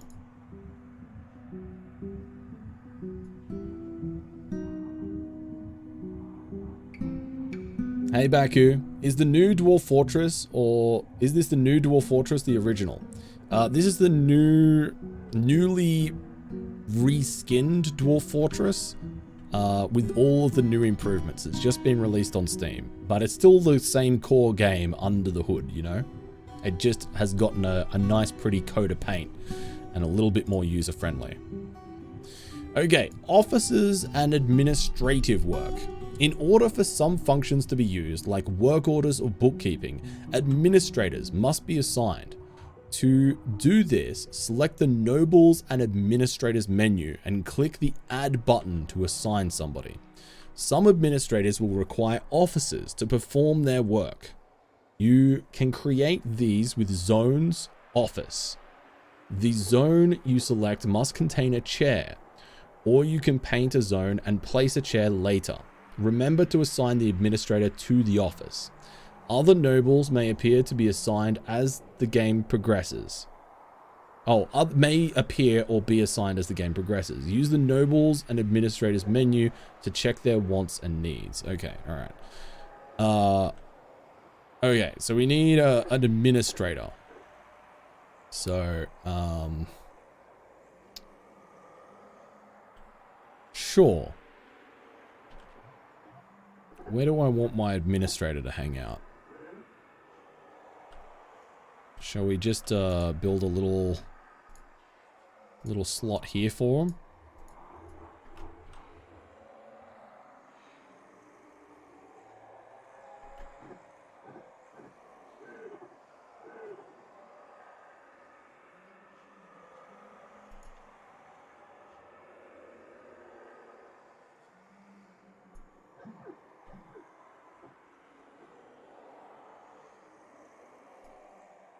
Oh, I've been ignoring these messages on the left-hand side here.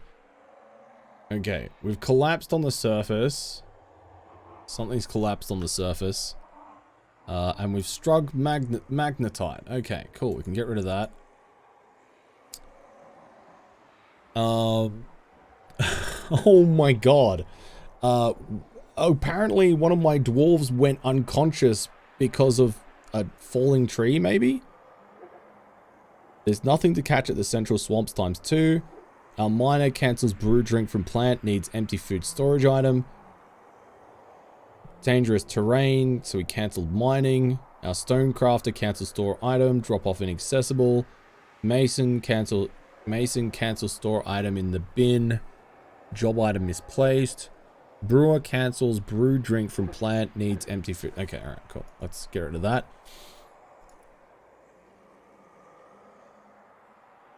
Okay, so I think that's just an example one. Weather has started raining. Weather has cleared. It is now summer. Okay. An animal is grown to become a fully grown stray guinea hen. Perfect. Alright, good to know. Some migrants have arrived. Oh, I didn't even notice that. Where them migrants at?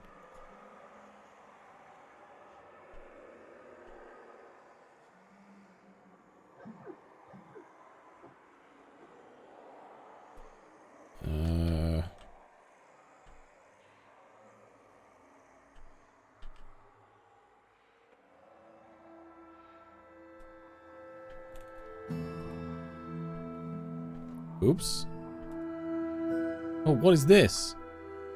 I accidentally broke a thing. Maybe the migrants have come and gone, chat. I don't see them. I don't see them. Check the unit tab. The unit tab. Unit tab. Absolute units. They already joined. I've got what? Oh my god, I do have 14 dwarves.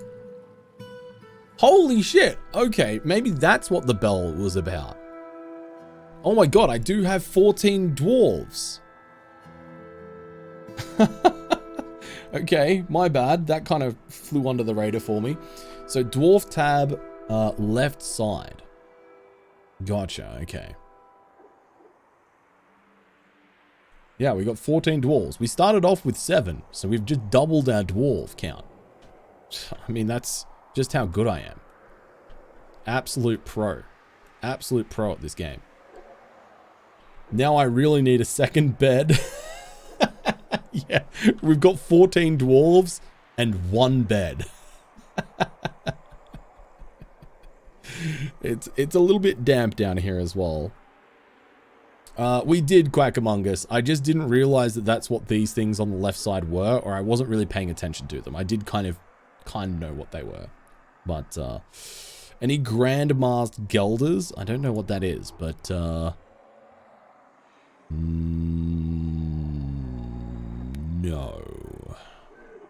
No. We did get a brewer, though. That's nice. They really like each other? How can you tell that they like each other? Oh, is it the faces? Is that their happiness? Oh, what's this mean? Oh, they've got a current task. That's what that means. They really like each other because they're all sharing the same bed. Oh, I see. I see, Espen. Sorry. I thought you were being serious and I was just like, wait, what? I don't see. Okay, yeah. No, that was funny. I apologize. Okay. Gotcha. Quit. Yeah, thank you. Okay, so we got some refugees, some migrants have arrived. Very good. Next up we have Vutok Avalmeng has become a carpenter. Good to know. Thank you. Expedition leader Toulon Asbomzith and the mason Arab Stigraz Fikmondod have gotten married.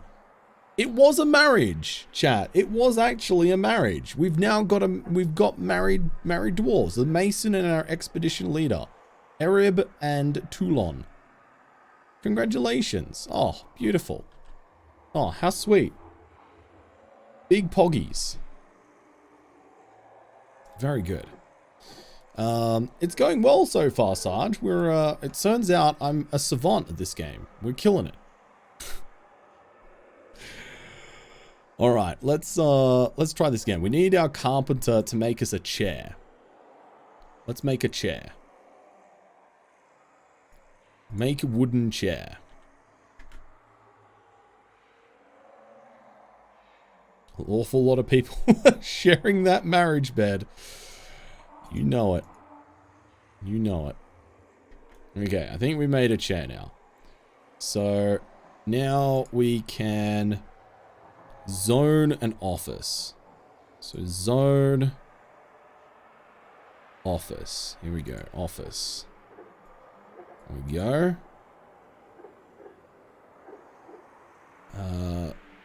Zone must contain a chair. Paint the zone and place the chair later.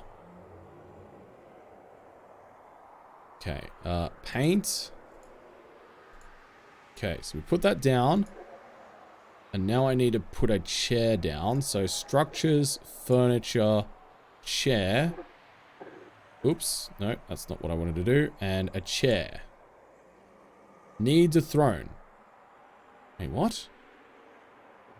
Hold up. Wait, what? What? Hang on. Hang on.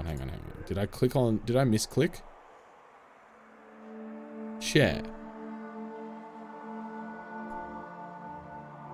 Select material. Chair is also a throne. Oh.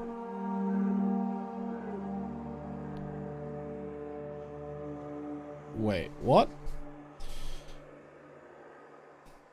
Wait, so I need a throne before I can make an office. Is that... So I need to... Hey, Queen Curiosity, how you doing? Okay, so what? I need to put a... Okay, hang on. Let me see if I have understood this correctly. So chair... We'll put that there. Needs throne. Put a chair in the office, it becomes a throne.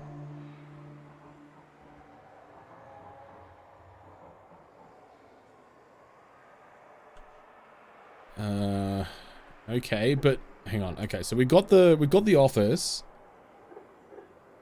Oh, we haven't finished building the chair. Oh, I thought we had. Oh, okay, right. Okay, no, they had finished building it. They just hadn't put it in the stockpile. Okay, my bad. Okay, I'm with it. I'm with it, chat. Don't worry. We got there in the end. Okay, boom. Cherry wood chair. Boom.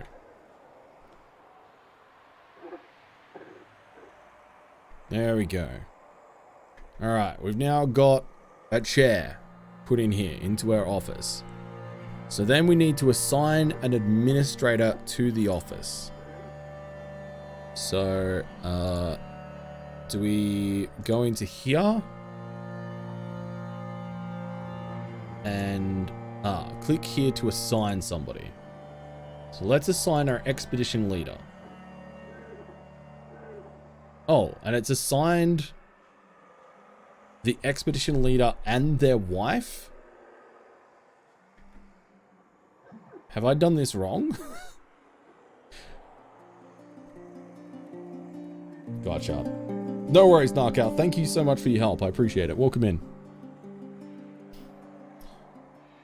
Don't forget a table and a cabinet too. Alright, well let's make a table and a cabinet then, shall we? Table and a cabinet. Cabinet, there we go. Alright, let's make those two. They're married, but... So, does the office act as their bedroom as well? Is that why they've both been assigned to it? In offices I've worked in, a chair in the corner office equals a throne. That checks out. Yeah, makes sense.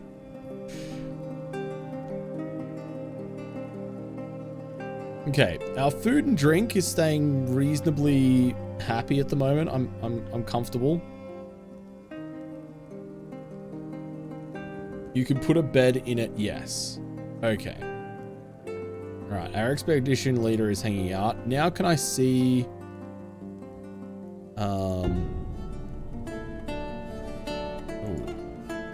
Can I now see proper counts of everything?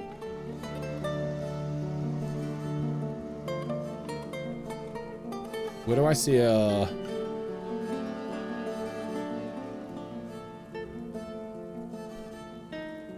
Okay.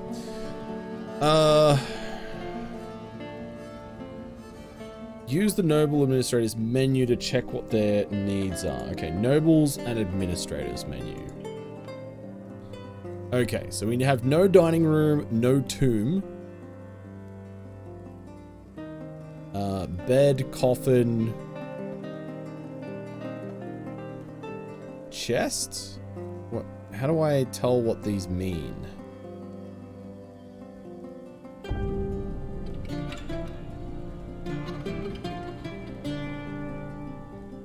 Oh, are they not assigned?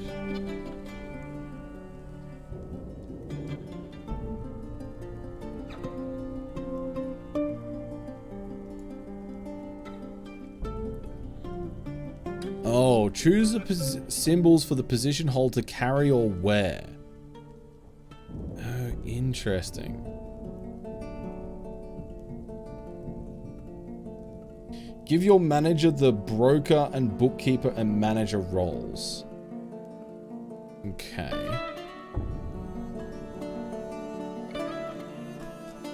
Hang on, alright. Oh, okay, right. So these, sorry, okay, I understand what I'm looking at now. So expedition leader is assigned to this person. So I want to give them the broker, bookkeeper, and manager roles. I see. Okay, so broker is going to be you. Bookkeeper is going to be you. And what did we say? Manager. Okay, manager. There we go. All right.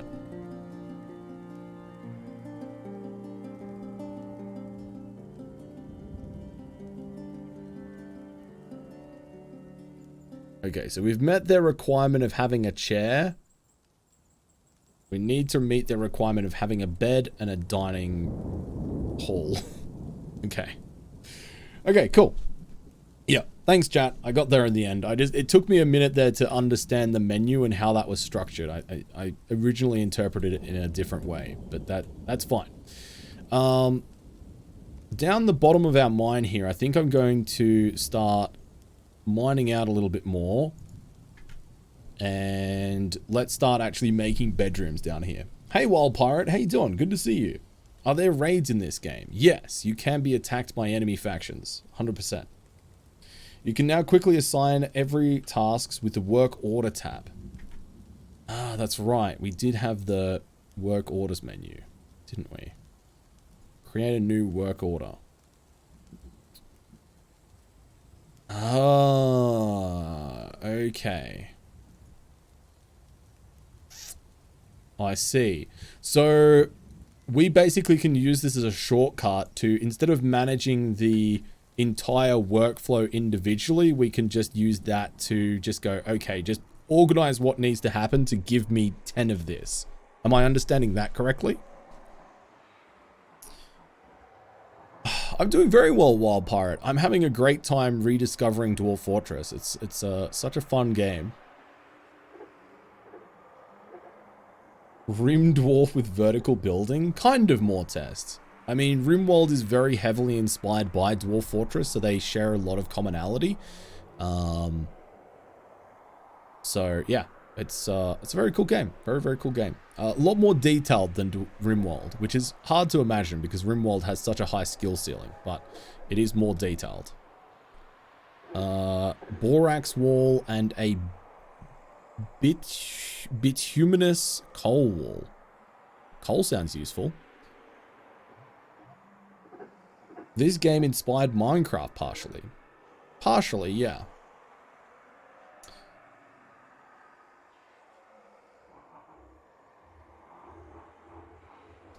Oh, I see, Quit. Yeah, okay, that makes sense. That makes sense. Nice, I like that. Ooh, gypsum. Hell yeah. Gypsum wall. Okay, nice. All right, let's start making some bedrooms. How big do I want to make my bedrooms in this game, chat? Hey, Cybora. This is a very OG game, but now it's been brought into the 21st century. I hope you're well, Blood Angel. 100% Nevsol, yeah. Is like a 3x3 room going to be big enough? Thanks, Cybora. Yeah, I'm excited to be playing this. I'm having a good time. 3x3, 4x4, 5x5. What do we think, chat? 2x2 or 3x2 is fine. Okay, all right. Let's do a little 3x2 then, shall we?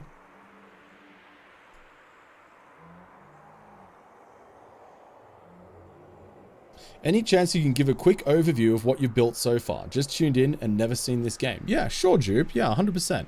So if we head back up to the surface here. So we started out as a group of 7 dwarves with this little wagon. And we've built this little hatch that leads underground. This is the very meager start to our mine here. And down below, this is where the staircase comes through in this, more or less in the center of the screen right now. And we've built a little a stockpile area for all of our resources. We've built a couple of little workshops to handle things like carpentry, crafting, fishing, butchering. We've built a little underground farm for our fungus, a little area for our refuse and rubbish. Up here we've built a little, it's going to be our dining hall eventually, I think. But at the moment, it's just kind of a meeting area where they're just hanging out. We've also set up an area where we're brewing, and we also accidentally mined into a pond, which caused a lot of water problems, but we solved those water problems, so it's all good. And then if we go further down here into the bowels of the earth, we've just started to mine and expand out this level of our mine, and this is where we're going to put bedrooms, down into the rock. So yeah, that's a very rough, quick summary of our current little structure and our base, and where we're up to at the moment. Welcome in. Hey Sarah, how you doing? Welcome in. Reminds me of Nomoria.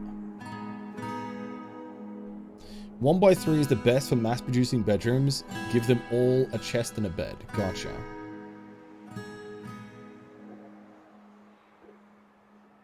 You always thought Dwarf Fortress is in black and white. I don't think it was. It was in ASCII characters, but yeah.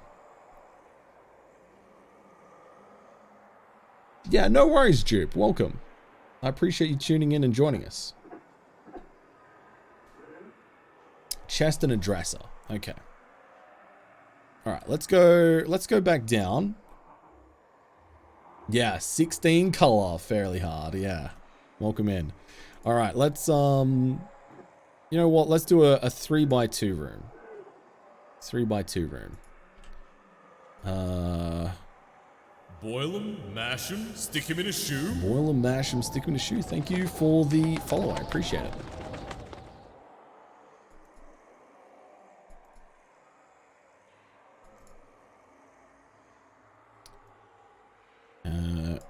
Come up here like so.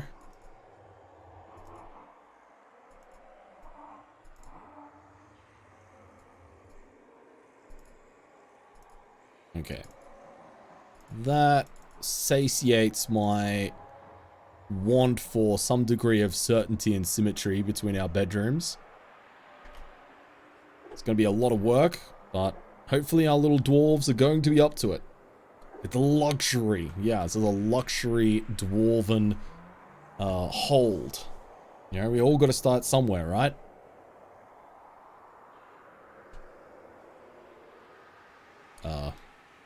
Where are my dwarves?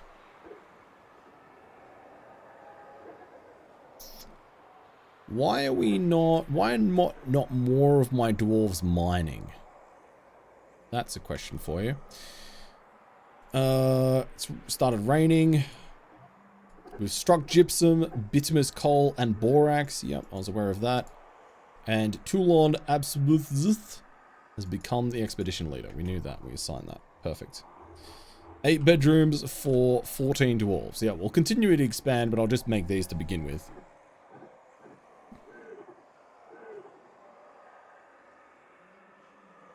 Old mate with a wheelbarrow is on the job at least.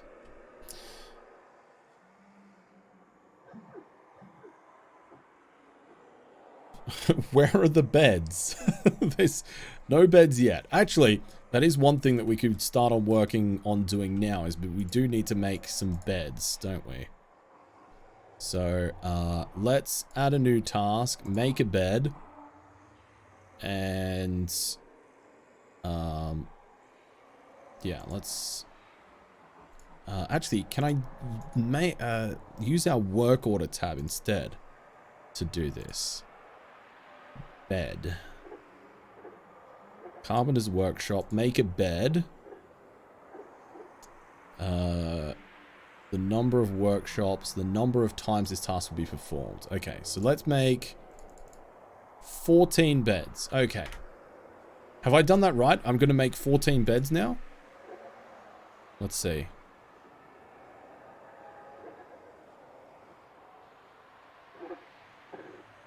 Nobody's at the carpenter's workshop at the moment. Try and use the manager to make beds. You can produce more automatically if the number of free beds is in stock is low. Gotcha.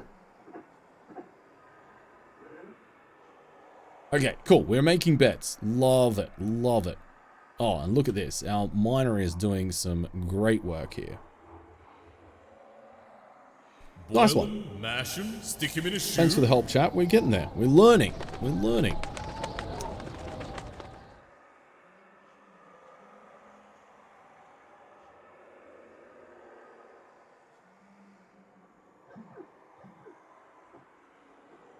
Nice, Blood Angel. In my infinite wisdom when we started this game, I decided to give us I think it was 500 years of history, which I would say is overkill. Overkill, it's a bit much. We've got hematite and limonite that we've just struck as well. Very nice. Looks kind of cool. Very cool, actually. Just remember that having tasks on repeat might take priority from something you need right now. Gotcha. Okay. I'll keep that in mind. Any Fey moods yet? I think our peeps are pretty happy for the most part. Yeah, they're content or thrilled. Ecstatic. Content or ecstatic. It'll come soon, Blood Angel. Sorry, Zalard. Sorry for the ads. Unfortunately, it is what it is at the moment. Alright, let's go ahead. We should have... I think we've got a few beds in stockpile now, right? 1, 2, 3, 4, 5... Yeah, we've got 5 beds in stockpile, so let's start placing them. I'm also going to need to make some doors, and I should probably just make doors, a certain amount of them, and have a certain amount in stockpile at all times, right? So, let's do that and doors. Brass door, bronze door. Maybe I should be going off of carpenter. Wooden doors. Wooden door. Make wooden door.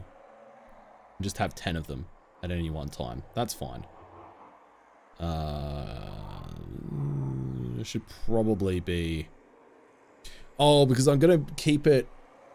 I see. Okay, so let's just bump this down to 10. That way we've got 10 in stockpile. That's fine. Perfect. Use the green icon on the manager to control automatic repetition. The green... Okay, set conditions for the work order to be active. I see. Okay, gotcha. One-time order to make 9 beds.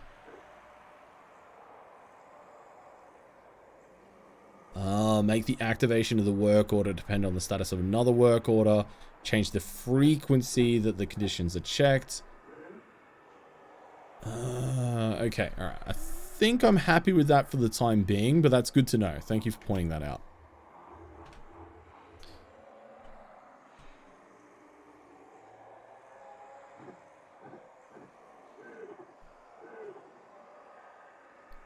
Yeah, that's fair.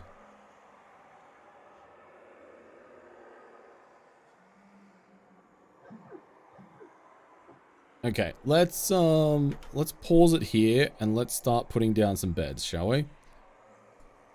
Furniture, bed. Okay, so we can go bop. 7 cherry wood beds. Yeah, nice, dude. All right.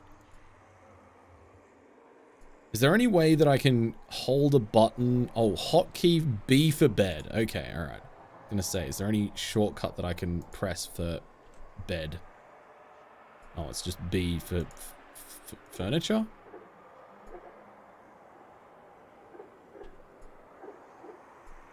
Okay, the hotkey doesn't take me all the way there. Tick, keep building after placement. Okay, where is that tick? Where is keep building after placement? Is this in settings? BFB for bed. Oh, B. Oh, because. Okay, right. Okay, gotcha. Gotcha. I see.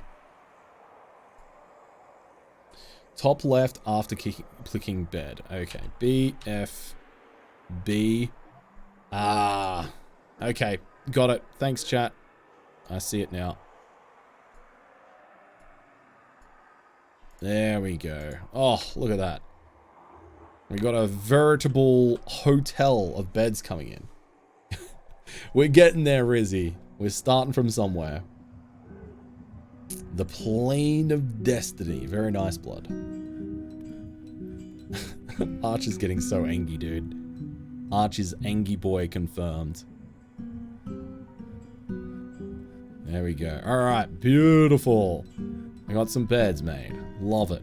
Love it. Alright, let's get some more bedrooms made.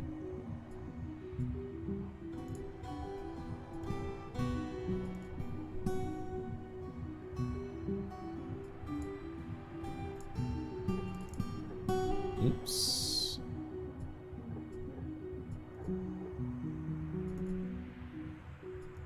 Okay, so now chat was saying that bedrooms also needed chests, right? So I should aim to have a chest in each one of my bedrooms, correct?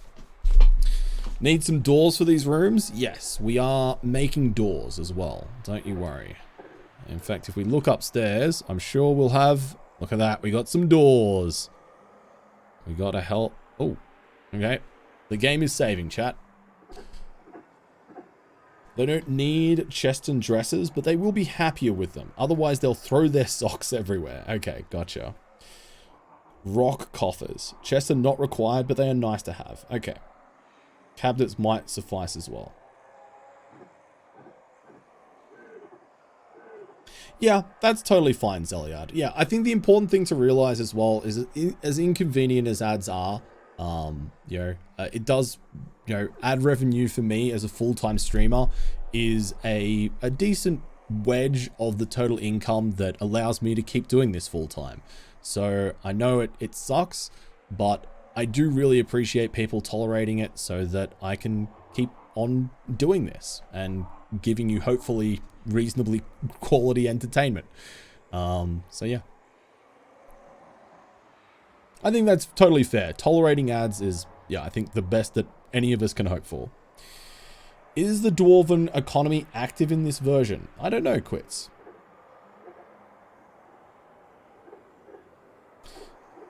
I give them a chair and a table to eat. Okay, Smiley.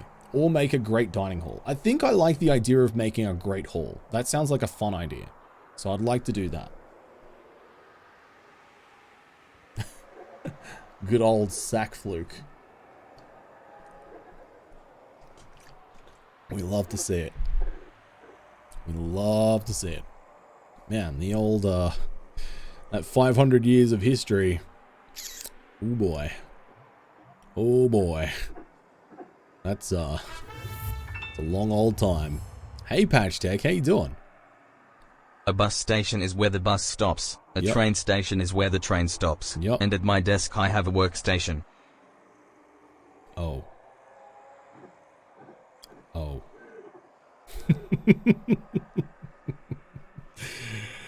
Patch Tech, thank you for the 100 bits. I really appreciate it. Welcome in. There we go. All right, cool. We're good. We're good.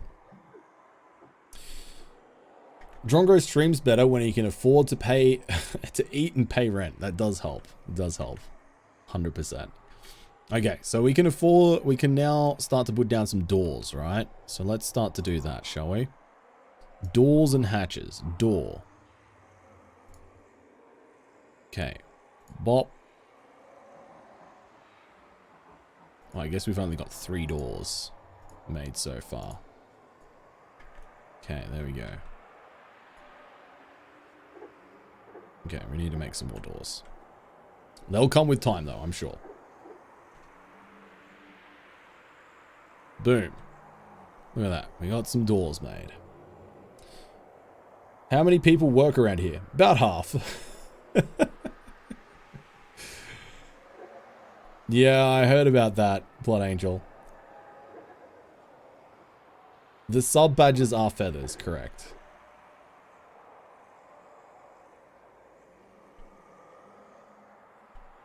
That is correct. Mm-hmm. Yeah, and all the cats would die of alcohol poisoning. I've heard that story as well. Yeah. Even though I haven't played Dwarf Fortress in like 9 years, I still have kept up with all the various stories because like the stories and stuff of this game are just hilarious. They're so funny and so entertaining and just so wild. It's really cool. It is a really famous story, yeah, QB. Wait, what, Rizzy? I can't even imagine what you were thinking. Calm down. Blood Angels are the, sorry, not Blood Angels. Elves are the worst in any game. Just putting that out there. Whether it's Warhammer, whether it's Dwarf Fortress, elves, blech, yuck. Gross. Lord of the Rings, blech, elves suck. Get them out of here. I don't want to hear about them. Alright, let's get some more beds down. Bop. Bop. Bop. And bop. Another one, cuz why not? My spirit animal is a bull. Because, I too, charge headfirst into red flags. Oh dear. Thank you for the 100 biddies though. Okay, perfect. Alright. Although this is a grim reminder of the winter hardships to come, the supply caravan from Noble Rocks is a welcome sight. Their eyes are alight with the anticipation of inspecting the splendid products of your industrious crafts dwarves. Take a careful stock of your own stores. What these merchants offer might very well be the difference between a prosperous future and a slow, meaningless death. Oh god. Oh man. Oh, boat murder is so classic. Boat murder is so classic. Yeah, love that.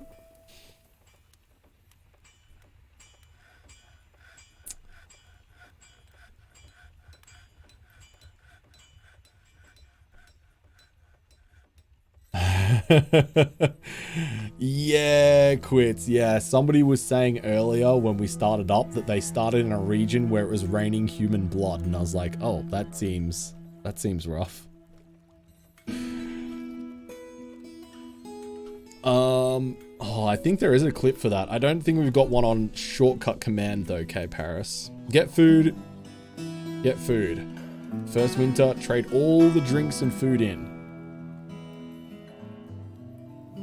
Okay, so we want to buy as much food. That's what you're saying, Smiley. Get as much food as we possibly can. How do you start the tutorial? You just start a game and it'll give you, at the start of the game, it'll give you the option to do it as a tutorial. Okay, let's go up to the surface and see where this trade caravan's at. Because they'll come over here, right?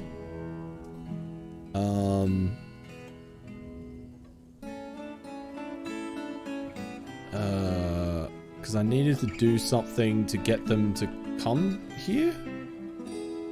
What's my world called?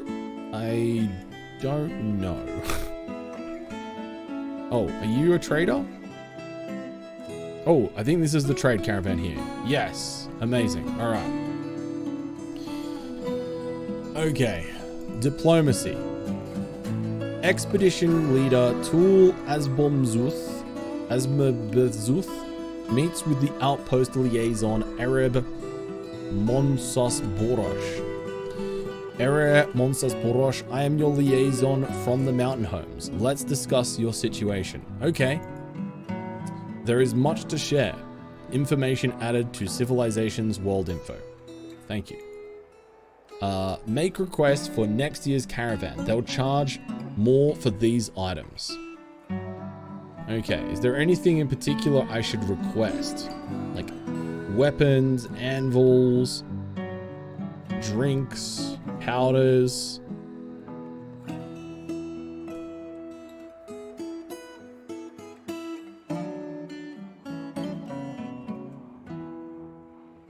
Ask them to bring stuff you know you won't be able to make soon. That makes sense, thanks, but I also don't know what I won't be able to make soon. Alright, no worries, friendly kitten. Have fun. Take care. Seeds? Seeds are important. Extra tools? Doesn't really matter if you don't buy it from them. Okay. Drinks, food, shell, and metal bars.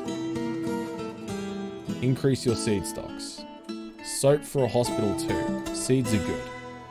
Okay, alright, so let's go seeds. We've got plenty of plump helmet seeds. So maybe, I guess we can just say bring those. Metal bars, chat said. Metal bars. Iron bars. And maybe copper. So I think we have copper for our basic tools at the moment. So being able to replace them would be good. Soap. Can I search for things? What is soap under? Miscellaneous? No. Bronze bars, silver bars are good too. Okay, alright, let's get those. Bronze bars and silver bars. You got it. Oh, it's not alphabetical. Silver bars, there we go. They have their own durability and weight. Oh, I see. Hey, Raptor, good to see you. Yeah, I'm finding it good, dude. I'm really having a good time with it.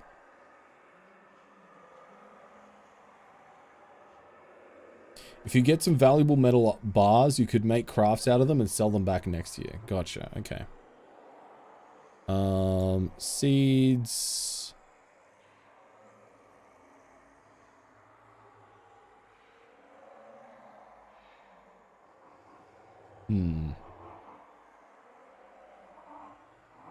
And picks. Okay, alright.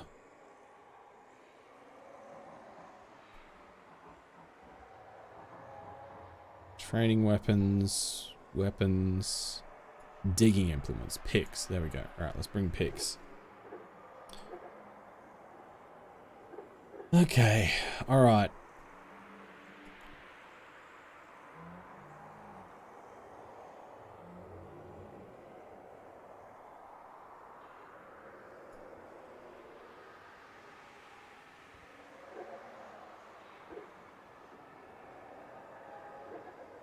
If you have the right workshops, getting basic stuff like thread can let you get everything you need. Okay, so thread. Okay. Should I get them to bring some thread? Sure, let's do that. Alright. I'm not going to stress about it. If we've messed us up and we're going to die, then so be it. But I'm not going to dwell too much on this. Okay. So we've finalized our import agreement. Feel free to go over the documents. Jeez, they're pricing those pretty highly, but sure.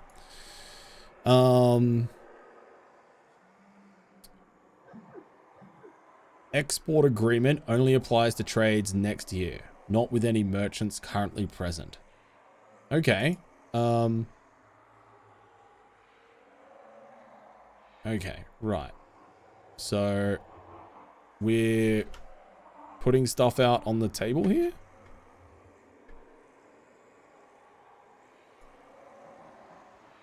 Okay, so they've got a duck, an iron pick. That'd be nice.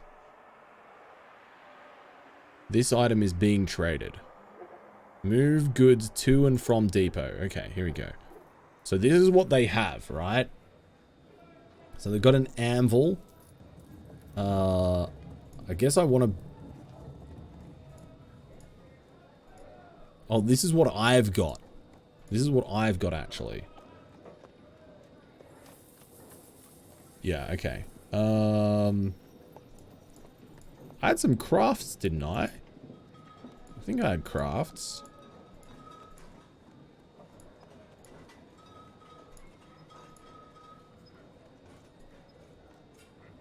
What happened to my amulets? I made a bunch of amulets, didn't I? Are my dwarves wearing the amulets I made? Hold up. Wait a minute.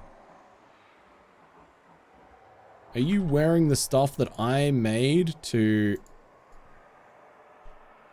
impress them?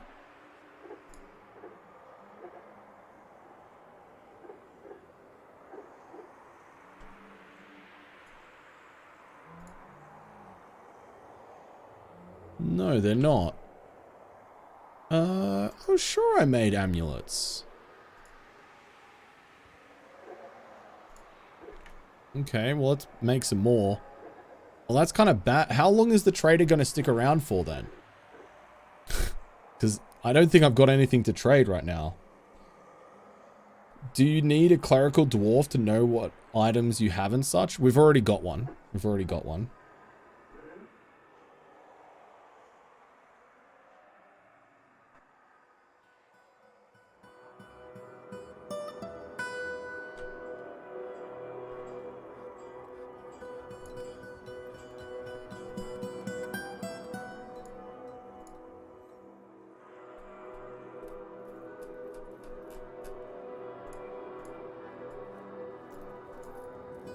I'd recommend you pause the game while you figure out if you don't want the traders to leave. Okay, alright, so they will leave fairly soon then.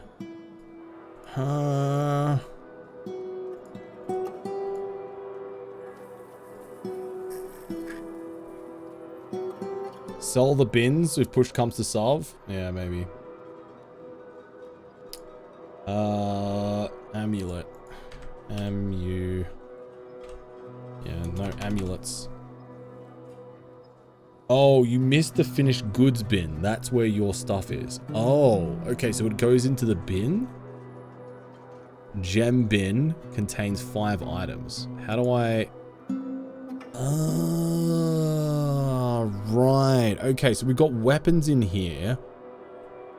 Oh, wait, I understand. Okay. Oh, so we got more picks and stuff in here as well. Finished goods. Okay, that's confusing. Sorry, I was expecting them to come up down here, but I guess if they go into here, if they're finished, then they go into here. Okay, so we've got mugs. We got thread. Still don't have amulets. Damn it. But we do have mugs.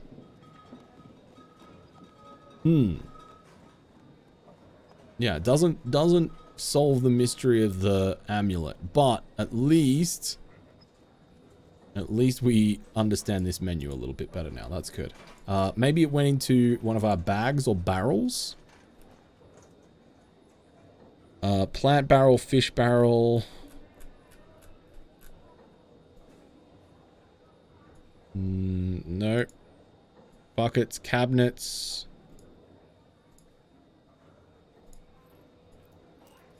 Yeah, no, it doesn't seem to be the case.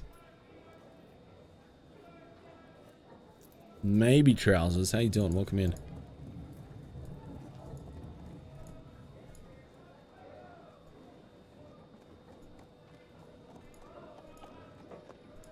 I just don't think they're there. Alright, let's take a look here. Yeah, I think my dwarves have just taken the amulets and are wearing them. That must be what they're doing. Holding siltstone.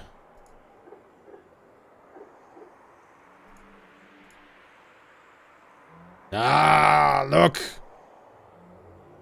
You are wearing my amulet. How do I get you to take it off? They are wearing my amulets, chat. I knew it. I knew it. Trouser says, hi, Old Dwarf Fortress player getting a kick out of seeing people figuring out the new version, which I haven't played either yet. Gotcha. Well, welcome in. I'm very glad to have you here.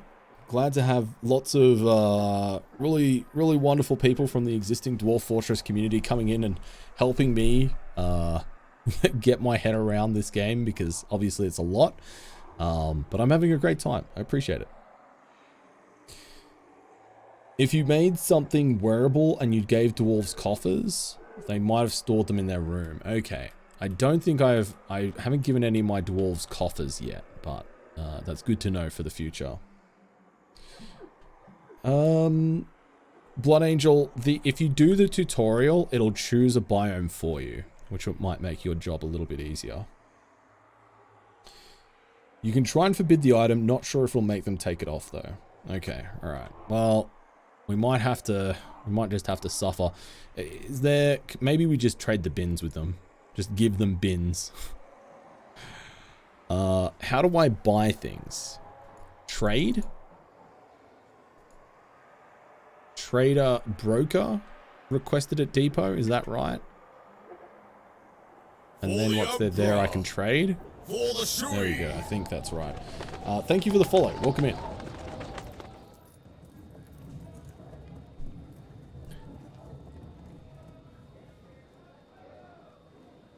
Okay, so they got some gems.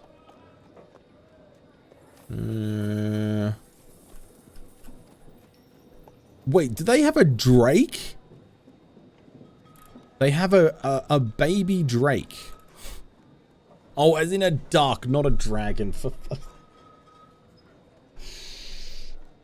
Sorry, that took me way too long. I was like, wait, that feels like something a little bit dangerous to just be carting around. But no, it's a duck.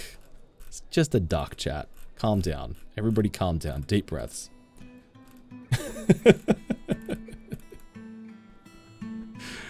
Oh my god. Right. I would love the iron pickaxe. I think that would be a nice one to get. Bismuth bronze axe as well. So that's the value there of the currency of what they're losing. 100, I guess. I also want to get food off them, right? I think that's what chat said, is we want to get food off them. As much food as we can. Some leather. Cloth, leather, cloth, cloth. Anvils, meat. Here we go. We've got some meat. We've got fish. Look at all those chickens. You haven't moved anything into the trade depot, so you can't really trade stuff with them. They'll complain about the trade not being worth their time. Okay, right. So I'll move. Once I work out roughly how much I need in value, I'll haul it up here and trade it. So is there a benefit to, for example, buying lettuce as opposed to buying meat? Or buying some... I mean, plump helmets are for brewing, right?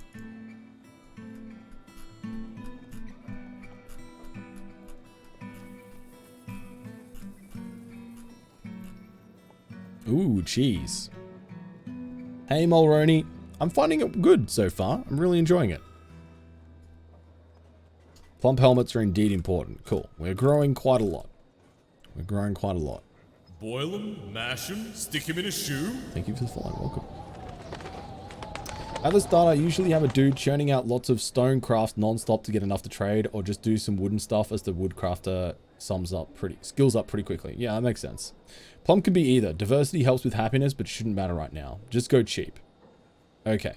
Is food going to deteriorate faster than the other? I guess we just go with like this. So this would be like, what, worth 160 if we go with all of their leaves and fruit. 200. And if I buy all of that, that'd be 400. Alright, so if I was to move that up here... Oh, hang on, pause. Move trade goods here. 400 value. We've got bins. So each of our bins is worth 23. That's not great. Boil 'em, mash 'em, stick 'em in a shoe. Thanks for the follow. What about if we sell a bag of our gems or something? So we had some gems, didn't we? What was that under? Oh, our gem bin. Oh, our gem bin's only worth 70. Okay, rough. Okay. Yeah, I think you'll have a good time, Mulroney. Yeah, Orange. Yeah, fair enough. Yeah, it's from like I played Dwarf Fortress like 9 years ago, and I've tried to, and I've ventured into it a couple of times, just casually, and it's a lot. There's a lot to get your head around. I mean, so I mean, if the value of the raw bins does add up, if we just give them a whole bunch of bins, we might be able to get there. And then give them the gems as well. That might get us, I think that's going to get us close to 200. That might be worth it. Some logs, table, step ladder. Not going to give them my anvil, of course. We've got some barrels here that we can give them. Not our seed barrel, of course. Okay. Any crutches or wooden stuff I can easily make? No, unfortunately not. Alright. So we lock that in. So do I just close out of this menu and they'll bring it up? Let's see. Yes, they will. Okay, cool. We're bringing up our stuff here. The gems were not cut, that's why. Okay. Well, we'll hopefully get some more gems and we'll be able to cut them. Okay, let's try trading now. So if we add in all of our carpentry stuff here and our gems. Oh, that'll just do everything. Perfect. So 373. Okay, so that gives us some good options.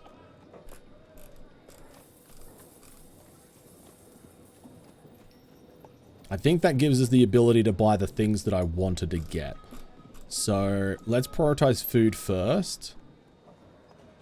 I think the cheese is super expensive. Super expensive. So let's just get the leaves and fruit here. Get that first. It's 100. There we go. That's 300 with all of the plants. The trader profit's 73. What about if we get the... Oh, there's a bit of meat here as well. Dingo lung. Bloody hell. Mulmerian sweetbread. Nice.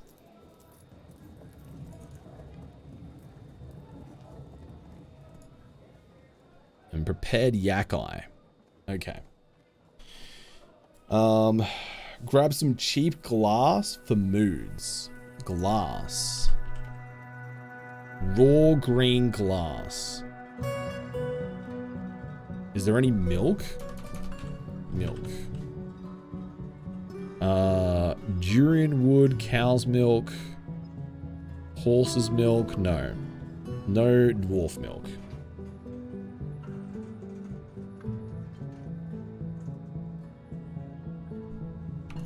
So you reckon I should get some glass?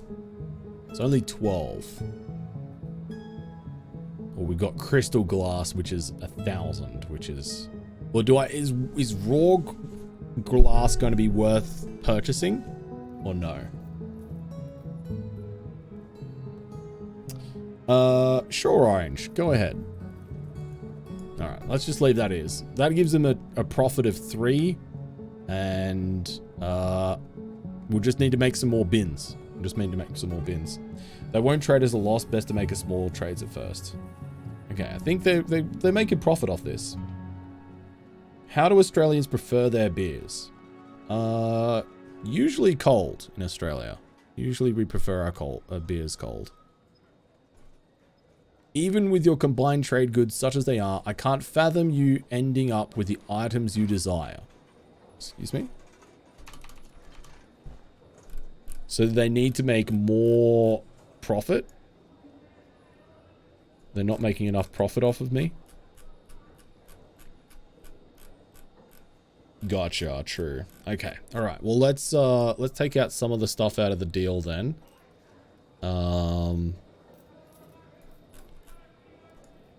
We won't get the eyes.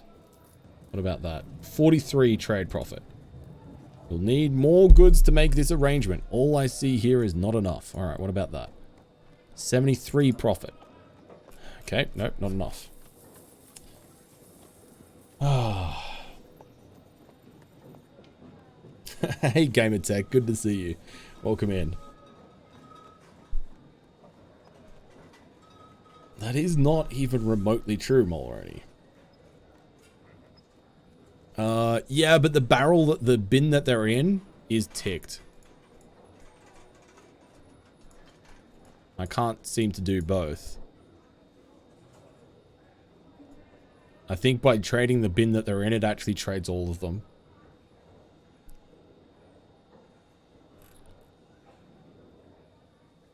Yeah, all good trousers. Yeah, no, it was worth double checking, you know. Okay, 100 profit, surely. No. Your childish games have made me tired, but perhaps next time I visit, you'll take this seriously. How rude, dude. Okay, now it's green. Does the green mean that they will accept this trade? Oh, wait, what?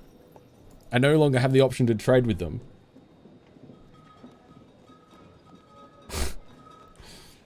Aim for a margin of 100 plus. Oh my god, have I botched this? I didn't even know that was an option.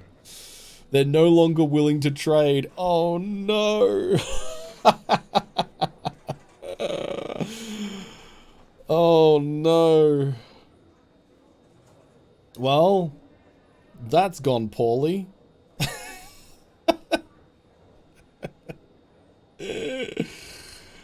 Oh dear.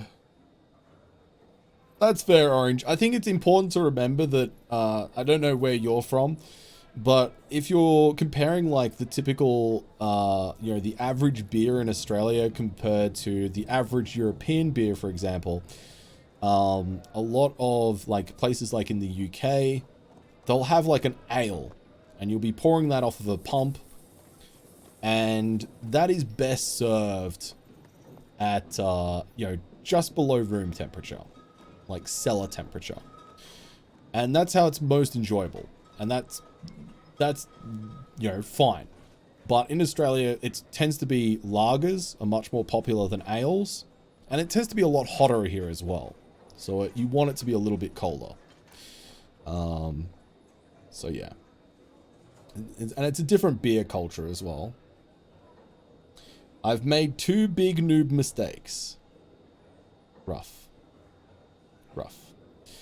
We'll just make more crafts for next year. They think you're a Gumtree lowballer. True. You're Canadian, you're used to warm beer. Cold beer, right. Gotcha. Fair enough. Mm-hmm. Hey, Big Buttons. Yeah. I used to live in the UK. It was good. I love the beer culture in the UK. And in, you know, places like Belgium and Germany, and yeah, it's, you know, a lot of cool stuff going there. All right, well, let's, move stuff away from our trader depot. How do I move it back down? From... How do I do from? Sort by value. Do I just do bins again? Move it back down. Oh, man. Oh, the holding of shame. Shame. Shame. Humiliation. Alright, there we go. Back downstairs, chat. We all been there. Yep, well, you know, learning is half the battle, as they say. And the trade caravan's out of there. They're just like, oh man, these guys are jerks. Cannot believe they were trying to lowball us like that. But we're going to be churning out necklaces and all kinds of cool stuff. They'll be sorry. Next year, they'll regret not trading with us. It has been a lot of learning. But you know what I am going to do? I'm going to start gathering food now. I'm going to start gathering food now so that we can try and offset the fact that we're not going to be able to buy food. We're already doing fishing, which is good. But yeah, we're gonna want to do some gathering, gather up some food that way. How long was I in the UK for? I was in the UK for a bit over 2 years. From 2013 to 2015. Or late 2012 to early 2015.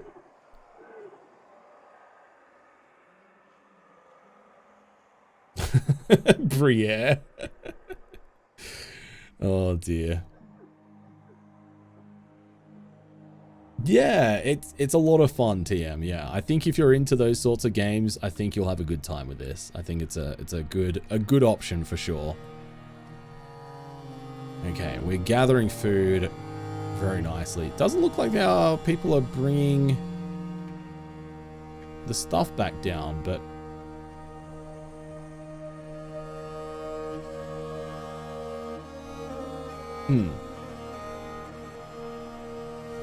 okay, I don't quite understand what's happening there, but whatever.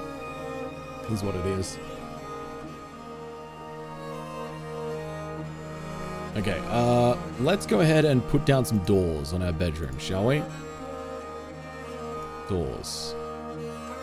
Door. There we go. Bosh.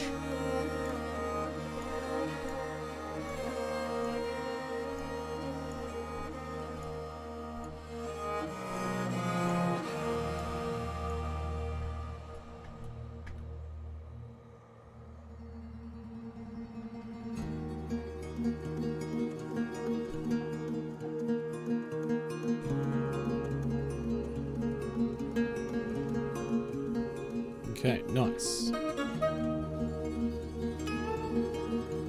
Oh, look at that. We got lots of food in the old stockpile, chat. Beautiful. Can the food be... What's the most efficient way to store, like, raw food like this? Feels like it should be going in a bin. Oh, I guess it is going in a bin.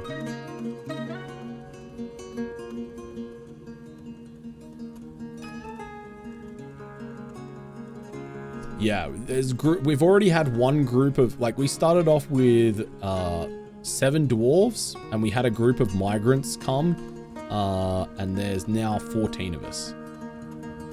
White Chalendency, okay. Autumn has come. Make a bed 10 has been completed. Make wooden door 10 has been completed. All right, so we need to make more doors. From work order tab. So let's do that, shall we?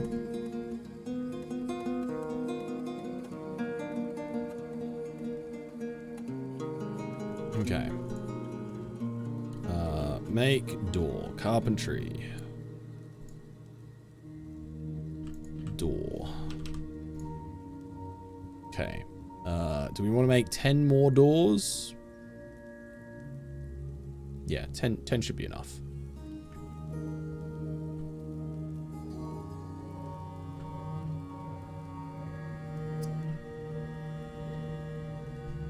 One thing you can do is have the mason build stone blocks on a loop. Gives you space in stockpiles. Okay, right. So I don't think we've got a stone mason yet, but I assume that's going to be under workshops and stone mason, stone worker, furniture, as well as blocks that are used in construction. So stone worker, and it is a 3x3. So we can go in here and mine out a little 3x3 spot, and we'll put our stone worker in there. Hey Slenderman, good to see you. Welcome in. I hope you're well today.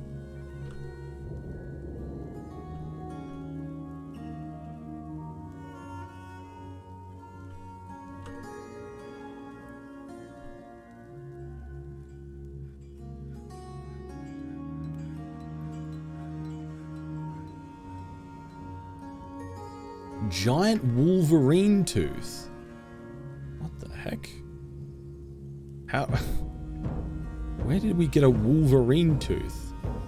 Why is there an iron bolt on the floor here? And why is it locked? Why is it forbidden? The forbidden bolt, chat. Is it cursed? Wait. Are people climbing to the surface up here? Oh, they are. They're climbing up to the surface. Amazing.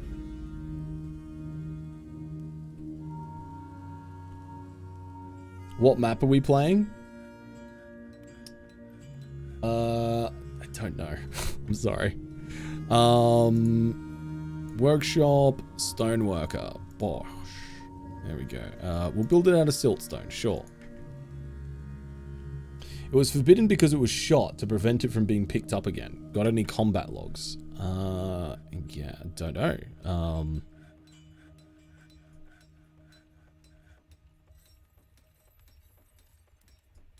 Okay. Merchants have arrived. Oh, the Marks Dwarf. Oh, they're fighting a bobcat. Oh, and a giant Wolverine and a giant Kia. Oh my god, I totally missed it.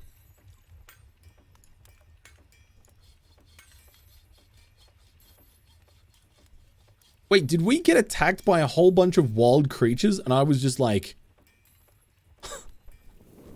just completely none the wiser? Where did this happen? Above ground. Oh, maybe this is when they were trying to wander off. Apparently, yes.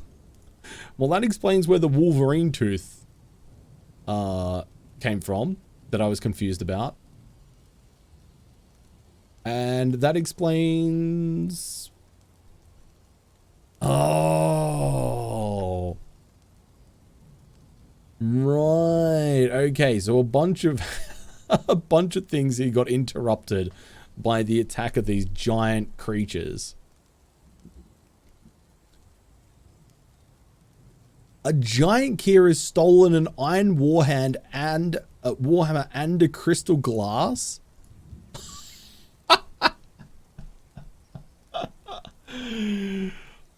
That wasn't my stuff. That was the caravan stuff.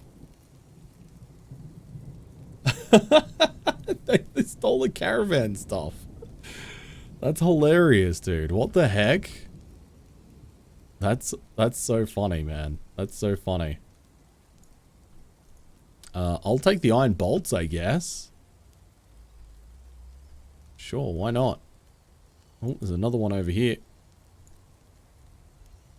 I'm gonna get blamed for it? Are you... You've seen giant Kia steal entire anvils before. Incredible. Incredible. That's so funny, dude.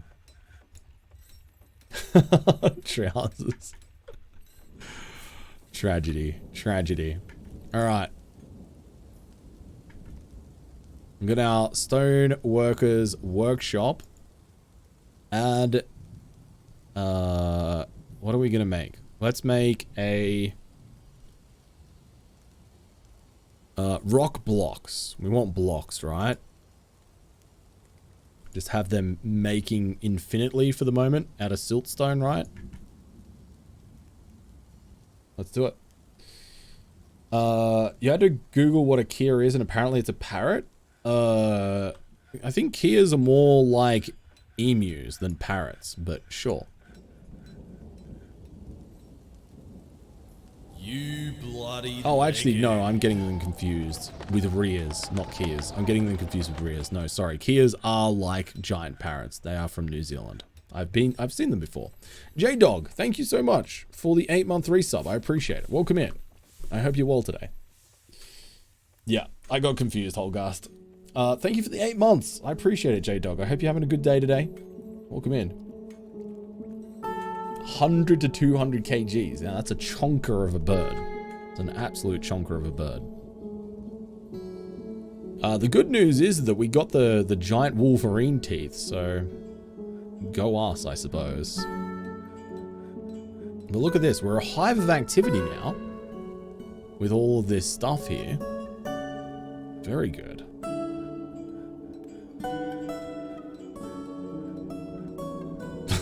Imagine the drumstick on a bird of that size. Oh, mate. Mate. You love to see it.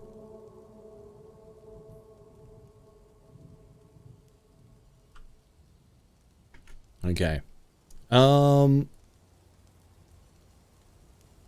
Wait, is the giant... It has stolen a toy boat? What? Is there multiple giant Kias? Should I be concerned, chat? Should I be heckin' concerned? How can I tell if there's a threatening creature on the map? Definitely J-Dog. I would say it's much better. Much easier to understand. Ooh. A bobcat. Bobcat over here. And a rotten bobcat head. Oh, jeez.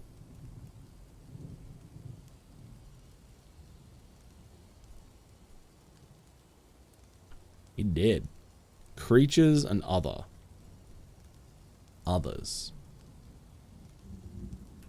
Oh my god, there is multiple giant Kias. Oh, they're just flying about out here, dude. This one's seriously injured.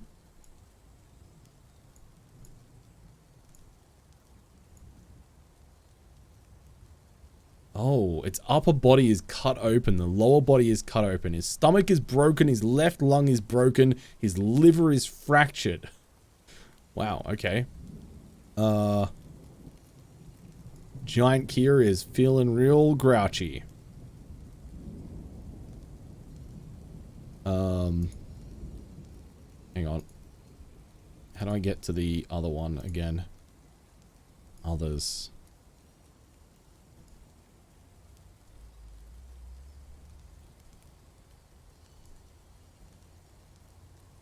Uh, 12 years old. Wait, is this one underwater? Water covering.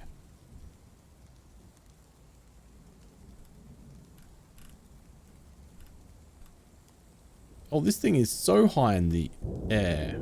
How is it covered in water?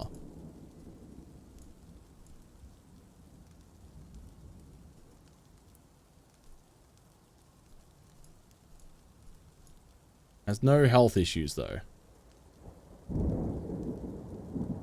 Oh, it's caught in the rain. Oh, I see. Okay, that makes sense.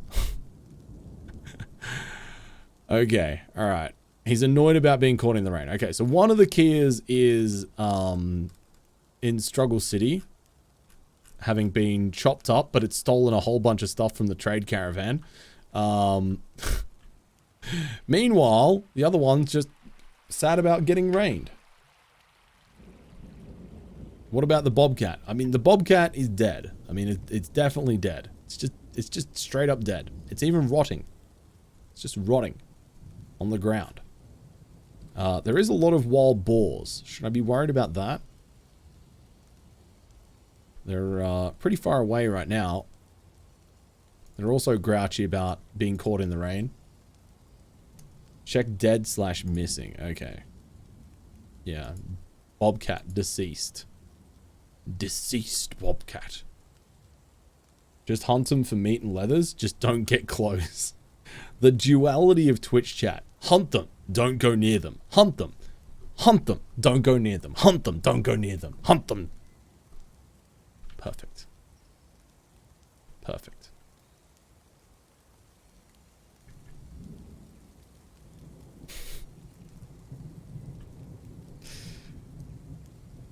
Melee should be fine. Briere, please. Calm your farm. No. No, Sarge. I did not say that. You can go back in your box. Okay, alright. So, we got happiness and stress, dig deeper, ore smelting, traps and levers, wells, handling light aquifers, clothing, meeting areas and locations, military ramps and channels, goals, burrows, hauling, justice, nobles, squad stocks, work details, the world, and zones. until we've completed all of the guides and the tutorial. Someone is fighting. Select a report to view the full text. Ooh. Our cow grew up. Nice. Wooden door is being completed. Nice. We can put down some more wooden doors. Hey, Wacko. Yeah, welcome in. It's very good. I'm enjoying it so much. And I'm in a similar sort of boat as you in that I found the ASCII. It was just a bit much, combined with the complexity and then the visual adjustment to getting used to playing that game. It was hard to get into. It was a big barrier to entry. Whereas I think this is a really big step in the right direction. So I think, as well, chat mentioned that I should probably make some coffers as well, shouldn't I? Was it coffers or was it chests? It was one of the two.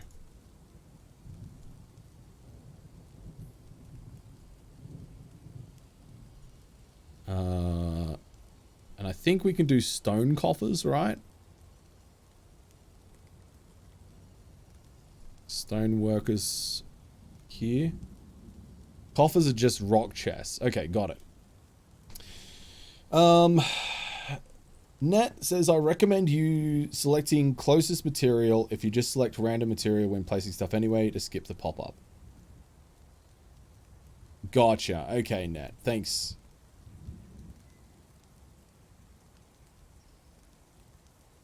Yeah, Narcal. I mean, the whole overhaul of the game has made it a lot more accessible. Making coffers is a good investment.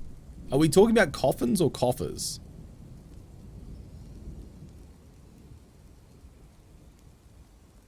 Maybe, is it rock coffin that I want? Or is rock coffer? Coffins are burial?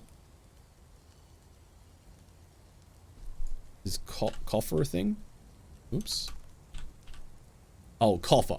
Okay, it is coffer. Okay, alright, thank you. Thank you. Alright, cool. So let's make, oops. How many do we have? Let's make 20 of them. Let's do it. And then we'll bump up that as priority. Make the rock coffers before we make rock blocks. There we go. Perfect.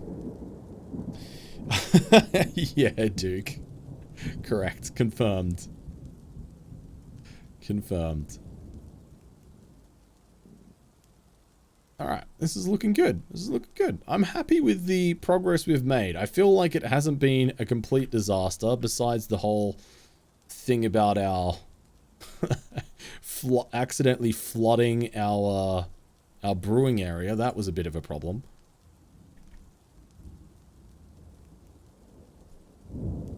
Brew... Oh, I should be... Oh, I'm nearly out of drink. Brew from plant. And we should do that infinitely, right?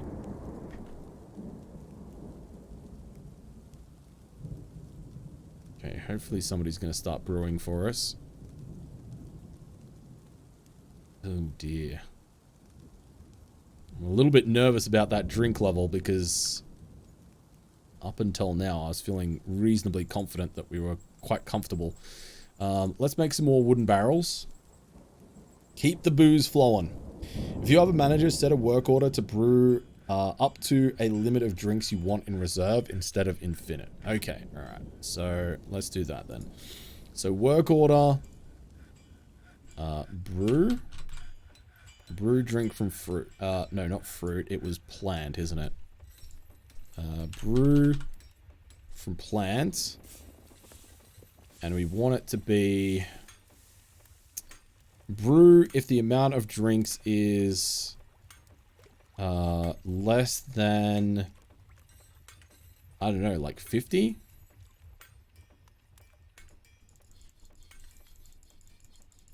I want to keep it like a reasonably good stockpile. Okay. Change the type of item being checked. Type the type of material being checked.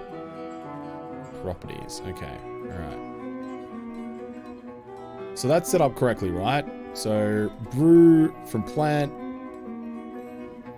Brew if the amount of drinks is less than 50.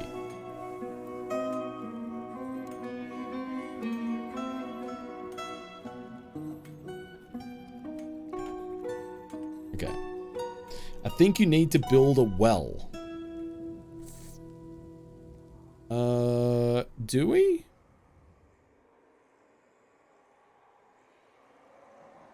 We've already set up a water gathering area. Yeah, we're gathering water directly from the river up above.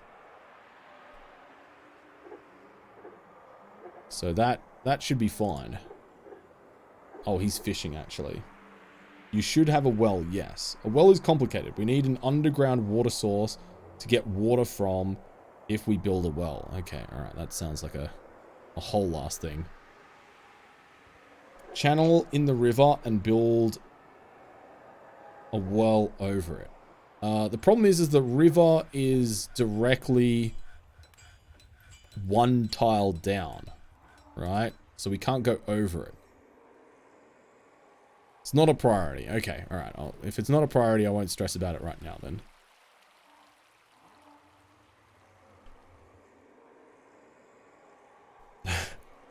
Yeah, we've already learned our lesson from nearly flooding the base entirely when we mined into this pond. That was not ideal. Let's try not to repeat that. Okay, we've got 22 drinks again. All right, crisis averted.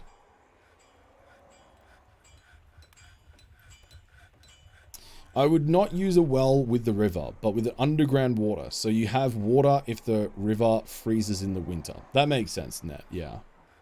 I looked at the reviews and apparently most people flooded their forts in the tutorial. Yeah, because the tutorial makes it sound like you should be looking for water underground. And so I saw this water here and I was like, oh, water. I'll mine towards that. That's what the tutorial has suggested is that I do.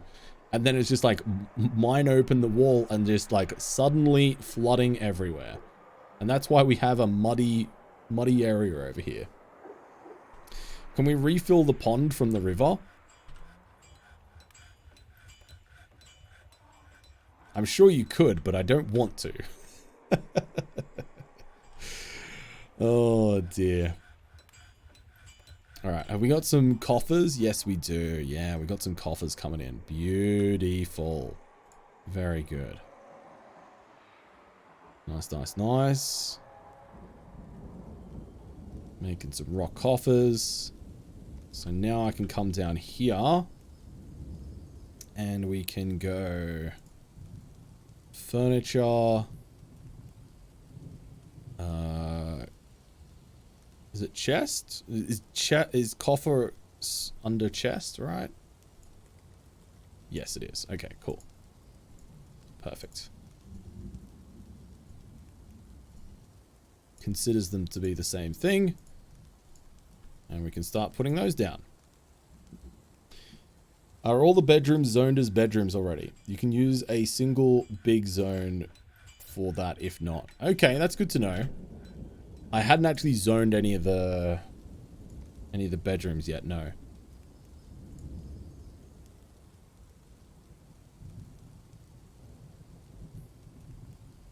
So we can just go like bedroom and do it like that, and that's going to class all of these as bedrooms.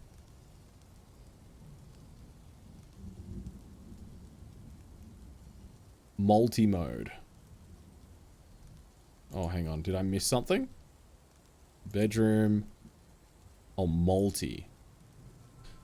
Rooms with multiple beds will be made into dormitories. Select a rectangle which contains beds in order to form bedrooms. Ah, okay, right. So it automatically detects which rooms are bedrooms and makes them bedrooms. Okay. All right, I see what it's done there.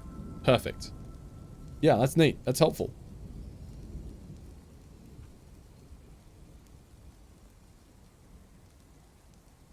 Yeah, I think this works. Look, it's, oh, hang on. Sorry. You can see here, it's actually automatically detected which are bedrooms. That works. It works. 16 bedrooms have been created. Hell yeah, brother. Hell yeah. Awesome.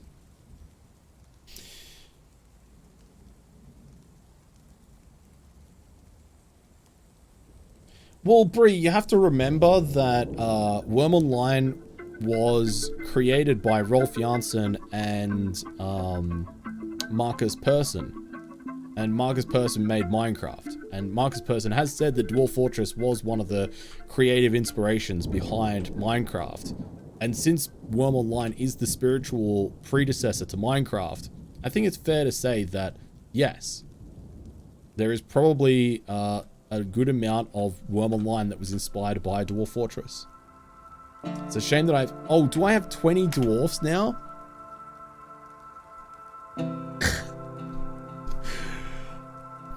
Some migrants have arrived. Perfect. Well, that's a kick in the old gonads, huh? Just after I thought I'd future-proofed my... Oh my god, dude!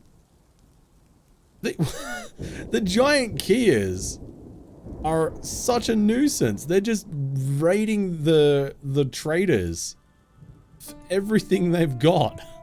They're just taking them for everything they've got. It's so funny, man.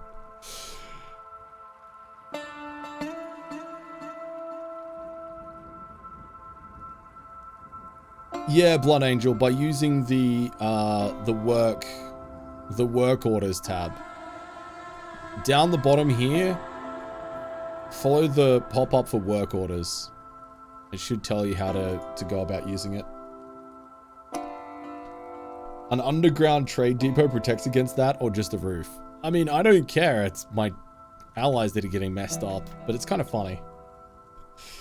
Drongo not reading his events. But the problem is that there's no audio cue and nothing to kind of attract my attention whenever these pop-ups come up. It just like expects me to notice, which I just don't. I'm trying to get better at looking at it occasionally, but I wish there was like a little chime or something, just to let me know when an event like that has happened. Be like, oh, yeah, I do need to check that. Wait, what is that? Oh, the pond is freezing over.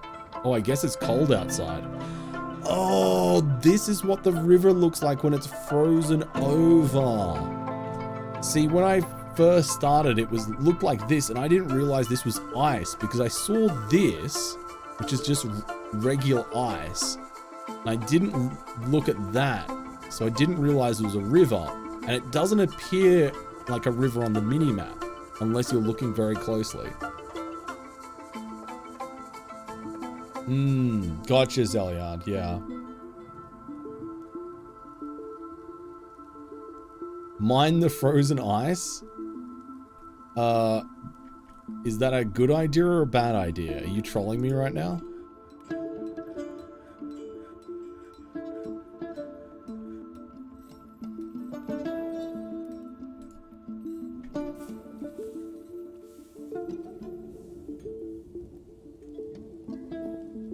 This would be when you can lower the lake bed for making a well if you wanted.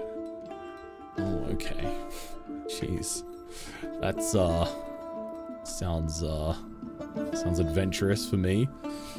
Brook bed.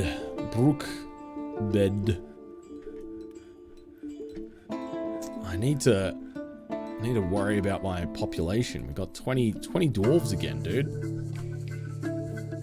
Ah, man. Need to get more bedrooms made.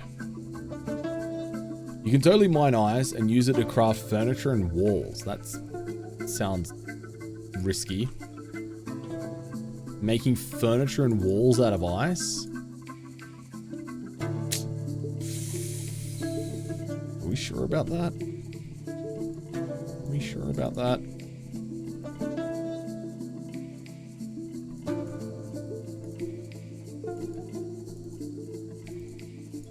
Let's get some more bedrooms mined out here. An ice hospital? Oh Oh my god. That would be kinda cool, if you know what I mean, chat. Your favorite is mugs? Oh, that's kind of cool. Yeah, that is neat.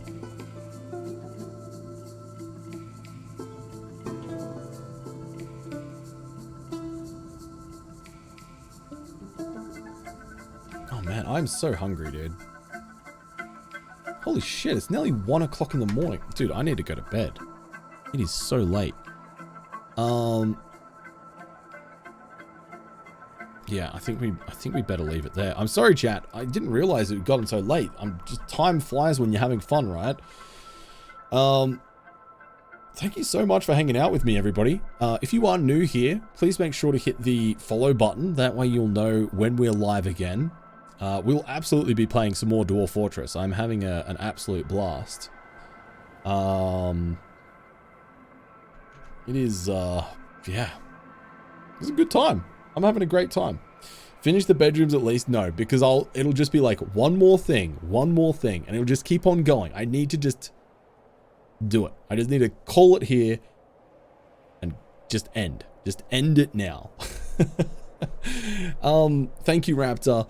Guys, if you are new here and you'd like to jump into the Discord, there's a link in the chat if you'd like to come and continue the conversation, maybe share some of your Dwarf Fortress stories or something like that. We'd love to have you over there. Go follow me over on Twitter. That's the best place to keep up to me on social media. Instagram, YouTube, all that good stuff. If you're interested in art, you can go and follow my art Twitch channel, Drongo Creates. And if you enjoy what I do, as a full-time content creator, you can go and support me over on Patreon for as little as $1 a month. I am endlessly appreciative of all of my Patreons. Welcome back, Friendly Kitten. You made it back just for the end. Yeah, and thank you, a big thank you to everybody from the Dwarf Fortress community who's come in tonight and helped a newbie player fumble their way through this. I really appreciate everybody chatting along and offering advice and sharing stories about their own playthroughs and stuff like that. It's really fun, and communities like this are what make you know, gaming special, and I really appreciate you spending some time with me. Thanks, Duke DuPont. Thanks, J-Dog. Thanks, Bree. Zeliard, thank you. Smiley. Orange, thanks for hanging out tonight. Yeah, we was doing a heck and learn tonight. Big, definitely big heck and learns. Wild Pirate. Chat, we're going to finish up with a raid. We're going to go visit somebody else playing Dwarf Fortress this evening. So make sure to go grab one of the raid messages here.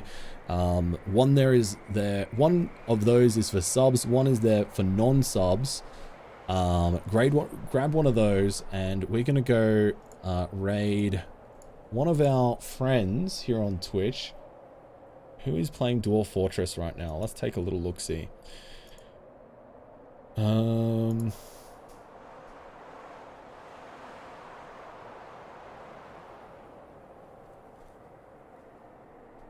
Kiri and FG are playing Dwarf Fortress right now. Who did we raid last out of FG and Kiri? I have a feeling it was Kiri. Either one are awesome streamers. It's a tough old pick. I think we go say hi to FG. FG Squared is a fellow member of the Halcyon Frequency stream team. Oh, actually, FG is on BRB. All right, so let's go say hi to Kiri. Sorry, that makes my decision easier. If FG is on BRB, then we'll go say hi to Kiri. 2D Kiri is a fellow member of the Halcyon Frequency stream team, which is the stream team I'm a part of. She's very, very wholesome and really, really entertaining streamer. She does all kinds of different indie and city builder and survival type games, very similar to what you can find here on our channel. So if you enjoy the vibes here, I'm sure you'll enjoy the vibes over on Kiri's stream. Cannot recommend her enough. If you're a regular here, you probably know her from chat or from watching her streams or rating her previously. But yeah, let's go share the dwarven enthusiasm of the Hype Club with Kiri. thanks so much everybody for hanging out. Sharrett, lovely to see you. Thanks for being here at the end. Great to see you as always. Zeliard, take care. Smiley, take care. Pixelhound, Kiri is awesome. Bree, I'll take you. I'll take care. I'll see you next time. Thanks everybody. I've been Bloody Drongo. We'll be live again this coming Friday, either with some more Dwarf Fortress or maybe checking out Rogue Trader if I get the key for that soon. And don't forget, chat, don't forget to stay tuned on social media and Twitter and stuff to find out what is in this awesome little case here, sanctified by the Emperor of Mankind himself. All will be revealed very soon. So, yeah. Thanks for hanging out tonight, chat. I'll see you on Friday. Take care. Same time, same place. Farewell.